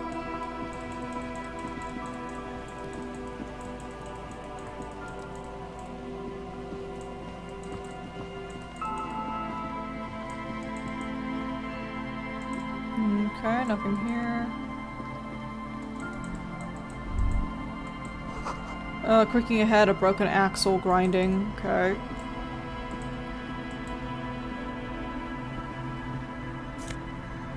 Banged up fuel canister. Huh. Hold on, I investigate that in a second. What's this? Bottle drained all its booze is frozen to the ice. Ice just off the crackles, shining. Okay. Up. I saw something. This is it. The scene of the party. The fire pit. Cigarettes and empty bottles all evidence it. Oh, you mean scene of the crime? Not as such. I'm talking about what came after the party scene. Okay. Looks like they were here a while, judging from all the bottles. The sunken motor carriage provided them a focal point, like a goose ice sculpture or a chocolate fountain. We got a couple partygoers, Kim. Looks like it. On the ice like this, probably a public danger. Not as such, no. Let's keep moving, detective. Money. I see money. I see money! Oh, money. I'm fucking broke, man. A banged up motor carriage lies half submerged in the icy water, slowly sinking into the Insulindian Ocean. Only the cabin top, rear wheels, and the engine remain visible. Remember the tire tracks in Martinez? This is where they were leading. This is where they were. It appears to be so. Let's investigate. I agree. We should definitely investigate. You get a sudden, sinking feeling. Stomach acid comes up as you look at the motor carriage in the deep, dark, cold water. On your hand? The motor carriage is properly stuck in the ice. Getting it out would require a team of specialists. A single day in the salty seawater would ruin most vehicles, but this one looks worn even in places the salt water hasn't touched it. What's to make? The logo is too deep in the murky water. You can't make it out, but you do see a monkfish float by. How long? The ice hasn't closed around the vehicle yet. My guess is it's been here since last Saturday or Sunday. The estimate is correct. The incident probably occurred on Sunday evening. Looks like Jacob Irv's journey came to an end. Your mocking tone finds no response, but the motion of the waves. Did you say something, Lieutenant? I did not. But I'd say it has been here since last Saturday or Sunday. What do we do? Let's wait for the low tide and see what's inside. Great idea. Then we can get the things inside. The joyrider must have left something good inside. Guns, papers, maybe a cool jacket. A joyrider jacket. How long will it take for it to come in? I don't know. An hour or two, tops? Sit on the swing. Oh! As you sit down in the old rusty Cute! playground, the world around you becomes very silent. The hinges creak under your weight. Dangerously so. Nothing but the sound of seagulls high above in the sky, echoing like distant laughter. Ice cracks around the blue motor carriage in the sea. The tune on your lips forms a strange, yet undeniably beautiful contrast with the surrounding bleakness. The lieutenant gives you a quick glance. Then, still looking straight ahead, he joins you with a higher pitched and slightly more melodic. We're whistling with Kim! I'm so happy. I'm so happy right now. Two birds on a wire, whistling by the seaside, looking at the water and a sunken car. The clouds pass in the sky, and the shadow of the swing moves like the hour hand on a timepiece. 30 minutes have passed. Looks like this might take a while. Time to present a good topic for discussion. Was your dad also, you know? I'm pretty sure I told you already, didn't I? My dad and mom are both half Serlite. I don't know who my mom or my dad was. Clouds on the horizon grow darker, and the shadow of the swing set keeps climbing. You hear the distant rumble of the city. 30 minutes pass. You have to decide if either strikings or the strikers or the shipping company. Who? Luckily, I am already a member of an independent organization, and therefore do not have to choose between a rock and a hard place. If someone made you? Your voice echoes on the water, strange and out of place in the environment. 30 more minutes pass. Can you make out the mark now? Detective, I've been able to make out the mark ever since we arrived. I find it odd that you haven't. It's a Capri, Model 40. Yes. Why haven't you? It is a simple and rugged machine, favored by working men, government offices, firefighters, animal control people. You know, those kinds of people. Is that a number on the side? Yes, 41. What do you think it stands for? It's as if he knows what it stands for, but wants you to say it. It's pedagogical. Does he know something about that speed racer?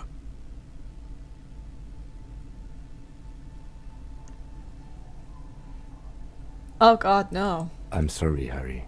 I'm so sorry. That's our car! Harry, what did you do to our car?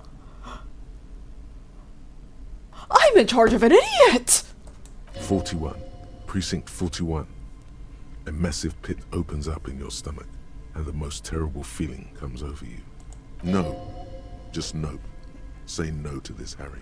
Oh my god, it's mine. I drove my car into the sea. I'm in control of a stupid idiot. Why would you do that? I'm afraid so, yes. It looks like you started in front of the whirling, jumped over the canal, and then drove your vehicle in the sea right here. Things were going so well. We were whistling. I was having a good time with you. You can still whistle. Besides, the night is always darkest before the dawn. I guess I'll fix it. That is very unlikely. All the electrics are toast. That goes for the electromagnetic steering and brake systems as well.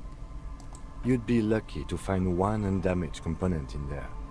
In a few months, there will be nothing but rust left of this vehicle. It'll be cheaper to buy a new one. Well, not cheaper. This motor carriage costs 40,000 real. But in the long run, it still makes more sense to buy a new machine than try to refurbish this. This is a disaster! Let's face it, this is a substantial loss to your district's budget. I mean, my station only has 4 other vehicles in addition to my kinema. This was 20% of the station's vehicular budget. Dang it, I hope your insurance is up to date. I don't even think we have insurance. I think our station probably took it from us. Like, they hate us so much. They're like, man, we gotta cut this motherfucker off. He cannot be on our bills. He's gonna cost us so much money. Handholding, didn't know this was an NSFW stream. I'm pretty sure I have adult content settings on mine, right? I'm pretty sure I have adult content settings.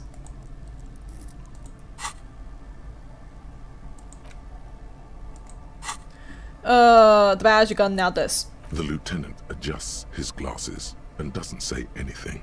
I wanted it to be Jacob, not me. Well, it isn't. It's you. I'm very sorry. They're not gonna take me back after this, are they? People are more valuable than machines. Training a police officer is even more costly. Kim!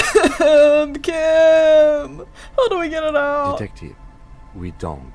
A rescue operation really isn't viable at this point. Maybe I was in pursuit of someone? Of whom? I don't think so. If anything, you were probably drunk. Oh, most certainly. It's just gonna be there like that? I'm afraid it will have to be there like that for many years. Look at it. Parts of it might be salvageable, but overall, this machine is a write-off. Well, at least I can see what's in there now.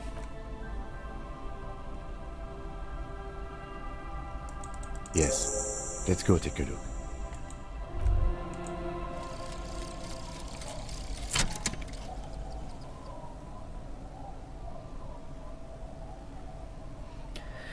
And the little guy gets smaller and smaller as you rise above the dollhouse. You see him out in the snow, on the streets, and in the shop in the corner, finally, in a matchbox house. Sitting by the window, white flowers on a windowsill. You can smell them from up here. It's awful. A white morning, modern death, divorce, or something similar. All you can do is put more distance between you and him. Make him smaller. Make him less you.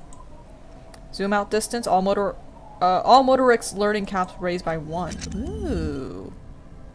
Okay, zoom out distance. I can see the whole map. This is gonna be really bad for grabbing stuff, but I do like that. Footprints in the snow, they lead away from the accident. Seems the walker was either very confused or very drunk out of mind. Probably drunk. Oh no, you read the letter. I did read the letter. Was I not supposed to? I thought I was supposed to. Okay. Hey, Harry, go pick up things. Go pick up things. That is your badge! We don't have to do Joyce's bullshit anymore. Fuck yeah! Oh, that was gonna be so hard to do. Okay. What do you have for me? This is RCM. A Spirit the Corpse and Visual Calculus. What do you have? I can keep Shivers on. You are supposed to interact with it. That's what I gathered. Yeah. I'm very glad I did, because now I have the now I have the Ledger of Failure and Hatred now, which it does nuke my authority, which is already kind of bad. My authority is already not doing that great, so we are not going to put that on unless we really need to.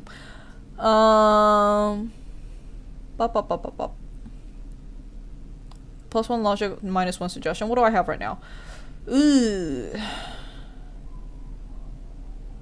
Plus 1 empathy and logic.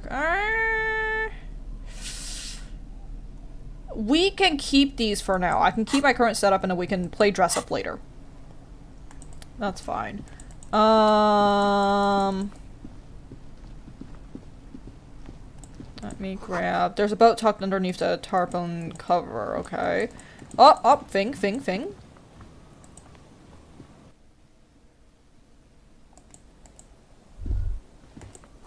See a dark red chair in the dim light of the room. Postcard! I will take the postcard. Cold breeze is enough to make the wall planks creak. Okay. Not much here that I can see. There was a thing I didn't click. There was a thing I didn't click. I saw it. What is it? Bow nut. Drama. I'm guessing this is the, guessing this is a neck item. What's on my neck? Inland Empire. I could take the 2 drama, honestly, that's fine. Yeah, I'll take the 2 drama. I don't like negatives.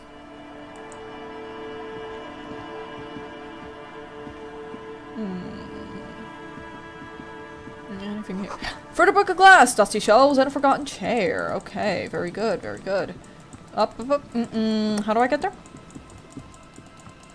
Okay, these are tracks, I'm guessing. Came from me.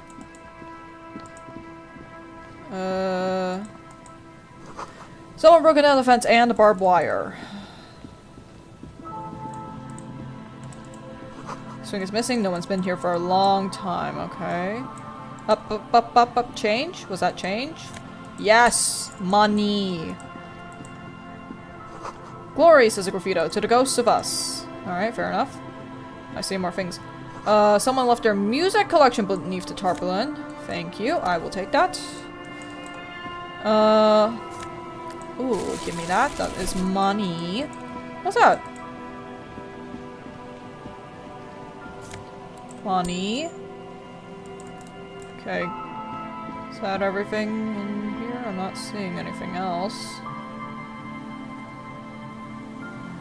Okay, I think that's everything in this yard. Let's move along. Come on now. Okay, this is where we came from. Got it.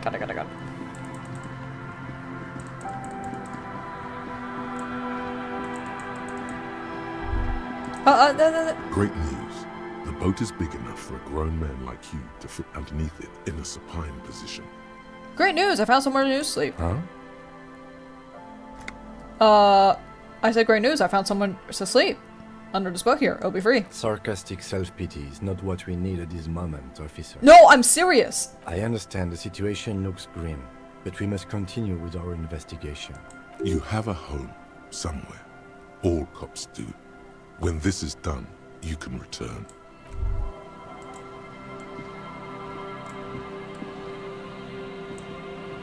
I'm serious, Kim. I can come back here and sleep in the boat.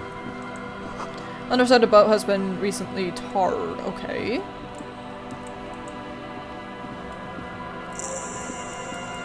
Quick travel unlocked. Huh? Wedding stone, well worn and covered in rust. White curtains shut, no looking in.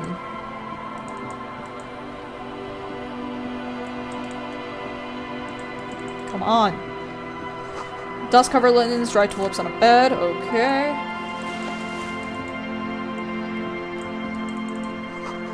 Cinderblock, charred. Makeshift fire pit with magazines for lighting. Alright. Bushes are too thick and thorny to pass through. Up, up, up. Sounds of life in the north. Washboard scrubs filth from fabric. Okay. What's this?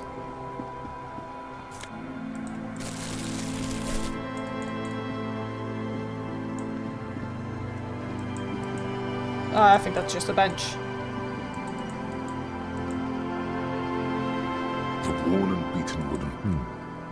We can sit on benches after. You can revisit the bench if you ever need to pass. Okay, that's what I thought. Yep, that's what I thought. Hello, my fair gentleman. Can I talk to you? The answer is no, apparently. Fucking hell. Construction material. Whoever planned to build this house left in a hurry. Give me money. Give me the money. Ooh, magnesium. Okay. Good, good. Very good, very good. I like money. Okay, let's see. What's in here? Ooh, glass terror. What's up, guys? Hey, Tequila! Good to see you. How's business? How's the whole reality situation treating you? Shake his hand. So what's happening? Tequila? Yeah, Tequila Sunset. How are the, high-concept, reality-based adventures proceeding? He says it like it's obviously your name.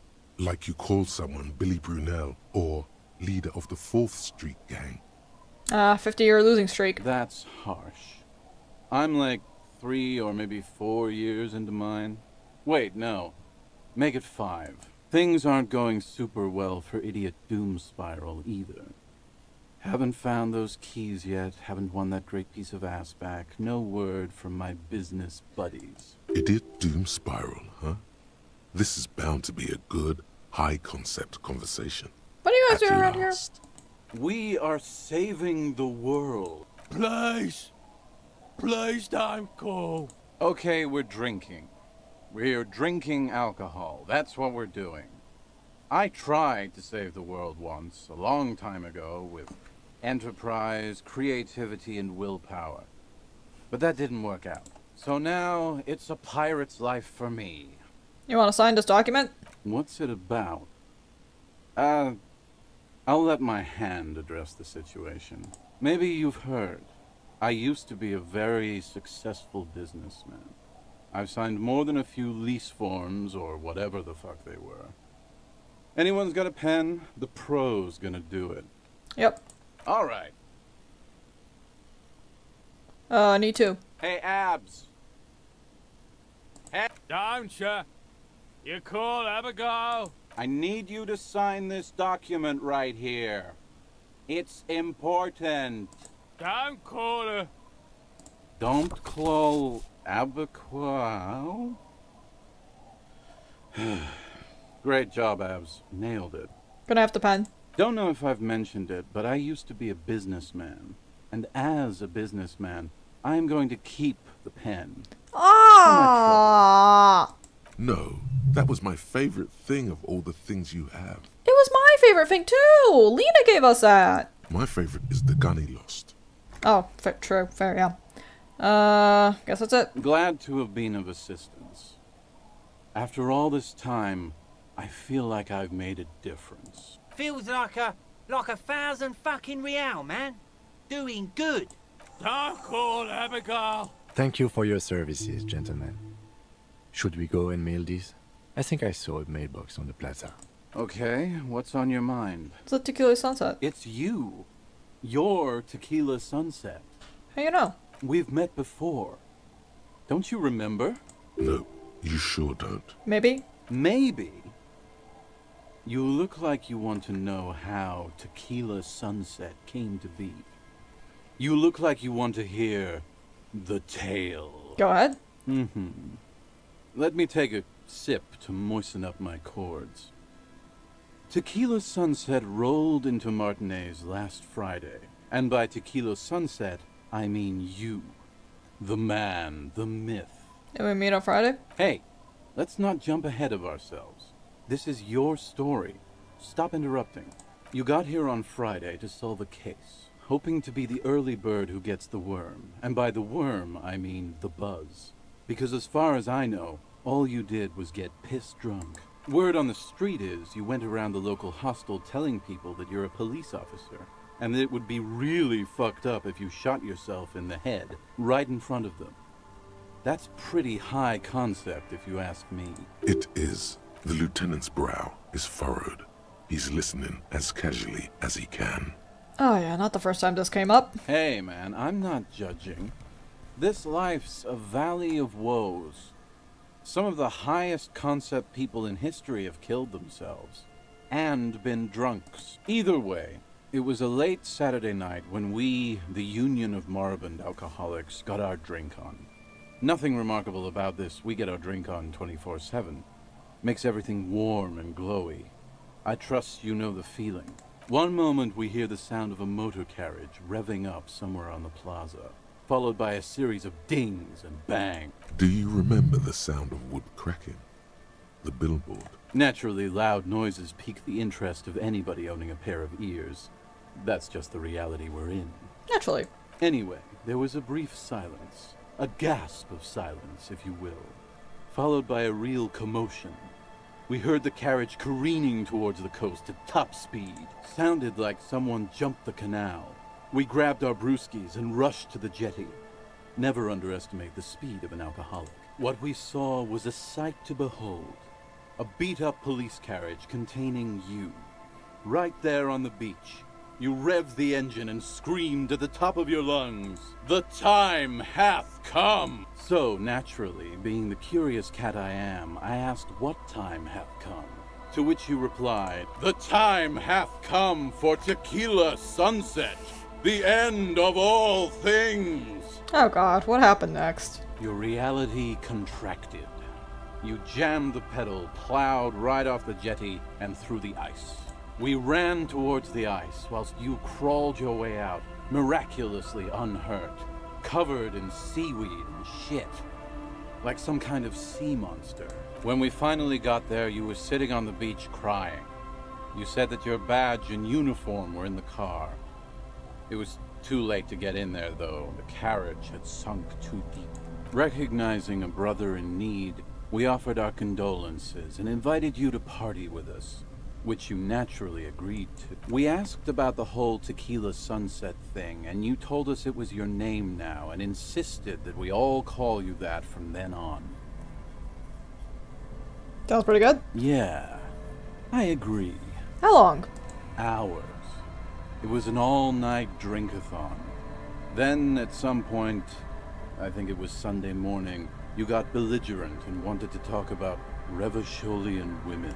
How they're beautiful and also whores and so on. Ah. How one of them fucked you real bad.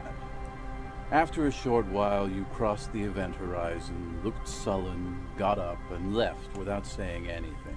Harry, I thought we were a feminist. What is this misogyny going on here? Wow, that's quite a story. Yeah, I bet Tequila's a fucking legend around the precinct. You must be proud to work with him. I'm so sorry, Kim. If you only knew. Did I say anything specific? You were pretty vague about it, but you kept saying you got fucked real hard, and that we've all been fucked too. No one's fucked me. I do the fucking around here. Abigail! It seemed pretty painful, to be honest with you. If I had to guess, I'd say you're still working through some shit. Anything else? Beside your gun and your badge? You said something about your hope or heart or something. To be honest, the details are a little hazy. In retrospect, I guess you lost your motor carriage too? That's a big one. Colleagues. You told us that they were a bunch of fucking losers whose main interest was cramping your style. No specifics, though. It was more about you that night. You were the star of the show. Anything about the case? Yeah, you said it was no biggie and that you'd solve it in no time. And that you didn't need anyone to do it. You're doing it solo now. A lot of cops go solo and hermit once they reach that level of alcoholism. We talk about politics? Yeah, you kept talking about how the coal mine owners were fucking us all over, just like that woman fucked you. I didn't agree with you, by the way. The spectral hand of the market makes sure everyone gets exactly what they deserve. Did you get a read on what kind of cop I was? You kept apologizing for being such a bad cop, and for the damage you've inflicted on everyone around you.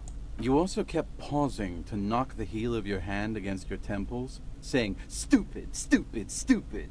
I don't need to hear anymore. It's a hard thing for a man to confront his past. That's why I avoid mine at all costs. Tell me under a story sometime? Whoop-de-doo. So now I'm a fucking storyteller. Right. Why not? Better than a beach bum. Doom Spiral. It depends, really. Are you willing to help me out? You might get scammed here. I feel like this is going to cost me. No, the reality of the situation requires a rather modest contribution. A little motivational package. What do you need? Booze. Did you already forget our party? The thing I relayed to you earlier. So, have you got anything for good old idiot Doom Spiral?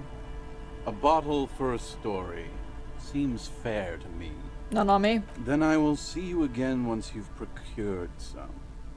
Par exemple, my good friend Rosemary here sells all kinds of stuff. All kinds, sir. Beer and wine. See ya. You too, Tequila Sunset. As you turn, a bright light catches your eye, making you squint. Where's it coming? From a distant sunset, a stage light, flash photography, nowhere in particular. It's just what superstar law officers do. They squint at lights, and they solve shit. Now that I hear superstar and law official sentence, they sound weird together. What are you, deaf? They're perfect, like rock star politician and drug addict teacher. Embrace the superstardom you've worked so hard to establish. That's me. Yeah, you have. You're a big dick cop, Dick Mullen. Salem Rocky Baye, badass on the edge disco cop. Time to recede into a ludicrous fantasy world. Here we go. Camera, lights. Action. With a sudden flash, the world freezes around you, and you along with it. In an iconic monochrome solution, a black silhouette against a rasterized orange world. It's on.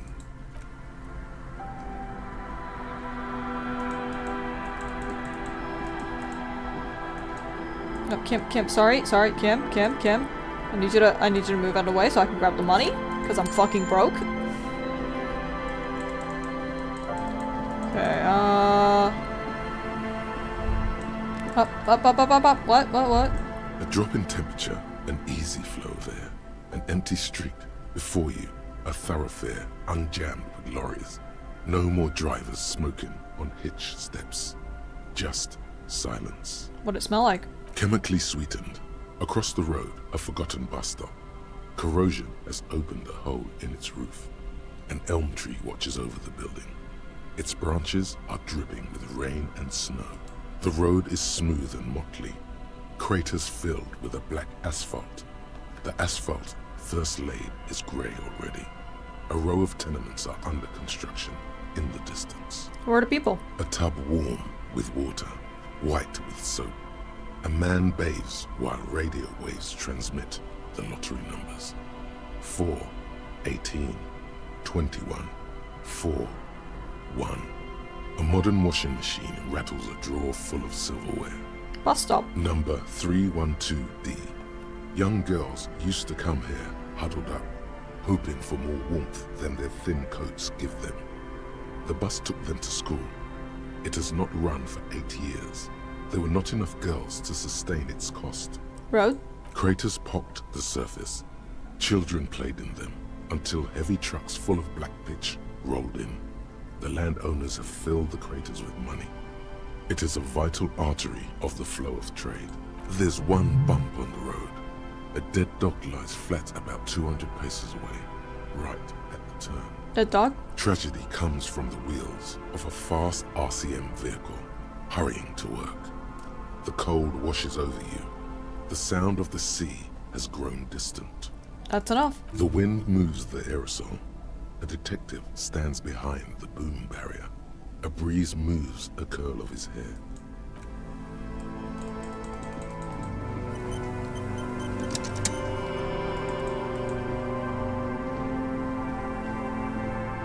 The scruffy-haired little boy kicks a stone. He can't be more than 5 years old. The other one looks indistinguishable from him. He watches his brother kick the stone with his tongue lolling out of his mouth. Where's your mom? The kids don't reply, absorbed in their little game. You look identical. The stone-kicking one becomes frantic all of a sudden, as if that's something to be scared of. The obvious fact that you just stated. He looks just like me. Yeah, I said that. The boy doesn't answer. His brother throws another rock. Both of their hair is covered in some kind of dirt. The rock kicker was just being shy, but now he's enthusiastic again. You're bad with kids. I am, yes. Don't worry, everyone is. How about we do some police work now? We're not getting anything here. Bye, kids. Street sign illegible below the graffito. Flower troll, nothing grows, maybe in spring. Hard to see the details. Colors are warming and welcoming, cozy.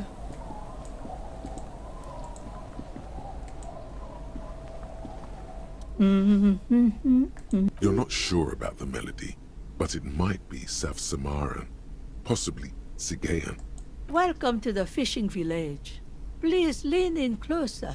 I have cataracts. Then how does she know you're here? Lean forward. Oh, welcome, police officer. We don't cause any trouble around here. And we don't want any trouble either. We are not here to cause any trouble, madame.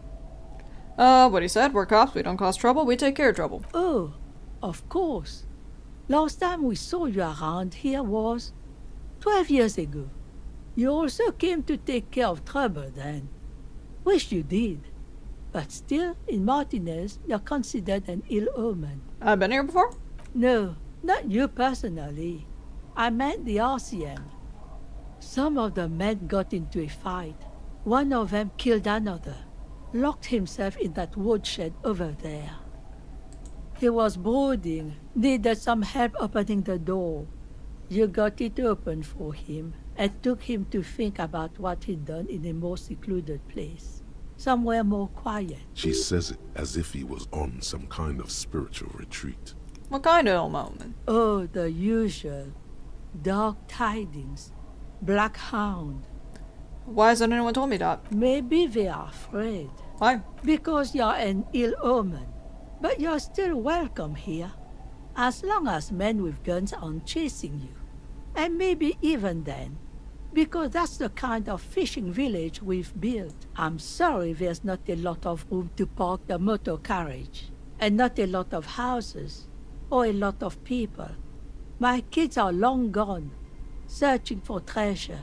So are others. Ah, look at me ramble on. What brings you to us? Marcus almost stay. Stay? Most people here are trying to leave. That said, if lodgings is what you're looking for, I've got a free room in the shack. Don't know if I can afford another place. I won't charge you for it. Take it as a gesture of goodwill from the village to the RCM. You're just giving it? No one is using it, and God knows it's not much anyway. I'll take it. Don't make an old woman regret opening her house to the police. Oh, of course not, of course not. Well, if you are not in the hostel in the morning, I'll know where to find you. Here, in a shack. What's in this fishing village? Just us. It's barely a village anymore. We almost don't exist. Huh? This is pretty much a non-place. A gap. A blank spot on the map. Just a cluster of nameless shacks on a nameless street. The place is so pornographically poor, it's not even funny. Who else lives? Well, there's Lillian and her kids. A few new folks live in the house to the east. But they're away right now. And then there's the drunks. Not a pretty sight, but there's little we can do about it. Home is home, even for them. I met them. I'm sure you did. Nature keeps them in rotation. A new face pops up every now and then, and an old one disappears and is forgotten. This is who we are. Something here, right? Over there, you can find more of the same. Shacks and trees growing wild. That's the pox. Pox? An old military hospital and its surroundings. Or it used to be, during the time of the suzerain. After the war, it was turned into a goodwill hospital for shell-shock veterans and folks looking for some quiet in the old sanatorium gardens. Now the area is crisscrossed with nameless streets and makeshift cinder block houses. Shacks as far as the eye can see. What happened? The goodwill ran out. The staff left and the place was shut down. It's long gone by now. Any money? Here? For you? No, officer. The only money we have here is some coins the drunks tried hiding from their women and then forgot about. Under carts, boats, in little boxes. It's not hard to find. This place is poor. The lack of wealth is the one thing we've got in abundance. She's not wrong. It's a cold, cynical smile. Riddles. Fits with the general ambiance here. Aye. Sometimes it's as though I'm also gotten lost inside this nameless nothing. I'm lost too. Oh, it seems to be a common theme these days. I think I'm in the process of finding myself again. Isn't that what people always think when they are lost? Something I can do for you to find your way, officer? You open your home to me? You're doing plenty right now, ma'am. Another topic? She nods, rinsing another piece of cloth. Further down the coast? Not much. There's the abandoned church, the DeLorean Church of Humanity. It's been there since before my time, even. Why is it abandoned? Some things just don't fly, officer. Look around. Who'd go to church here? They built it 300 years ago. Must have been nicer then. So, they don't hold services there anymore? The ecclesiastics? No, we've tried, but things just keep happening. Crime, accidents, other things. The place never stays open. It's a pity. It used to be such a nice church. What else is down coast? Before you get to the church, there's some ruins, an apartment complex, or some kind of electrical plant. Run-down bunch of houses, empty. Which is it? I don't know exactly. A pre-war place. It used to be something. Before the war. I wasn't here then, you know. Was born in Samara. Anything else? Of note? The old fish market up on the boardwalk. But it's closed. No one. That's why it's closed. It was once a bustling place, back when I was young, and so was everyone else. Now, what catch we do bring in goes straight into a lorry for the Delta or somewhere else. Gotta be more? What? You're one of those real estate people with big plans? If you want a development opportunity, you can check out the abandoned building over at Land's End. Used to be a supply depot, we think, sending goods and ammo across the bay. It's jammed shut though. We tried to get in, see if there was anything to sell or scavenge, but it's impossible. And now you know everything there is to know about this coast. Who are you? Me? No one. Just an old washerwoman. Mother called me Isabel, if that's what you're asking. And my married name is Sadie. Now it's your turn, Mr... Harry. Why, I guess I will, Harry. Aye, it just rolls off the tongue. I used to know a Harry. Strong lad, but dumb as a rock. What happened? He did too many narcotics. So many, he fell off his boat and split his skull on a buoy. Folks who saw it say his head cracked open like a melon. Nasty, nasty. I'm off. Thank you, ma'am. Thank you for the home. I'm really happy about that, actually. Thank you. I appreciate it. You didn't have to do that. You're very nice. You can't see into the house from this angle. Okay. Well, we'll go inside the houses later. Give me that.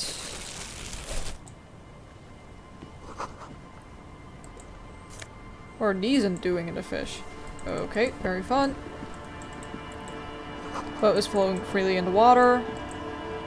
I'll talk to the other NPC later. Planks creep underneath your weight. Ladder leads to a school of fish swimming in the kelp. Okay.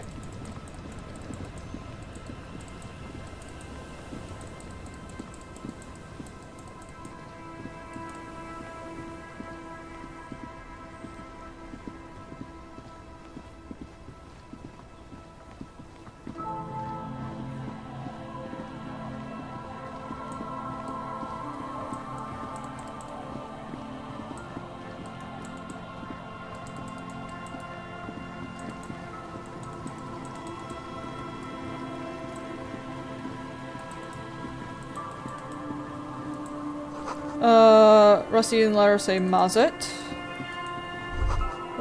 Tire of a motor carriage. Nola Navignet, unsuccessful model. Quick travel unlocked, okay. Very good. Kick drum pulse. Music coming from somewhere on the ice.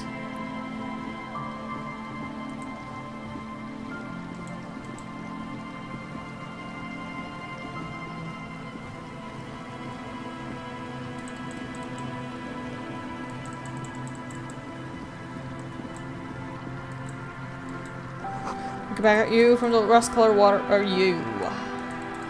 Okay, sorry, I am speeding a little bit through this because I kind of want to get to a point where I can save.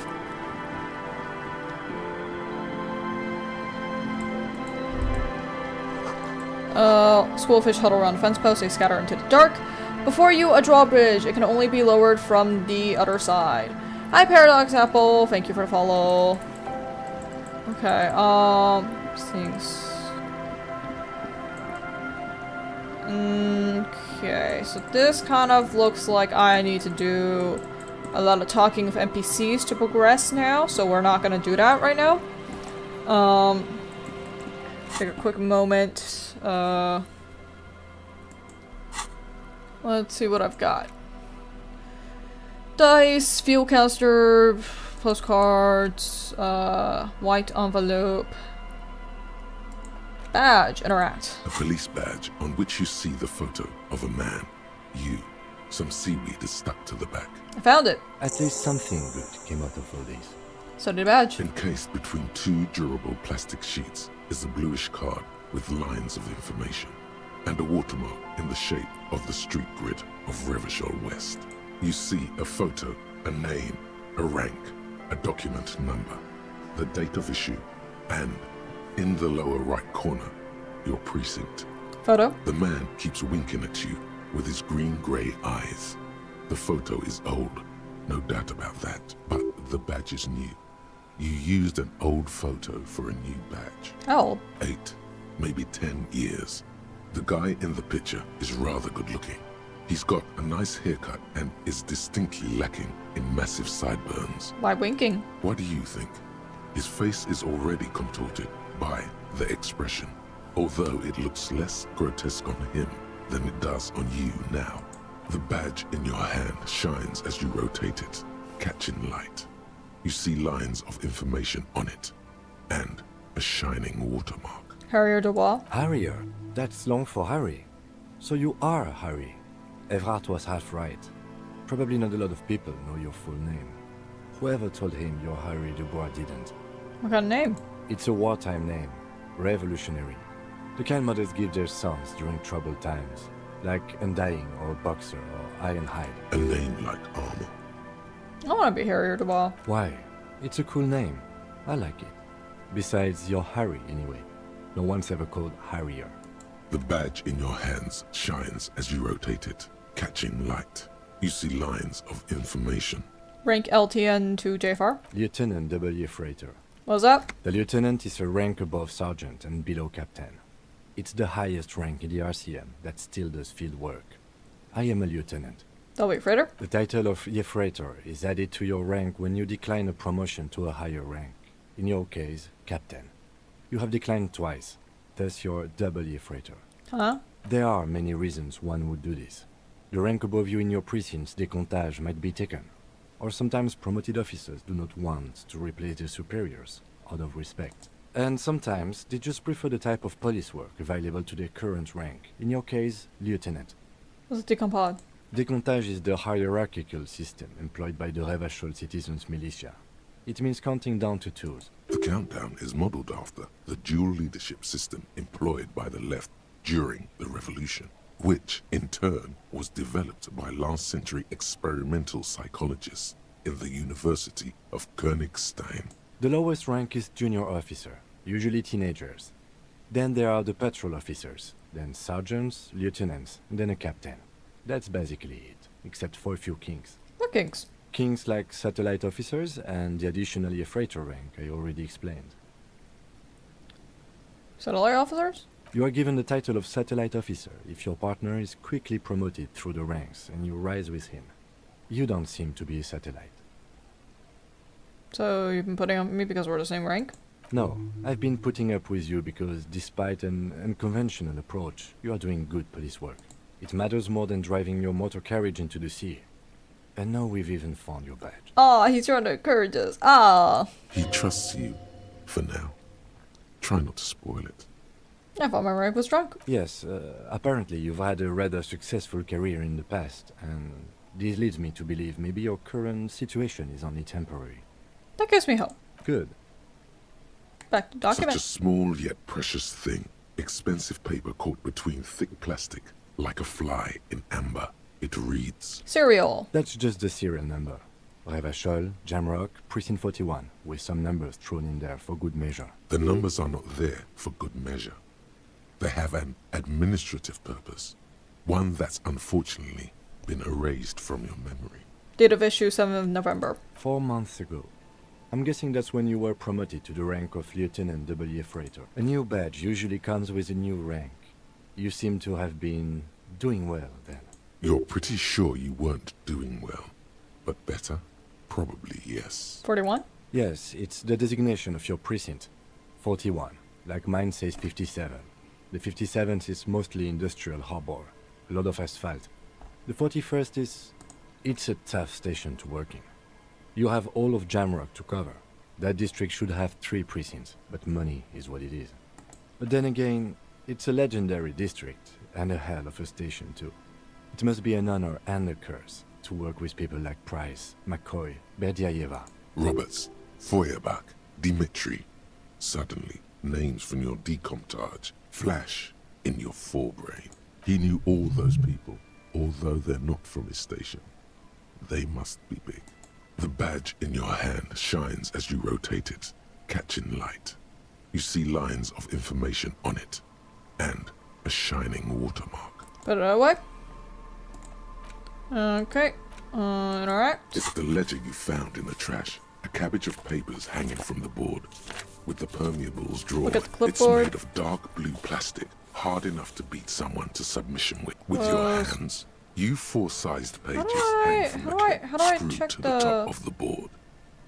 Inspect the clip. An aluminium, a bunch of sodden papers. Browse the case files. Arson, petty theft, spousal abuse. Handwritten logs on dozens of investigations. You don't exactly close them. So much thin, see-through copier paper. Mostly neon yellow. The rest of the stinking cellulose Slide the drawer without open. resistance or sound. The 2 panels move against each other. It's slightly. How do I check ever the so stats? How do I check the stats? Wasn't there a thing that I could check the stats with? There was a thing, right? I could check the stats? Is that the map?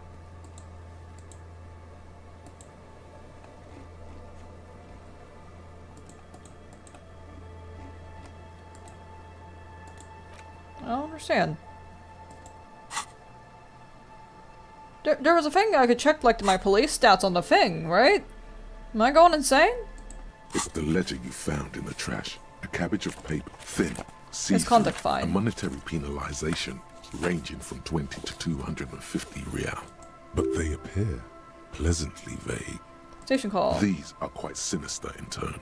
They give a date and time for the all in a print so small it could be considered downright cute. Field autopsy. A dozen pages of thin copy paper, bright red in color. Enough Yes, fees? all that remains now is to fill those forms and hand them to people. Fines for wrongdoers. Interview requests for bad guys. The rest of the stinking cellulose is much worse for wear. It's made of dark blue, and something permeables. It's not the plastic shimmers like with your hands. You 4-sized pages hang from the clip. Screw. It takes about half an hour. Not much has changed in the meanwhile. A bunch of sodden papers still. The ledger. There's a thing, right? There's a thing where I can check the damn fucking thing. How do I? It's the legend. Is that it? Is that how do I check the thing? I don't understand. There was a thing that lets you check the check your thing. There's a thing that lets you check your thing. Kim, Yes. I don't know what the thing is. Kim, help. Kim, help. Kim, help. I don't know what the thing is. How do I check my stats? It said I could check my stats. I can't check my stats. Ah, whatever. I'll figure it out later. Okay, we're gonna save game.